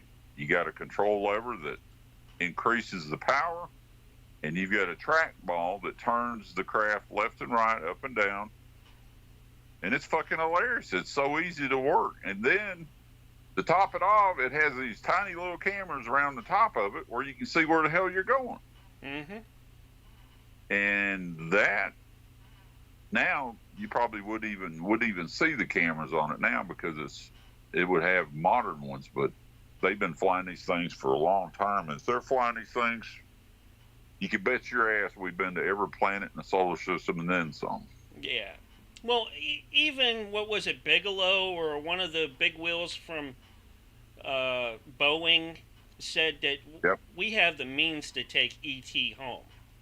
Exactly. That's the same place, the same people, the same aircraft. Yeah. So anyway, with that being said, I've captured that object 3 times in the last 2 years now. 2 times I've had sound, 1 time didn't have sound. I probably captured it more than that, but I can tell you that they're launching the damn thing somewhere south of my position. They're coming over the house and straight out into space. So wherever the hell they're coming from, you know, they're low, kind of low altitude when they come over the house. You know, when I'm out in the yard, it's not very high, but it goes straight into the horizon, straight out into space. We're not talking about a curvature. We're talking about straight out. And the only reason I can't see it when it goes into space, there's no light. And it's so far away. It's like 300-400 miles away. Yeah. But that thing makes noise. It does make noise when it's accelerating. Yeah. And then they claim that thing there goes faster than the speed of light. Well, you're on YouTube, and if you look me up, you can see I'm playing David's Dill. Well, his and you can follow me there. And I know that you know, if you're on Rumble, you can follow me there and see it there. Odyssey, Kick, Rumble, Facebook. Every video I put up on YouTube automatically goes and gets uploaded to Rumble. So I'm already on Rumble. I've been on Rumble for a long time. It's just I'm still not that popular there. Yeah. Well, you know, I've got a lot of Rumbles because I've got a lot of videos, but I still don't get that many views in Rumble. Well, I'm starting to get a lot of views in Rumble because I stream there every day now. Yeah. Well, anyway.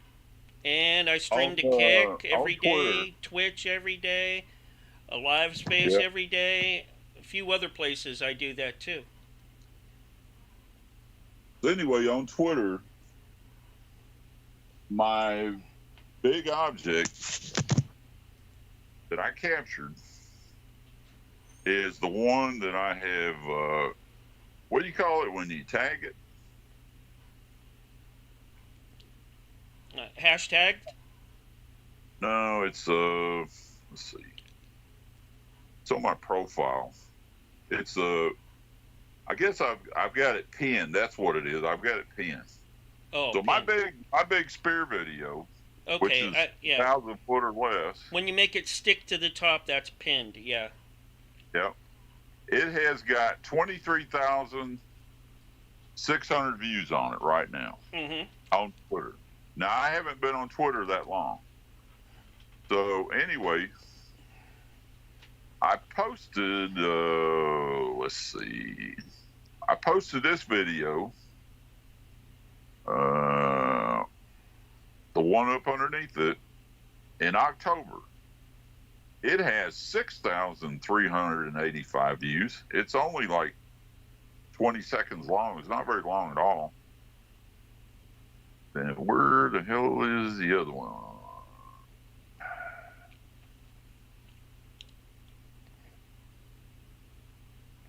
I don't see it. I don't know why it wouldn't be here. It probably took it down. No, it's here. Anyway, I captured one that my friend comes over every now and then and sits out there with me, and if he gets start talking politics, I have to turn the audio off because he's like, fuck Biden this, fuck Biden that, and I'm like, damn it, would you stop? So anyway, oh, here it is. Okay, this video I posted the 3rd of October. Okay, hold on here. Let me switch over so that when you post the link, folks can see it. Yep. Go for it. So anyway, October the 3rd, I posted this video, right? There's no sound to it. It's another spear. It's kind of weird because the energy coming out of it sideways, and there's a fighter jet that flies over the top of it. I video his ass too. So anyway, the video is not very long, but I got 18,500 views on it. So it's only been up a couple of months. Now, it had 18,000 views on it the first week, or the first 2 weeks it was up. I got 164 likes, 35 retweets, and 31 comments. Did you which post? I haven't read Did all you the post the comments, link I'm in sure. the chat, John? No, I hadn't yet. I'm looking at the ones I have to show you what Twitter does opposed to the other ones. So the number one video I got, the one that's famous, the one that MUFON investigated and said it's a UFO, and the one the guy stole it off of Facebook, and I wound up doing a 2-hour show online, has only got like 500 views or some crap like that on YouTube. I'm like, are you kidding me? So they messed up one day, right? Mm-hmm. I had a regular spear video. There was nothing spectacular about it. I posted it. Well, somehow or another, this thing gets over 1,000 views in just a few hours. I can't figure out why. And then I realized it's because they didn't suppress it. I guess their suppress button wouldn't work in that night or something. So a crappy video gets over 1,000 views in just a few hours, as opposed to the one that really means something only gets 500 views after being put up for a year and a half. I mean, why even bother with YouTube? But I posted there anyway because there's some hardcore people there, but still, it just doesn't make any sense. I started only doing live streaming there on show nights like tonight as a backup because it's easy to back up YouTube and then download it in MP3 format to edit the audio. So I have a backup of any of the audio, and it's usually pretty clean when I take and do that from either YouTube or Twitch. So I finally got a decent editing program running on my phone.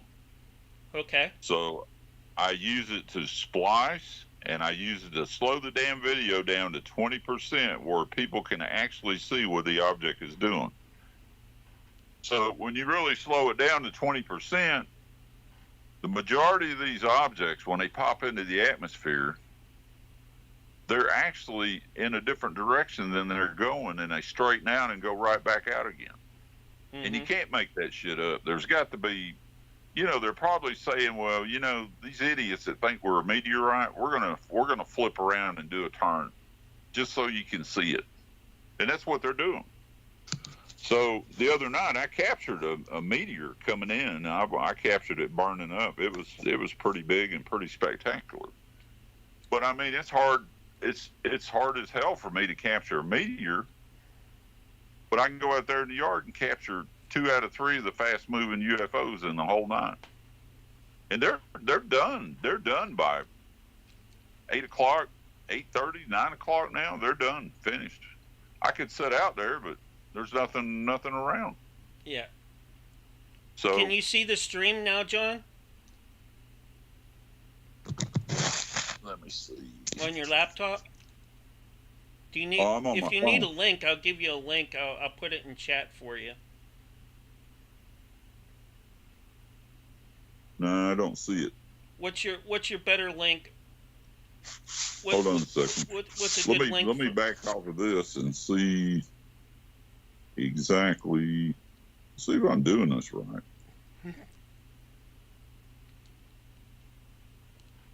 All right, there's a full screen.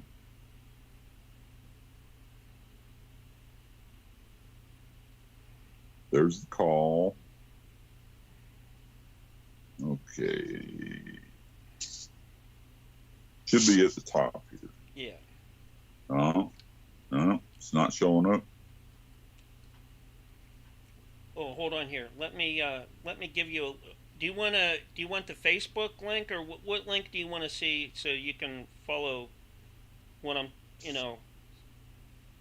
the chat here as well as anything else? Which link do you want? Oh, you may have to send it to me in Twitter since it's not showing in the feed. Oh, Hold I'm on, in let me Twitter use the too. bathroom. Just look I'll up be right DREAGUS back. Prod, capital DREAGUS PROD with a capital P, and that's me. And it's pinned to the top of my my page there. I think I got you on YouTube already. Yeah. If you look at my live there, you can see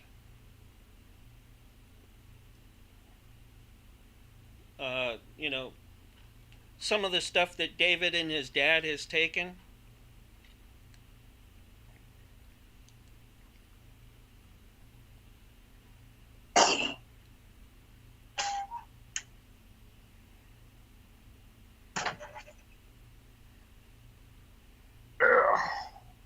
All right, I'm back. Yeah, it's all in black and white, but hey, 50s Yeah, it and doesn't- 50s it and doesn't show up. early 60s. That's what they had, Yep.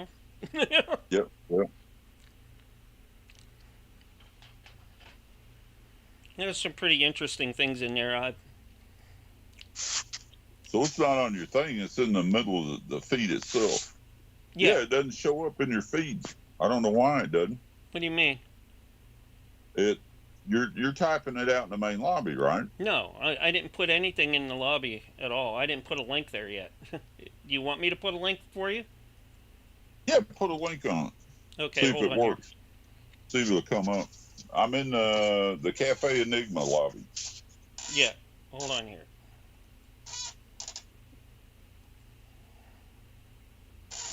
Yeah, put the YouTube link up. Oh, I was going to give you the Facebook link, but okay.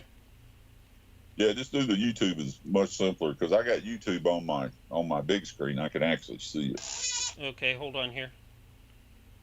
Do. Copy.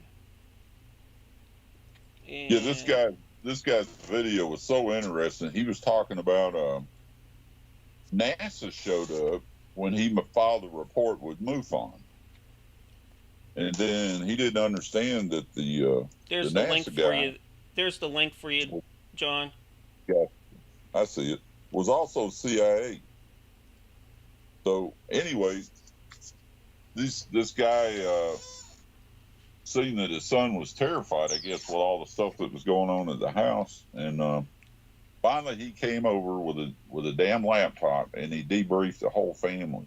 And the daughter was in the video too, and she was fairly young in the video, and she was talking about the debrief, and he was talking about the debrief to a certain degree, but they couldn't really talk about it. But the things they did talk about was very interesting.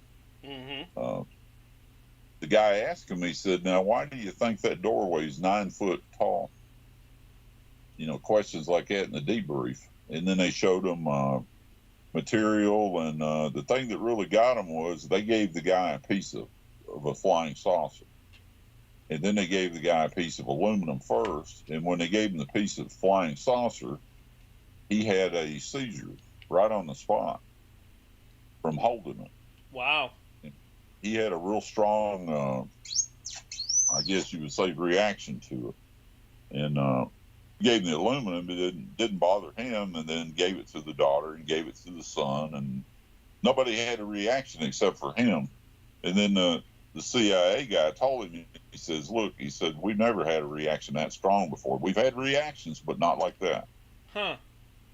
So yeah, the guy was like, you know, he was legitimately trying to help the family out and stuff, and become friends with the guy. And the guy, you know, because he held rank in the Air Force, rank at NASA, and in the CIA, he gave him a grand tour of NASA, including where the astronauts are at. They're bunked, and there's only been 300 people who've ever walked through those doors. Uh-huh.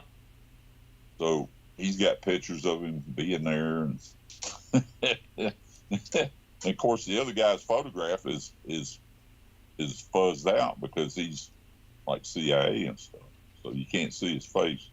Yeah. But yeah, he showed up at their daughter's graduation, you know, bunch of cool stuff like that, and that was kind of cool.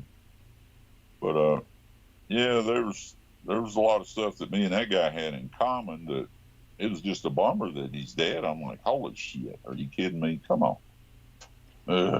But he was old when the video was taken, so the video was several years old. Well, I was in the process of hunting him down, and then I found the obituary. I was like, son of a bitch. Well, that sucks. That really sucks. Yep, because my last video, I got 5 objects in 20 seconds on my video when I posted. Mm-hmm. Then I ran out of space on my phone, so I haven't posted the spear videos.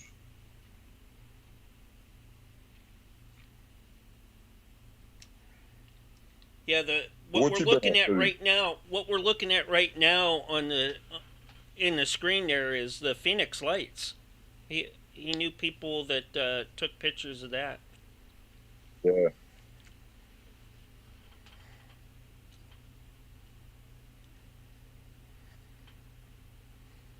Yeah.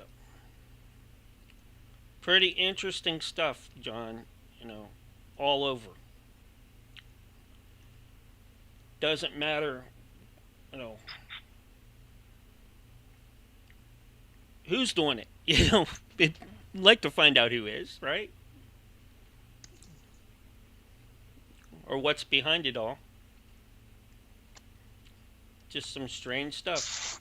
And, you know, like I always say, you know, we've been seeing stuff in the skies since the beginning of time, because you don't paint stuff on cave walls, or even, you know, in Victorian times, of stuff in the sky when nothing was flying of ours back then.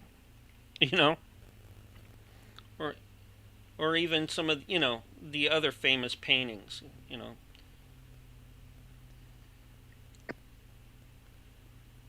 I think even Michelangelo had some UFOs that he painted into his stuff.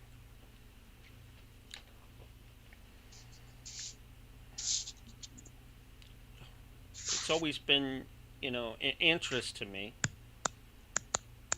about stuff like that.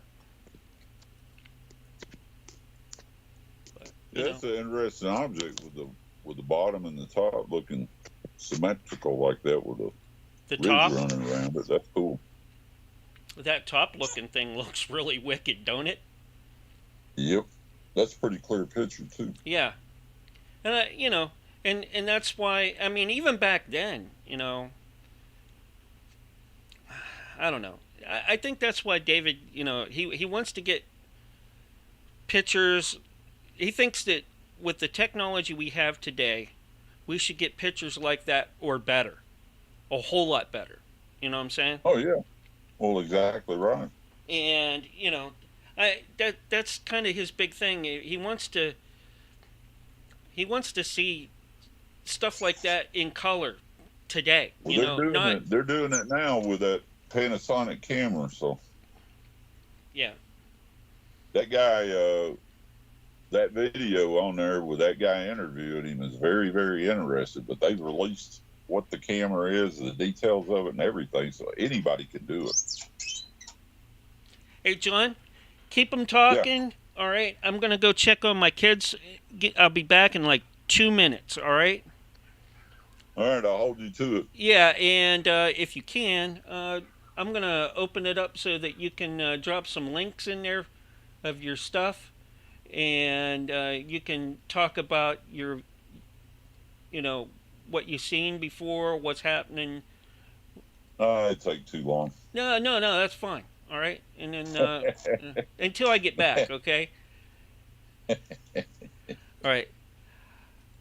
I'll be right back, John. It's all set, so you can just go ahead and drop those links in there, and folks can check those out that's tuned in right now. Like I said, give me 2 minutes.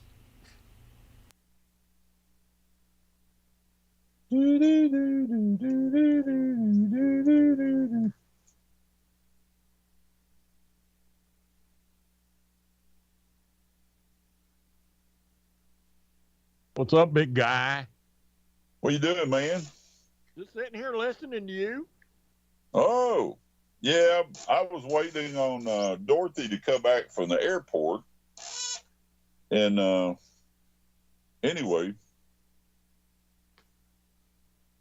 Mark sent me a message, so I said, well, I'm up, so I might as well respond to it anyway. And I've had a bunch of issues going on at the same damn time. It's just been crazy lately. Oh, I know how that goes. Well, I started getting worse and worse and worse, and then finally it got to the point where I got stuck in the floor a couple of times. I couldn't get out of the damn floor. Couldn't get out of my recliner because I couldn't use my arms. Yeah. And tequila do that. It was just atrocious. And then I went to the hospital, spent $54,000 of Uncle Sam's money, and came back home with no answers to what caused my paralysis. Yeah, my paralysis and stuff, and all my aches and pains and joints, and I get out and hear all this bullshit. Well, it's just arthritis. You're just getting old, and on and on and on. And I'm like, no, it's something else. This is different. And then I was thinking, well, hell, maybe I even got zapped on the back of the truck out there filming UFOs. Maybe that's what happened to me. So the doctor did something to me that had never been done before. She ran the dye through all my organs and stuff and my whole body and looked at everything and says, well, you don't have any issues. All your organs are functioning right. You seem to be in good shape, but I have no answer to why you're stricken like this. And she gave me a shot and gave me some anti-inflammatories, and to the house I went, and then I started on that job, and the job was really crazy because it was hard to camouflage the fact that I couldn't get out of the damn pickup truck. But I pulled it off. I'd been there long enough to where everybody just let me go and left me the hell alone. And finally it got down to the point to where I couldn't lift a cardboard box. And I lost 55 pounds since I've been down there of muscle mass, not fat, muscle mass. Still got my damn belly. Now, why the hell couldn't the belly go away? Yeah. It's the muscles. I've had a couple of people have similar reactions that you've had. Yep. and it's come down to nerve. Well, mine is. It seems like mine is muscular dystrophy. That's what mine is. And the reason I say that, I have a daughter that doesn't speak to me in quite a while, who's up north now, that's walked on her damn tippy toes forever. And one of the first signs of muscular dystrophy is you walk on your damn tippy toes and you can't stop it. Well, she never could stop it. So anyway, that's one sign, but that's for her. My sign is I got wrinkled arms now. We're talking about, I went from, probably 20-inch biceps to hell, Dorothy's arms are bigger than mine now. Yeah. So the 55 pounds of loss of weight it's all my muscles. Even my calf muscles are like gone. My butt is gone. I can't wear any of my damn britches now because my ass muscles are gone. I'm back, And John. I'm like, Hey, D, how's it going? What's up, buddy? You are. So, I'm glad you got in here. Did you have a great Christmas? Yes. Awesome. And we're going to have a better Christmas. well, mine was pretty good. I did a bunch of trading and swapping and stuff, and I'm the proud owner of one of those Q assault rifles. Yep, I traded and got one. Oh, cool. Yeah, they're very cool. They're like $27.99. I was like, holy shit! I didn't think I'd ever get one of these, but I just kept trading, and then before I knew it, I had it. Well, we've got. Unfortunately, it took a death in the family to make things work out the way they did. Shit. My daughter's fiance's mother passed away a couple of months ago. Oh Lord. Well, he's dealing with it. The unfortunate part was 2 years ago, his dad was going to Tunica, Mississippi, to play cards. Yep. And ran across the lane and hit a woman head on and died from that. Oh Lord. So anyway, he's it's one of those things you always feel like things happen. They haven't been able to come down and spend the holidays with us for 2 or 3 years. Wow. And maybe this is why, things happen the way they do. Not everything's always a coincidence. Anyway, they're coming down. They're going to be here Friday by about lunch. And he's had several boxes shipped here. Wow. And I know what's in them. Yes, I am getting a new computer. Oh, yeah. Oh, this is going to be custom built, Hey. and I can guarantee you. Hey, D. Huh? I had a person ask me from one of the other shows. His name's Willie. You know James? Yeah. Well, James wants to know if you'd be willing to part with your sawmill. Willie, that sawmill is gone. It is?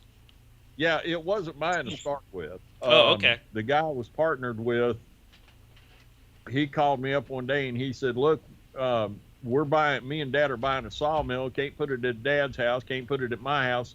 Can we put it out by your shop? And I said, sure, come on. Well, it didn't take a full year, and I told him to pack it up and head out. Oh, I thought you still had it. Huh? I thought you still had it. No, that thing, I told him he needed to pack his stuff and toys up and go home. I'm telling you, folks, never go into business with somebody unless you have a contract. I broke my own rule. Contracts they're not a bad thing. They keep friends and family. Yes. So, but this guy absolutely, do you know my shop still is not back to 100%? At one time, I could not put my little John Deere tractor, and I could not put my log splitter, and I could not put my lawnmower in my shop. And I couldn't find half my tools. So that, and I had about 12 and a half inches of sawdust laying all over my area. Well, you never had your heart broken so much as when you realize that you own a 28-pound Barrett automatic 50 caliber rifle, and you might not be able to lift that sumbitch to shoot it now. And that broke my heart. I was like, son of a bitch. That's why that was the worst thing to think about. Didn't think about, oh, am I going to be able to go to the toilet? Am I going to be? No, I want to be able to lift my 50 caliber rifle. That's why they make tripods, son. Well, you got to put it on the tripod first. It's got a bipod on it too. And that's why they make friends and a case of beer. Yeah. Well, I don't think we'd be worried about the beer if that damn rifle's got to come out. Well, I'm gonna tell you what, big guy. If by the time hopefully this year I'm gonna come down and see Nancy, if you have not been able to find somebody to help you shoot it by then, I will come set it up. All you got to do is pull the trigger.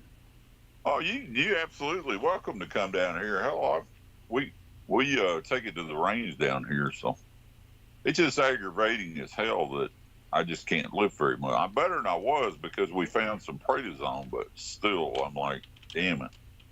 But my job is almost ended. I'm done with the 5 buildings, so I was going to sleep like 7:30 in the afternoon just to survive the next work day. And I mean, I just couldn't function at all.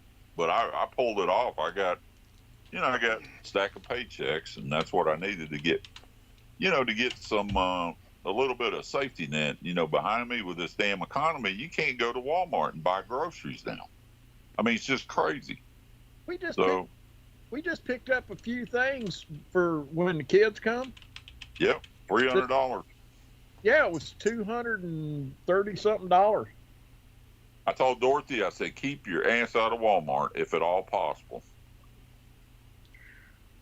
So she's been going to Restaurant Depot and the other packing house that's down there with the restaurant shop. She's got the tax ID and stuff from her friends to get in there. And she bought the same can of crab meat. And we're talking about probably maybe 20-ounce can of crab meat. Not real big, but pretty good size. $15 at Restaurant Depot. Guess how much the same exact can is at Walmart? It's $60 freaking dollars. It's how much? $60 at Walmart. Yeah. $15 at the Restaurant Depot. So you can still have your crab cakes. Yeah. But if a restaurant had to shop at Walmart to make crab cakes, the crab cake would cost you $49 a piece to get the damn thing. Well, I'm composing a letter now to Walmart. It probably won't do any good, but I just want them to know that I appreciate so much that they allow me to spend so much money on their products now. Yep. And I have the privilege of checking myself out. Isn't that something? Isn't that wonderful? You gotta love it, and you get the hidden benefit of facial recognition every time you walk in there.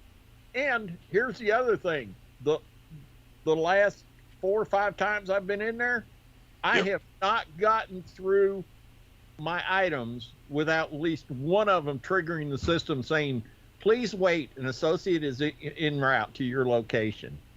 So you know how I know the facial recognition system works? How's that? Me and Dorothy went down there. We bought a can of Folgers coffee, some freaking bananas, some bread, and we're talking not recently. We're talking about 4 years ago. Yeah. So we buy about 6 or 7 items. I pull out $20 bills to pay for it, cash, in a self-checkout. Nothing to do with affiliation with date of birth, credit card, none of that was involved. We get home, sit here watching a movie, and within 10 minutes, our phones go off, and it's an advertisement from Walmart saying, these items can be ready for you at the pickup. You don't have to no longer go in the store to buy these items. We will bring them out to you. And I said, how in the hell would they know what the hell we bought? How would they know who we are? And how in the hell would they know that's our phone numbers? That's some bullshit right there. Well, that and then possibly you and about 10,000 other people got the same text. Well, no, it listed all the items that we had bought. It had every item that we had bought on the list, which is a very small list. There's only 6 or 7 things, but it was Folgers Black Silk Coffee was one of them. You know, now, I don't like the Black Silk. It's in a smaller damn can. They rip you off on it, but she likes that shit. But she quit drinking it now. But here's the thing. Think about this, John. How sad is society getting? Now, when older people who literally had trouble walking, but still had to get up and go in, nobody ever thought about this. Yep. But now suddenly we've got young people. Oh, you mean I've got to get up and go into the store? Yep. And they're willing to pay half again what the groceries are worth to get them delivered. Yeah, it's just laziness. Yeah. Total laziness. I mean, that's like Hub Grub or whatever these food delivery things are. How lazy do you have to be? I know people that order their dinner almost 5 nights a week like that. Yep. Now, we thought it was cool when pizza got delivered. Yeah, that was the big thing when you seen Domino's pull up. But that was once every 2 weeks. But it was a special thing, to do that because it was expensive. You could pick it up cheaper than you can have it delivered. Yeah. So, but now, if you can't, everything once these people get their butt in their car, first of all, they can't drive. But then if you can't go through a drive-through window or drive up and have somebody bring it out to them, they'll go hungry. Yeah, it's funny. I mean, I don't know. I help as many people out as I can. The younger generation, especially, I try to have a talk with them and explain the state of the union of things to them and what they can do to save money and to be more beneficial to themselves instead of being a damn victim all the time. But some of these kids, I swear to God, their parents must have sit around and just not told them anything. They don't know how to change a damn tire. They really don't. Dude, look, it's sad. I mean, it's real sad. 30 years ago. No, I'm not going to get into it. I'm not going to do it because Mark's sitting over there rubbing his eyes. No, it's just that's not his eyes. That's not his eyes. He's doing the married with children thing. Pig! It's the one-eyed pirate. Anyway, speaking of people that can't drive, Lord have mercy. I don't know about where y'all live. Because everybody's moved down here. Everybody, for the past 10 or 15 years, I swear, Cracker Jack sales went up and are still going up. Georgia's Department of Driver's License, DEC, that's where they're putting new people's driver's licenses. Well, that's the only place they could get them. What do you expect? Their driving test now consists of 5 minutes in a parking lot driving through some cones. Yeah. And here's the other part. Instead of telling you to follow the signs, they'll have like a stop sign sitting there right there. And I've watched them do this. The instructor will lean in the car window and go, now I want you to drive 50 feet up to that stop sign and stop. Good luck with that one. Turn your blinker on and make a left-hand turn. And I kid you not, guys, I sat there one day, I was waiting my turn to do some stuff. And I watched out of 10 people, I watched go up to that stop sign for their driving test. At least 6 of them turned on their right turn signal. Yep. and a couple of them actually turned on their right turn signal and then turned left. Well, I let my license. And they passed them. Well, I let my license run out in Tennessee. I let them expire. I was a resident in Georgia. And anyway, I went ahead and got my Georgia license until the damn insurance got too expensive. Then I went right back to Tennessee driver's license again. So if you're driving in the state of Georgia with Tennessee tags on your vehicle, you might have a better chance of getting pulled over, especially if you live around Gwinnett County. So after a while, that was what happened. And then I let the Georgia ones run out. So I went up to Tennessee and had to take my driver's test. And the guy had me drive around the parking lot, drive down the street, back up the street, double park. And when it was all done, he said, "Mr. Bell, that's some excellent driving, but I'll tell you what, you didn't make any mistakes, but you're way too damn comfortable behind the wheel. I just want you to know that." I just laughed at him. I said, "Well, I never had a wreck. I've avoided many of them, knock on wood, and I lived in Atlanta for 23 years. So what do you expect?" Now, how many close calls do you have in Atlanta driving around? Yeah. Where I lived at, it was every day you could count at least 2 close calls on 285 or 75 or 85. Take your pick, which highway. You're going to have a close call. If you don't hit the brakes or hit the gas or change lanes, you're going to have a major accident. Yep. There's just no way around it. Hell, I-20 is crazy. I-20 East coming into the west side of Atlanta. I used to have to jump on about 3 exits before you got to 285, the bypass. Yep, been there, done that. There's one exit at Fulton Industrial that if you did not go through that exit by 6:20 in the morning, you wouldn't go through that exit. Nope. You were not, because people came off that ramp and did a 45 across 4 or 5, I forget, 4 or 5 lanes, all the way to the far left-hand lane. Never slow down, never give a blinker, never look. Whoa, went straight across. Well, I dated this gal in Marietta, Georgia, moved in with her for about 3 months, and decided that wasn't my cup of tea. So one day, I had bought a Hayabusa. You know what a Hayabusa is, right? Suzuki Hayabusa. 235 mile an hour top speed. Fastest production motorcycle in the world at the time. I'm going out I-20 westbound. I'm in the slow lane running 90 miles an hour with 2 cars in front of me, real close, and a car behind me in the back.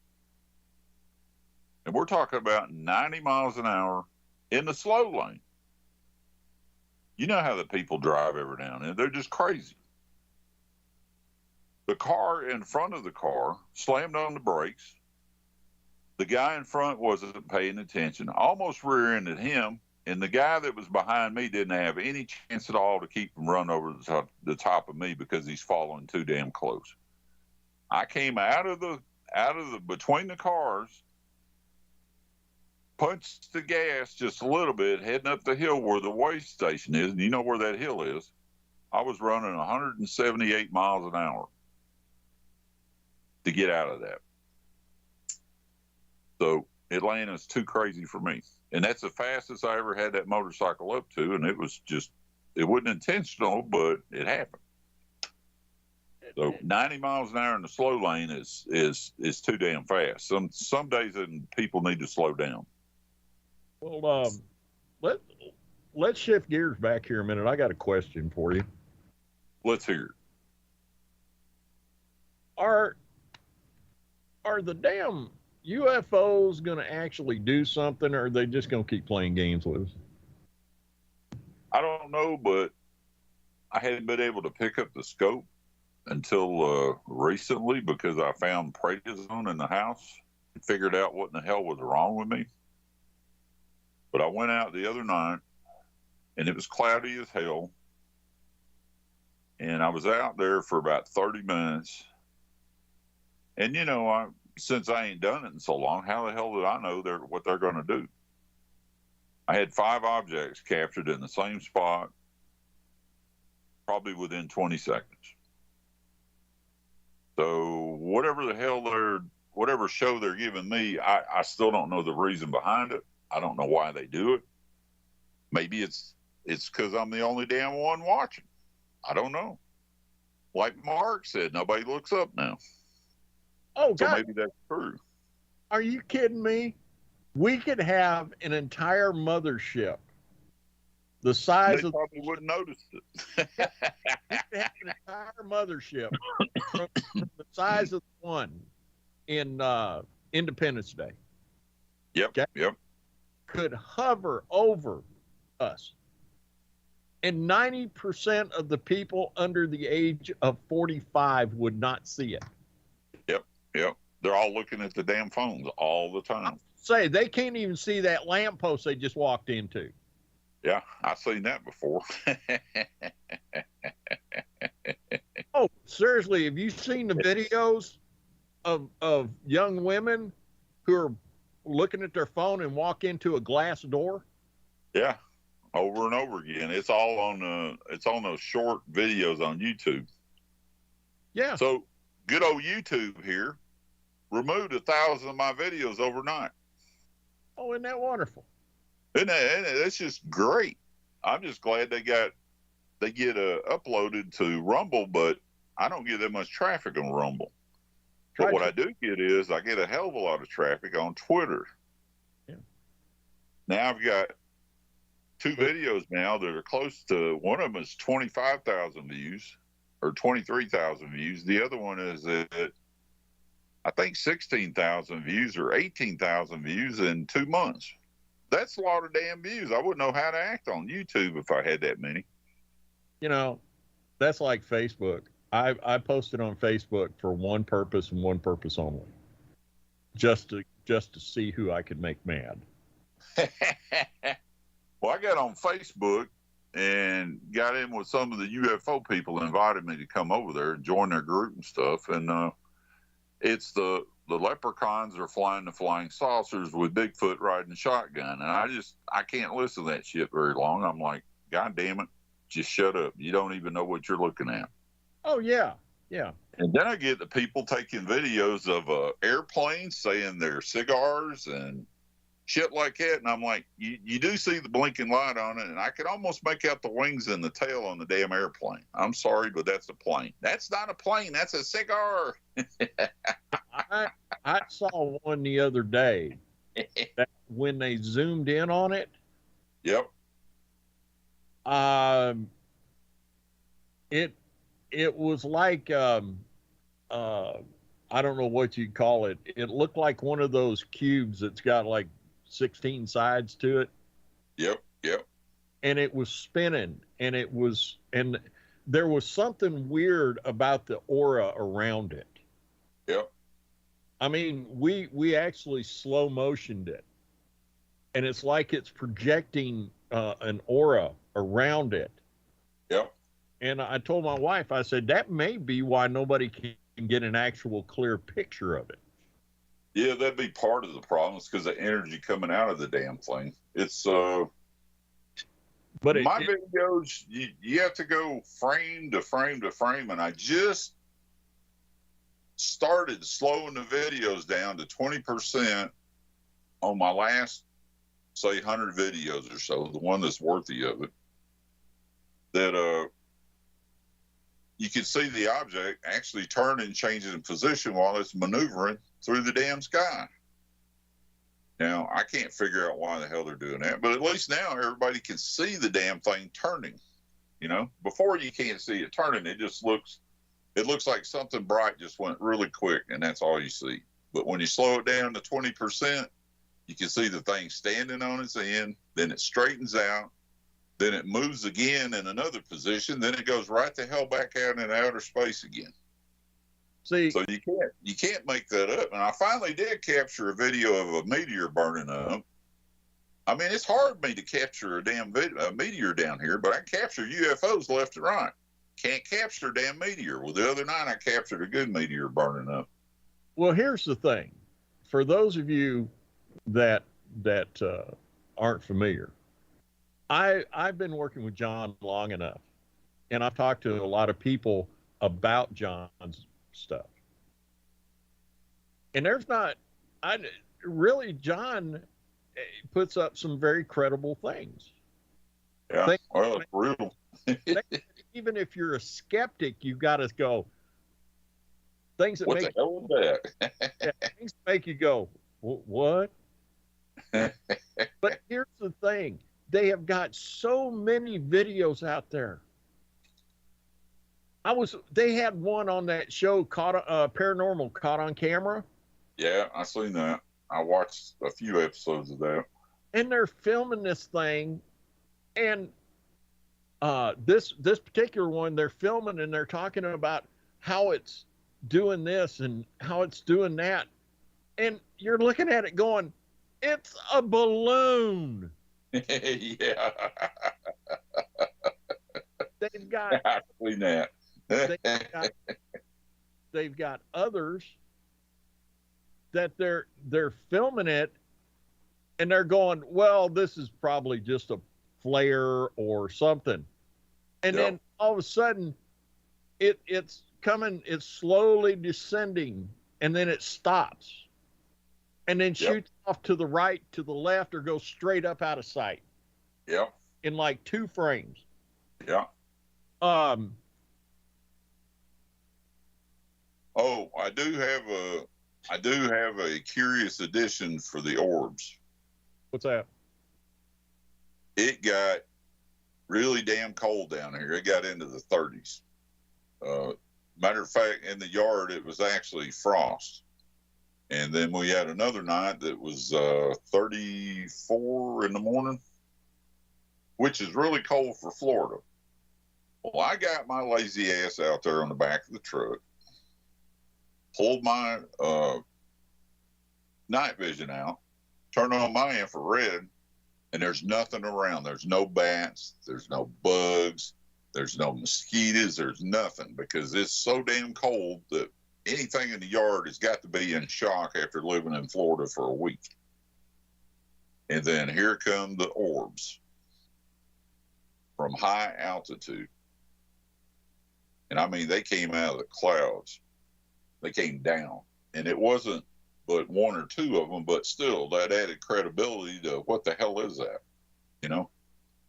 So now I've eliminated, well, it's not a bug. It's not this. It's not that. What the hell is it? Well, I still don't know what they are, but I know what they're not.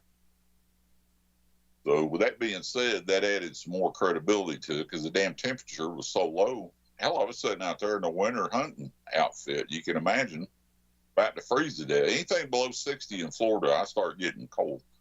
Yeah.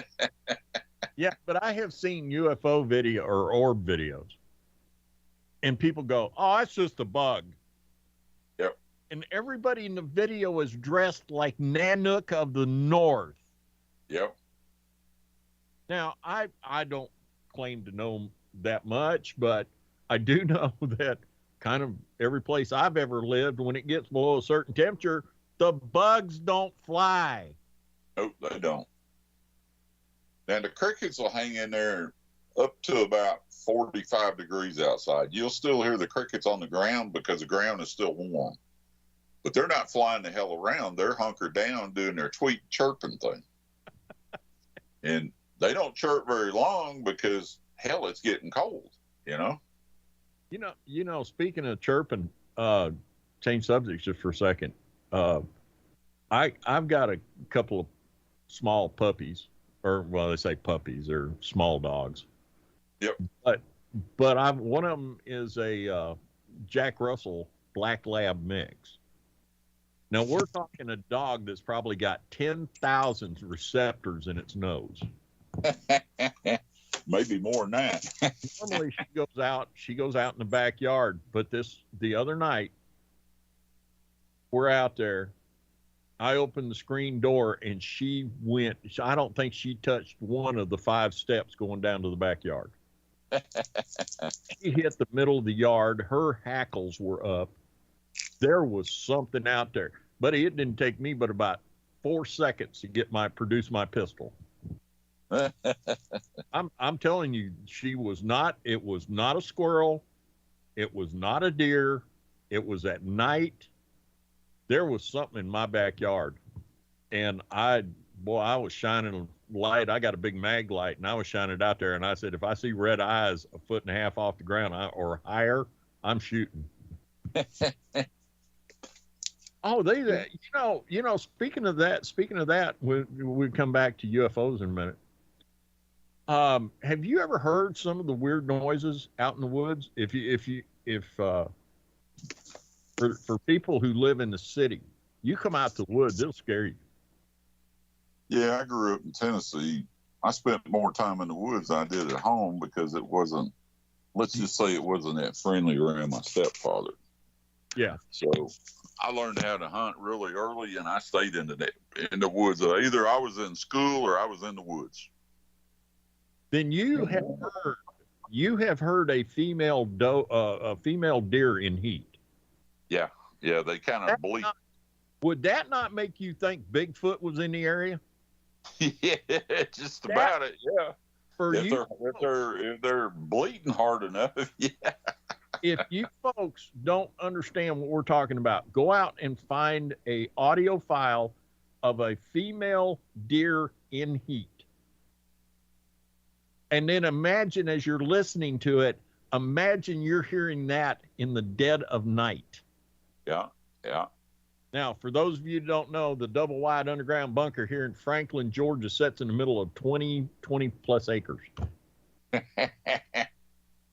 I'm outside, and when it gets dark out here, folks, it gets dark.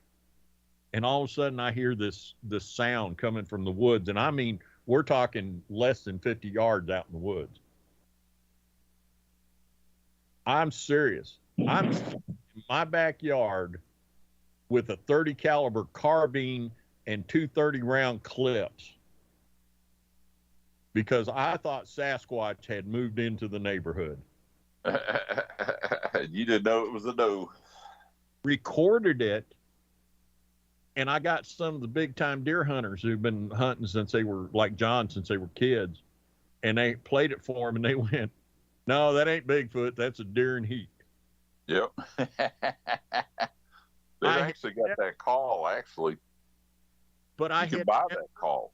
I had never heard that. I'd heard all kinds of deer sounds, but I'd never heard that one. Yeah, one of my friends brought one of the calls to school one time, and I remember hearing it, and I was like, "That's ridiculous. That'll never work." It never did know if it worked or not, but hell, the next thing I know, they're rattling antlers together to get the bucks to come out, and I was like, "Well, that's crazy. You're making noise." Some people it may work. I got a question real quick, Mark. Are you doing? I'm here. Are you there? Are you doing commercials tonight? No, there's no shows tonight. It's just us talking around. It's a free night. There's no breaks or anything like that. We're just hanging out. I want to tell you a funny deer hunting story. I had a buddy of mine from high school, Chris Mabry, has passed on. Took me down to spend about a week down at his folks' place in Mississippi. Now, while we were down there, it's right in deer season. So they hooked me up with a shotgun and gave me it and pointed me and put me in a tree stand. And I'd been deer hunting half a dozen times. And old Chris is over in the tree stand over here. And I kid you not, this happened 3 times in a row that week. What I'm about to tell you, is a true story. Chris would be sitting up in that deer stand, and we wouldn't see anything. Paint this picture for you. Quiet. Just breaking dawn, not hearing nothing move. Finally, Chris can't hold it any longer. So he eases out of his deer stand, down next to a tree, props his shotgun up, pulls his pants down, and he decides that he has to go. Right in the middle of him taking care of business, within all 3 times, within 40 yards, a deer pops out. That's funny. Now, if you can imagine him trying to stand back up, grab his shotgun, pants around his ankles, trying to shoot, hollering and screaming. This was the funniest thing. It happened 3 times in a row. We would never see a deer till he come out of that tree stand. Well, I got a better story now. Yeah, I couldn't shoot the deer for laughing. Well, we've always had problems with, even though we got 1,000 acres up in Tennessee, we always had problems with people renting property to hunt around us and then winding up on our farm deer hunting with the cows and stuff. And one time, I was probably about 14 years old at the time. These 2 guys were coming out of our field, heading back to their campsite. They had rented 6 acres on the side of the road, which had nothing to do with our property at all. It wasn't even close to our property. They informed me that I was trespassing, that I should leave immediately. Well, I didn't say a word. I just kind of nodded my head, went back to the house, didn't tell anybody about it. Called my buddy up and I said, hey, you want to have some fun? He said, what's up? I said, well, before daybreak, I got a stack of pie pans for you, aluminum pie pans, you know, the ones that that you would buy a pie in at the store, and there's the pan left with strings on them. I gave him about 50. I had about 50, and we went up the ridge all the way around where these people were hunting at. And I relieved myself right in front of this guy's stand. Now, whether he stepped in it or not, I don't know. But when daylight hit and those pie pans were visible, it was on like Donkey Kong. We shot 22 rifles up every holler up through there. Didn't even see a wild turkey all them years of hunting until me and my friend did that, and we come together on the top of a ridge, and there was a flock of turkeys trying to get the county. But those guys never returned again. That was the end of their hunt. And to top it all, there wasn't another deer track there for 3 months. Apparently, we took all the deer out of the county too. See, we get deer up by our house, up close. Oh yeah, Georgia's. People make pets out of them. Oh, we've got a fenced in area where the dogs go, and we've actually had them early in the mornings. Jump over that fence to stand be in the yard. Well, put you a feeder out there with some corn in it, one of those time feeders, and you could see 5 deer, 10 deer, 15 deer, then the 15 deer tell 20 more, and then you got 50 deer in your damn yard before you even know what's going on. Well, let me tell you how smart these deer are. The day hunting season started, the deer disappeared. Yeah. And I was talking to one of the wildlife guys here in town, and he started laughing, and he said, you know what's happened? And I said, no. He said, we have educated deer. Yep, they go in the city limits when they start shooting. Not only do they go closer to the city limits, they also go out deep in the woods. Yeah. Hang out down by the river, everything. And they wait until dark 30 and then venture back up to feed. And as soon as the sun cracks, they go back into their little hidey holes. We have people that shoot deer, but they always wind up going to somewhere else because our deer around here have PhDs in hide your ass. Well, you want to see something funny? If you ever make it to West Tennessee, go through the little town of Huntington about 1 week after hunting season.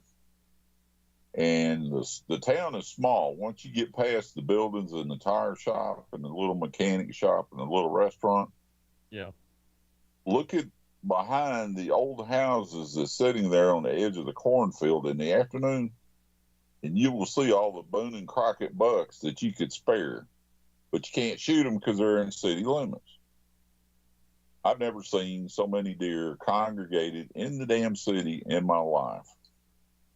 And I didn't believe it until I seen it.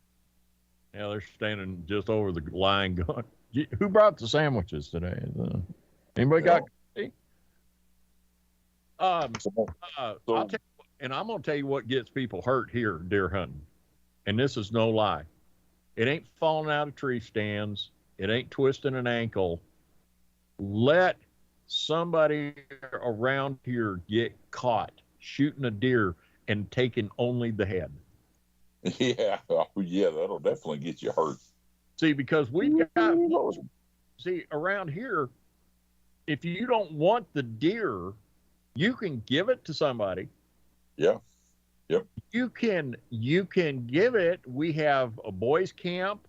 We have all kinds of places that will they will process the deer meat and give it to people who need it. The prison will take it. Yeah, the county jail will take it. Yeah, they will. Real quick. The guys at the county jail love deer meat. Yep. But every once in a while, they'll find a deer laying in the woods, and the only thing missing is its head. And I'm going to tell you what, I have heard some stories of some boys that have gotten caught doing that, and it don't end well for them.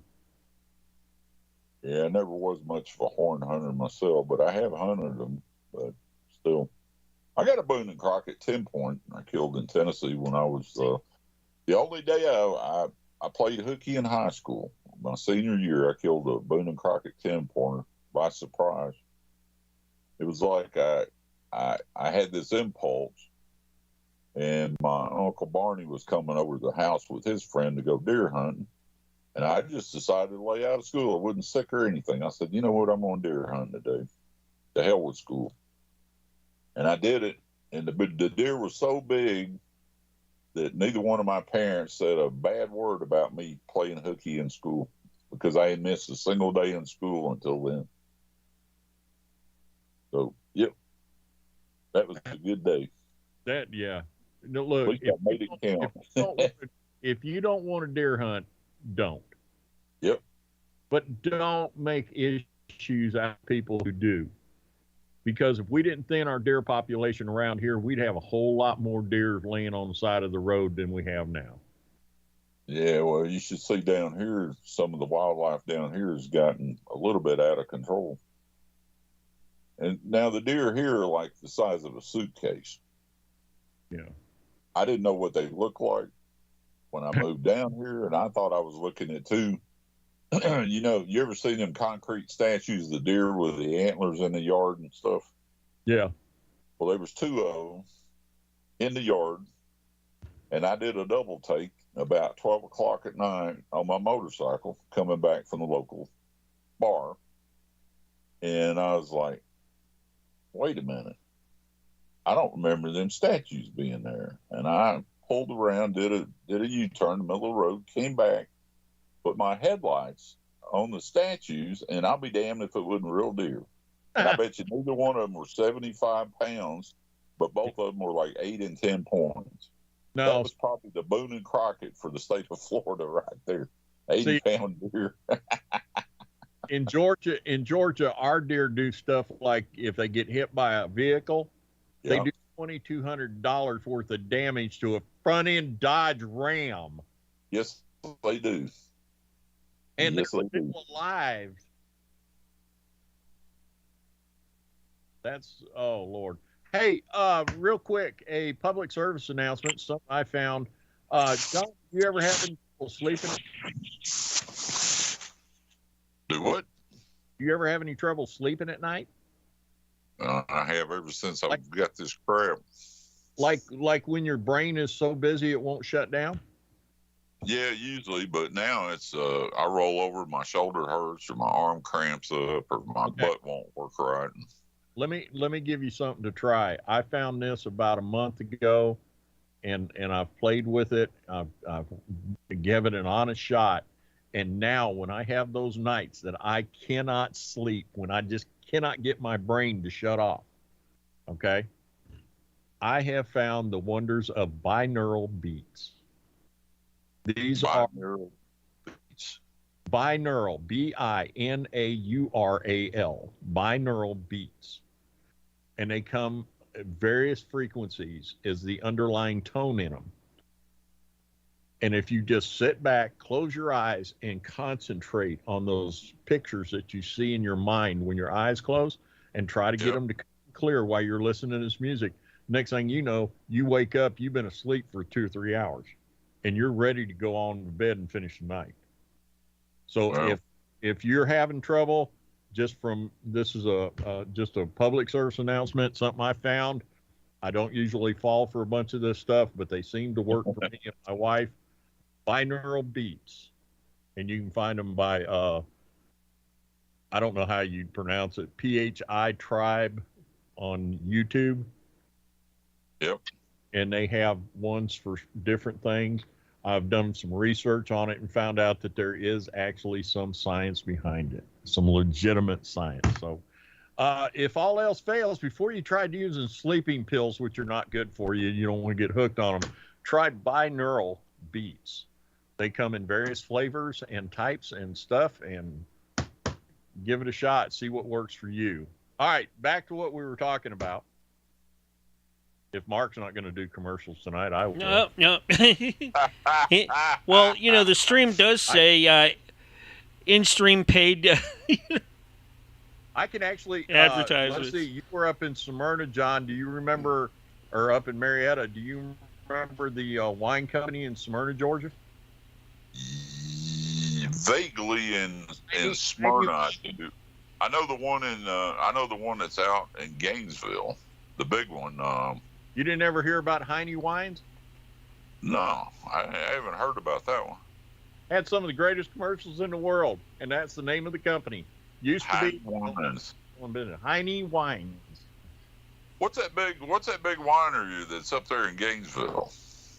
Chateau Elan, that's what it is. Is that it? Anyway, the last jet aircraft that I worked on was their Learjet.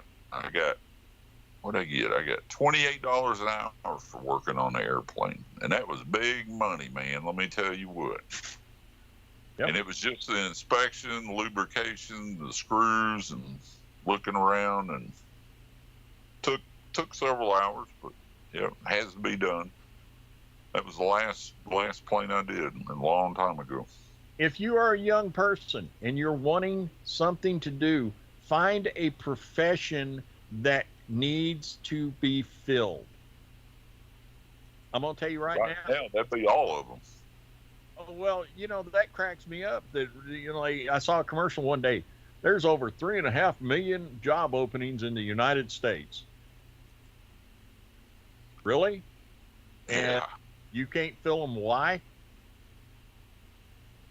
And a little research, because people are taking classes like liberal arts.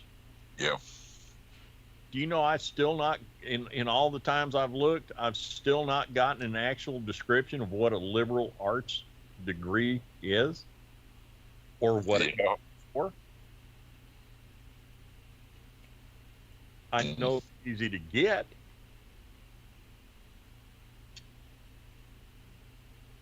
And then people are whining, oh, my college debt. Yeah, you got a liberal arts degree, which means you went to 4 years of Party U. Yeah. Where you didn't learn a damn thing. No. But yet, hey, I have seen guys, people rather, in supervisory positions, and they've got a college degree on their wall, and it's in liberal arts. Yep. Which has nothing to do with the business that they're being a supervisor or whatever in. Oh, you know, that's kind of like union leaders, you know, that never worked in the job before, that, you know, want to take and be your representative. Well, you know, other than, you know, like, you know, most of them have degrees in law and politics and things like that, but they never did any of that kind of work at all. Now, you know, some unions are good, all right, and you need them. in certain jobs, but not all jobs. Yep. All right, dangerous jobs. And any kind of job that is government related, sorry, you shouldn't be unionized at all. Yep. Well, it's all gone to shit now, so everybody's every man for himself, and can't believe the corruption going on now. I just gave up on all of it. The thing is, unions have had their place, okay? But we've got so many federal laws covering exactly, who was it? Just the auto workers just went on strike again. Yep. And that's crazy. They make more money than Carter's got pills. I mean, literally. Literally. And if their position is shut down for retooling or something, do they go home? No. They come in, they bring a paper with them, they go to the break room, and they sit there for 8 hours getting paid to do nothing. I'd rather work as I had set for 8 hours, because shit, I do that all the time. Okay? They just here, what was it, about a year ago, they went on strike again. They wanted a big pay raise. Now understand, that's because the price of cars went up. Yep. Immediately demanded a big pay raise. And they, what was it? They wanted their work week dropped from 40 to 32 hours. But they the exact same pay. Yep. Okay. And there was a couple of other things, and something to do with their health benefits. Oh, and it was ridiculous. And then on top of that, when it looked like they weren't going to get what they went to other unions and got them to say, well, if you go on strike, we'll go with you on solidarity. Like other businesses are going to call the car companies and make them cave. Yep. Oh, but listen, I got nothing against unions other than the fact that I was part of the Teamsters at one time and will never, ever be a part of the Teamsters again. And I can get into a whole show on that one and have a couple of black sedans show up at my house. Okay, Jimmy Hoffa. No, they might be wanting to put me next to where Jimmy Hoffa is. Oh, we'll find you. Don't worry about it, D. We'll find you. Just if you're going to make, there'll be a show about it. You know, we'll have. Well, what was his name that was looking for Hoffa before? The Spanish guy. I can't. You're talking about Rivera. Yeah, Geraldo. We'll have Geraldo looking for Rivera. You, digging you up. Yeah, the funniest, most viewed episode of his whole career was the one where he opened up Al Capone's grave. No. What in the hell? Why would you even do that? I will disagree with you. I forget what the show was about, but the one where he got hit in the face with a chair. Oh, I remember that. That was cool, too, but nobody expected it. But the Al Capone shit, they were running commercials on that for like 2 weeks before the episode ever hit. And people and talk shows and stuff were saying it. They're going to up and find nothing. Yeah, they,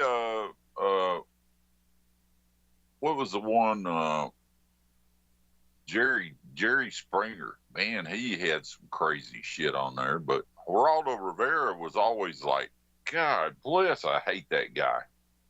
I couldn't stand him. Al Capone thing absolutely, not only his career, but his producer and a couple of other people, it kind of ended their careers. Yeah, what's the big cocaine guy from the 80s? What's his name? You remember? Oh, yeah, the one that just got killed not too long ago when they found him. No, it's the one from years ago. I know who you're talking about. Yeah. They made movies about him and all kind of shit. He was in a lot What of the hell Cheech and was- Chong movies. No, what's that guy's name though? The drug dealer. Oh Lord, there's been so many. Yeah, but this one guy he sticks out is anyway, right next to the 1,000 acre golf course that we've been working on forever, and finally got the comfort stations ready, which is a bathroom, a place where you can have a glass of wine or something to eat between your golfing. Well, anyway, we're building these comfort stations, and right outside the damn fence is this beautiful, beautiful, what do you call it? Terracotta tiled roof, big house with this vast pastures around and rolling hills, and there's a big horse stable out beside it. I mean, it looks like Higgins' place on Magnum PI, kind of like that. And then you find out that was one of his houses. It's like, oh shit, really? That's the drug money. That's what all them trucks bought. Damn, I couldn't believe that. I was like, are you kidding me? So I guess the house was strategically located in the middle of nowhere because it's big enough to land a plane out there in the damn pasture. So how much money's buried around that place? Well, and you can bet your ass they looked for money around that place when they arrested him and all of his cohorts, because we're talking billions of dollars. Yeah, he was in, they made the movie, Johnny Depp portrayed him in one movie. And then they had Matthew McConaughey. No, Tom Cruise was the drug pilot. And he had made so much money flying drugs into the country for him. And I can't remember that guy's name. Damn, I hate that when I don't remember a name. But yeah, was his property at one time before the federal government seized it and sold it. I guess the people that are there now, they're the second owners since then. They got a bunch of no trespassing signs up for the golf course, and now they're planting trees where you can't even see the house. So I bet I could Google that and figure that out. So anything interesting happened on any of the shows since I've been gone?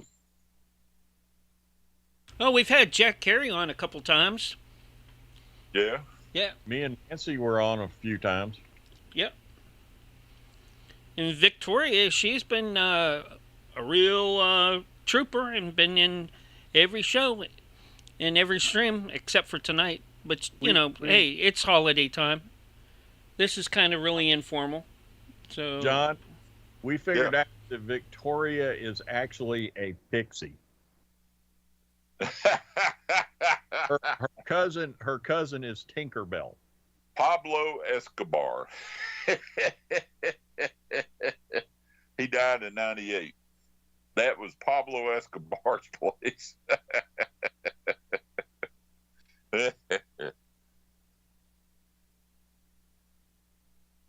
He made a bunch of damn money. He made billions of dollars. I mean, billions of dollars. Yep. Yeah, I didn't know he had died in 93. And if you want to see who's probably made more money trafficking drugs than anybody else, check out Air America. Oh, yeah. CIA. We already know that. So I told my mom several years back after doing research on Kennedy and the CIA and everything and the evidence and stuff, I said, Mom, it looks like the CIA is the one that killed Kennedy. She thought I was absolutely freaking nuts. Now you find out that, hey, they're the ones that did it. They were two shooters on the grassy knoll after all. And that bullet didn't curve. It was shot from a different direction. At the behest of LBJ. Yeah, LBJ and a bunch of other people too. And one of the reasons behind it was the CIA was, at the time, they got their money for their operations from drugs. and they were bringing heroin in to the oil platforms. And the oil platforms, once they made it there to the you know, the pumping, you know, the oil, whatever you call them, those columns out there with the big pipe in the sea and stuff. Well, there's no customs or anything, so they could come from another country, land on that platform, put the drugs there, and then the guys that were coming in on the helicopters every day from working 12 hours or a week or whatever, they could bring the drugs in, and there was no customs check on them. There was nobody checking them because they were working, you know, just offshore. And that was how they were getting the drugs in. So guess who owned the oil platforms? Bush. Isn't that crazy? Small world after all. I'm going to tell you, there are so many folks, plans within plans within plans. Yeah, buddy. And that's an understatement. I mean, who would believe that shit? I mean, you just can't make that up. And then, you know, to top it off, Bush named that that ship that was supposed to be masquerading as an oil ship, as an oil tanker, and is actually CIA and military operations ship. He named it after his wife, Barbara. What the hell, man? But they never was that bright of a family. I didn't think they were. And yeah, our latest Bush president during the Iraq War, oh my God, he's dumber than a box of damn rocks. And then 9/11 happened. Yet all this stuff happened. And they all got richer and richer and richer, the Cheneys and all of them.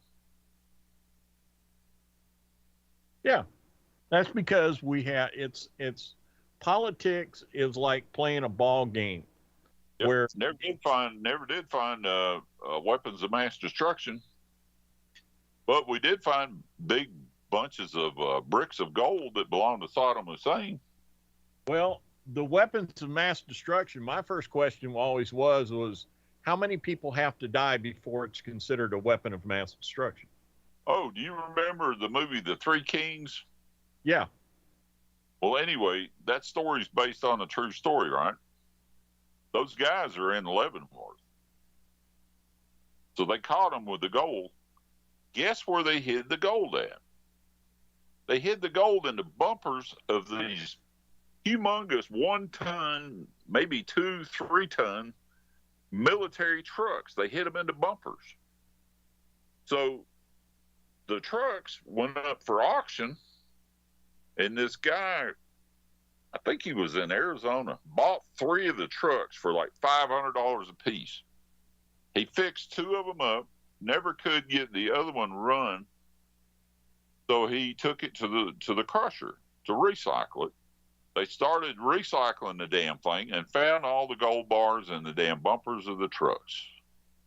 And that was one of the things that they had hidden those bars of gold in, which what got them caught to begin with. But nobody ever thought to look in the bumper of those humongous diesel trucks. I think they were 3,500 GMCs or Chevrolets, but the guy was trying feverishly to get the other 2 trucks back, and he never could locate them.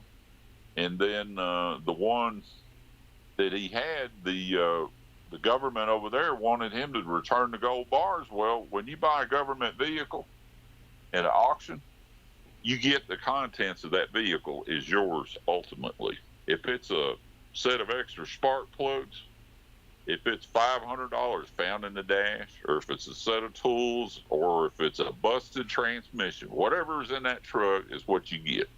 It's yours. And that's a government auction for you.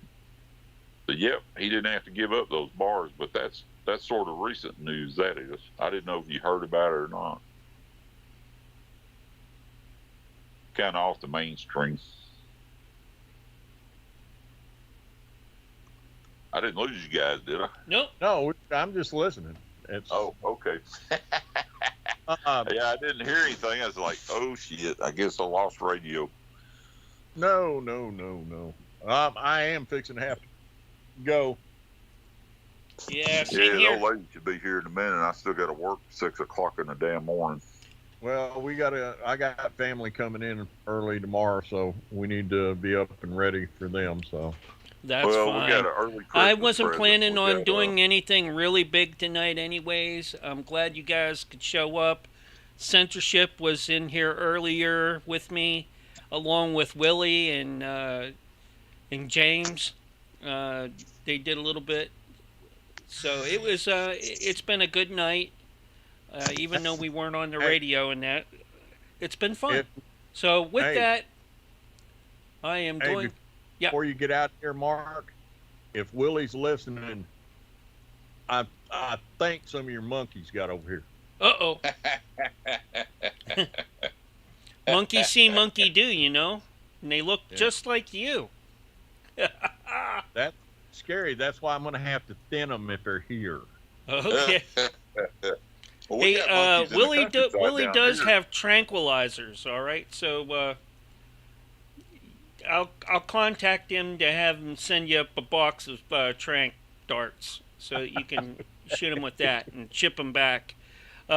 If you ship them back, make sure you ship them back cash on delivery. All right.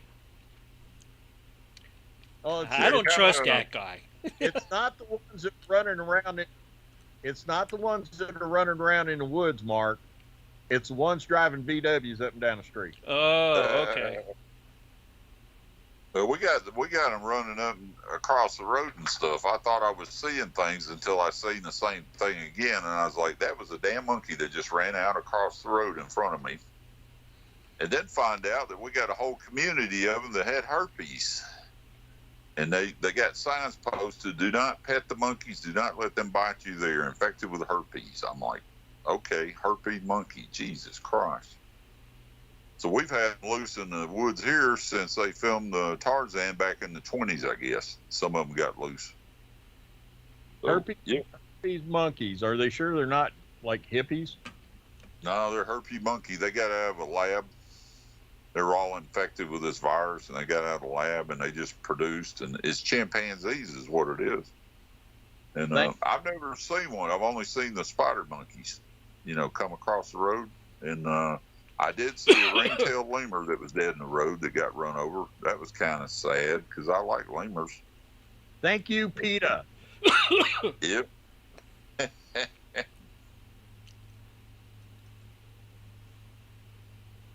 Yeah. All right. Well, I guess I'll get off this thing too. Well, while we do that, I'm going to look promises. for a channel over on Kick to send all our great listening friends who's been with us from the very beginning tonight and came in later, but still with us.